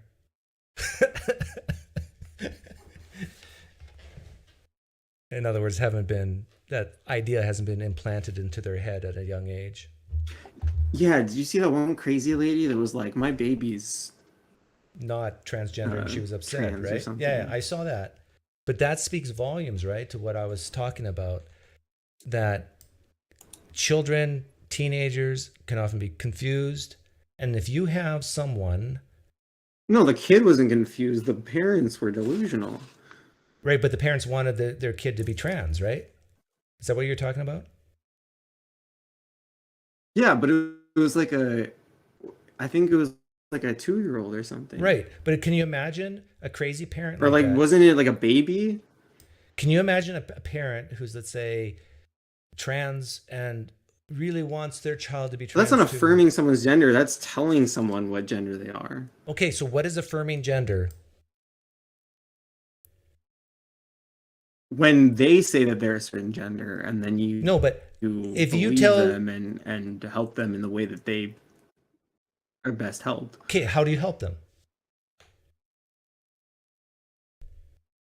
Through gender affirming care, which is specific to the individual. But give me examples, specific examples of how you affirm someone. You mentioned bottom surgery, but what are some like non... Yeah, well, you would start with clothing and other, right, and like pronouns and these sorts of okay, see, this is where I have a problem with the science, Lina. Transition. This is where I have a problem with people saying, I just follow the science and we know that gender affirming care works. Here's my problem with it. When someone says, I want to wear a dress, and you go, here's a dress, they'll feel better. That's science? If it makes them feel better, yeah. It's science. That can you legitimately call that be science, like just giving people what they want?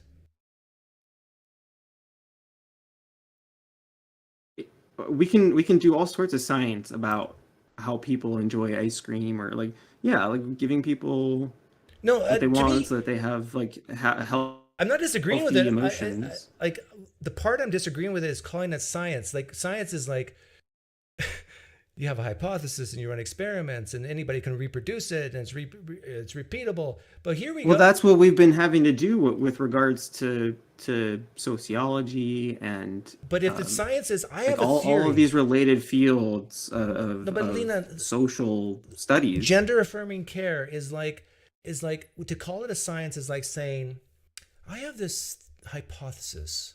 I feel like you don't want to call social sciences a science because it's like a soft science.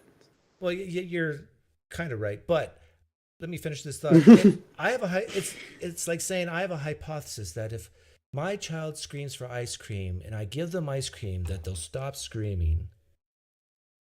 This is how I view gender. Well, that's bad parenting. Science. Okay. If that's bad parenting, why isn't it? But we delineate between bad parenting and good parenting. I mean, you're going to have to invest in looking into the actual. Maybe it's bad parenting to give a boy a dress just because he asked for it. But we know that it's not. We know that the opposite's true. Okay, why? They're letting people wear what they want. Because they feel better afterwards? What's the marker we use? Gender dysphoria. No, the marker we use to know among other markers. What's the marker we use to know whether the gender affirming care worked? Through self-reporting, the same way that I feel good now. Thank you for giving me address. Yeah. And then we call that science. Well, Doug, all science inevitably ends in sensory experience. Like, that's what all empiricism is. Yeah. It's just we can't put numbers to it yet. Eventually, and hopefully we will be, right? Like the idea of doing social sciences is to eventually make it into hard science. It's going to be really hard because it's incredibly complicated. It's not as simplistic as physics and equations. I gotta be careful. Matt Walsh is going to hire me to be on his show if I keep this up. Sorry. Well, I mean, Matt Walsh is like totally opposed to any gender affirming care. Whereas it sounds like you're just like concerned about. Yeah, I'm not even really that sure why you're all too concerned. I mean, the issues, the cases of gender dysphoria and suicide for trans people are significant compared to detransitioners, even though they've been hyped up and promoted by right-wing propaganda. Actually, I'm not sure if that's true. I read a study that the opposite is true, that people who do who did that study? That people who do transition, their suicide rates go up years later. People who do transition, their suicide rates go up? Yeah. Like, but not immediately. Like you get a bump of immediate. It's sort of like giving the kid that ice cream, right? You feel good, feel accepted, but then you start to get the stomach ache from eating too much ice cream. It's sort of that idea that years later. But I don't know if that's true or not. But yeah, I was going to ask you something before we go because I got to pick up my son soon. Oh, it was really. Real quick, it's only complicated because it involves children and medical procedures, right? Like, you're totally fine with letting people do whatever they want. And oh yeah, how yeah. They want, if we're talking right? about adults here, I don't care. Do what you want. But when and you're not religiously and like ethically opposed to the existence, because that's where I think you are somewhat downplaying the anti-LGBT movement. No, it is deeply seated in religious bigotry. Yeah, I think when like they want some people to be killed and sent to hell, like it is. I think most of that's bogus. I think most of that's bogus. I think in the queer community, they have this false idea that most of the planet wants them dead, and it gives them the appearance of screaming for love. Just love me, say that you love me. It's like, no, it's like, I don't care about the. That was the gay movement chant. That was the love is love. Oh, really? I didn't know that. But anyhow, yeah, that was their phrase. I try to treat people fairly. Most people in public, I don't care about. And guess what, queer community? I don't care about you either. Because I'm fair. Most places in the world, if you're gay, you cannot come out in public. That's true. So I mean, I think it's bizarre to hear you saying this, considering you're an atheist. What's bizarre? To deny or downplay the relevance of religiously motivated bigotry. I never once said anything about the religious motive bigotry. Why do you keep putting words in my mouth? I thought you just said like you don't think that's the driving factor. You think most people, and then you said like that you think that the left weaponizes that idea. Yeah, I didn't mention religion. I don't think I did. So you mentioned that the left uses that narrative that they want us all dead because the Bible says to kill us. No, I never mentioned the Bible either. I said that the queer community has this idea. Well, that's why that's why I understand. Like that's where I understand the queer community to be coming from. Like that's where the pro-gay movement was coming from. Is we don't want to be persecuted because of the religious bigotry. Yeah, I'm all against holocausting queer people. Like, it's true. I don't want queer people to die just for being queer. But you understand that the religious ideologues in this country who have like an incredible... We already went through this. We both agreed that the vast majority don't want you dead. No, I think they do. Have you not listened to pastors like Are you Greg following Locke the science on that one, Lina? These hate preachers? Are you following the science on that one? Have you done a scientific study? Do you have polling survey data that most people want you dead? I do, actually. Most people in the United States want you dead? No, and queer people? No. I have polling that most terrorist organizations in the U.S. are Christian, are religious. That the majority of anti-LGBT bigotry is coming from religion. I don't have a scientific source on that, but that's the... We're not talking about terrorist organizations. We're talking about the general population. I'm against terrorist organizations that kills all people. You know what? Let me say something controversial. I think as a white male who's heterosexual, if I get killed or if a trans person get killed, they're both equally as bad. It's not worse to be killed as a trans person compared to me, who's just a normal, boring person. This is how I view people equally. You're not special for being trans. You're not special for not being trans. I agree. All right. So but that doesn't mean we shouldn't take note of the trans genocide that's happening. There's no virtue in being trans. Correct. The reason pride is the reason why we're being proud is because there is a history of shame. Right? Like that it's not that it's a virtue to be gay. It's that it's not a vice. Yeah, I would agree with that. But then take the word pride out but of the it. religious zealots don't agree with you. They don't agree that it's a virtue. This is the part I don't understand. How do you engage with I guess you only engage with the liberal Christians. Maybe that's why. No, you've seen my channel. channel. They're willing to like talk to atheists. I've talked to a lot of... Most of the people I'm opposed to who have the political power that I'm concerned about do not engage with atheists at all. They think we're demon worshippers, right? Spawn of Satan. Yeah, but that doesn't bother you, does it? That's how I operate to some extent. It does, of course it does. Oh, that gets back to what we were saying earlier. It should bother you too, as a well, it should bother you as someone who values the Lina. Reflect on this advice. Imagine it's just your crazy old uncle giving you advice. Okay, please, every day try to get a little bit better at not caring what people think of you. I hold you in high regard than my crazy uncle, Doug. But you'll be a much happier person. And I care what some people think, or I guess I care about what everyone thinks about certain issues. Right? I don't care if everyone is attracted to me. I do care if everyone values democracy, values egalitarianism. You don't value democracy. You said Republican politicians should not vote and shut up if they disagree with you. That's the opposite of democracy. No. This is the paradox of tolerance. The paradox. Love, No.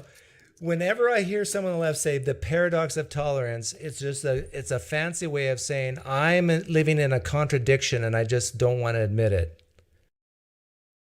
The contradiction would be allowing fascists to participate in democracy because that's being undemocratic. Right? The hypocrisy is saying that I'm tolerant, but I allow intolerance.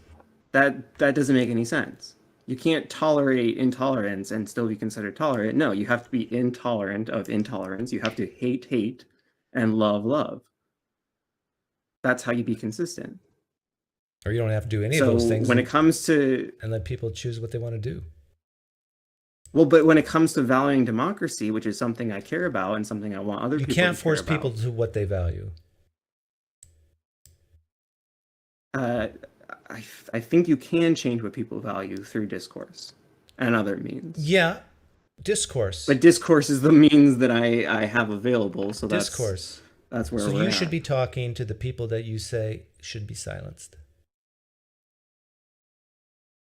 I want to talk to people like you, yes, to get you to retract the right. But imagine imagine I'm a far right wing Christian Baptist who thinks you ought to die. But I'm not going to kill you. But let's say I am that guy who thinks that it's better off you're dead. Okay, would you talk to me? Mm-hmm. That version? It depends. Probably not. Like Why not? I don't find conversations with most religious extremists fruitful. See, that's a problem. But I don't know which one's which, and so that's the same thing that someone like Matt Dillahunty. Those are the type of people that you have to have the conversations. Those are the type because you don't know who's going to be. Those are the type of people that you should talk to the most. The religious zealots who do think your existence is a threat to them and that you should die. Those are the people you should have the discourse with. Way more than people like me who's non-religious. Anyhow, thanks for coming on, Lina. I got to go pick up my son at school. Oh my goodness, it's getting late. How long have I been going?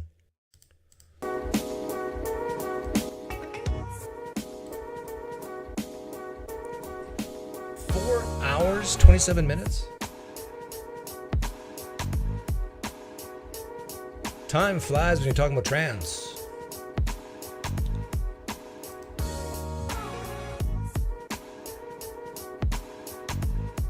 This is a great conversation. I want many more of these. Well, thanks, Jamie. And Nicholas Sparks. You're gone.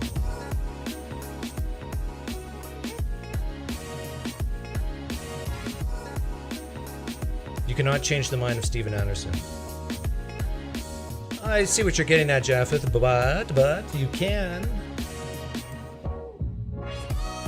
go public with the conversations and influence other people through those conversations.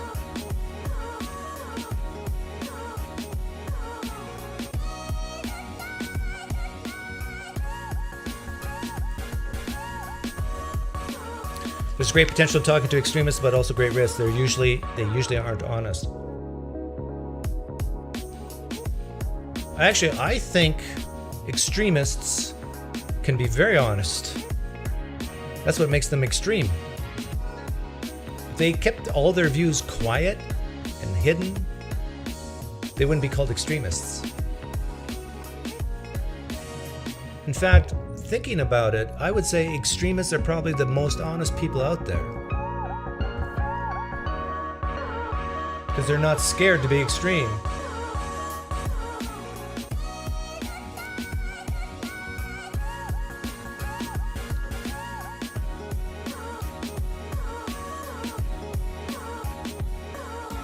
Like that guy who talked to the KKK members. Yeah, what's his name? Daryl Robinson? Poof.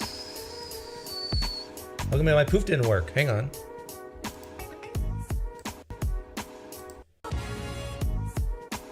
Okay, get ready. Poof. There we go. Myron finally got it right. Hey guys, thanks for hanging out. I do this every Tuesday. Then Thursday is on the Pinecreek regular channel. Daryl Davis, thank you, Man Bear Pig. And Max the Confessor and everybody else.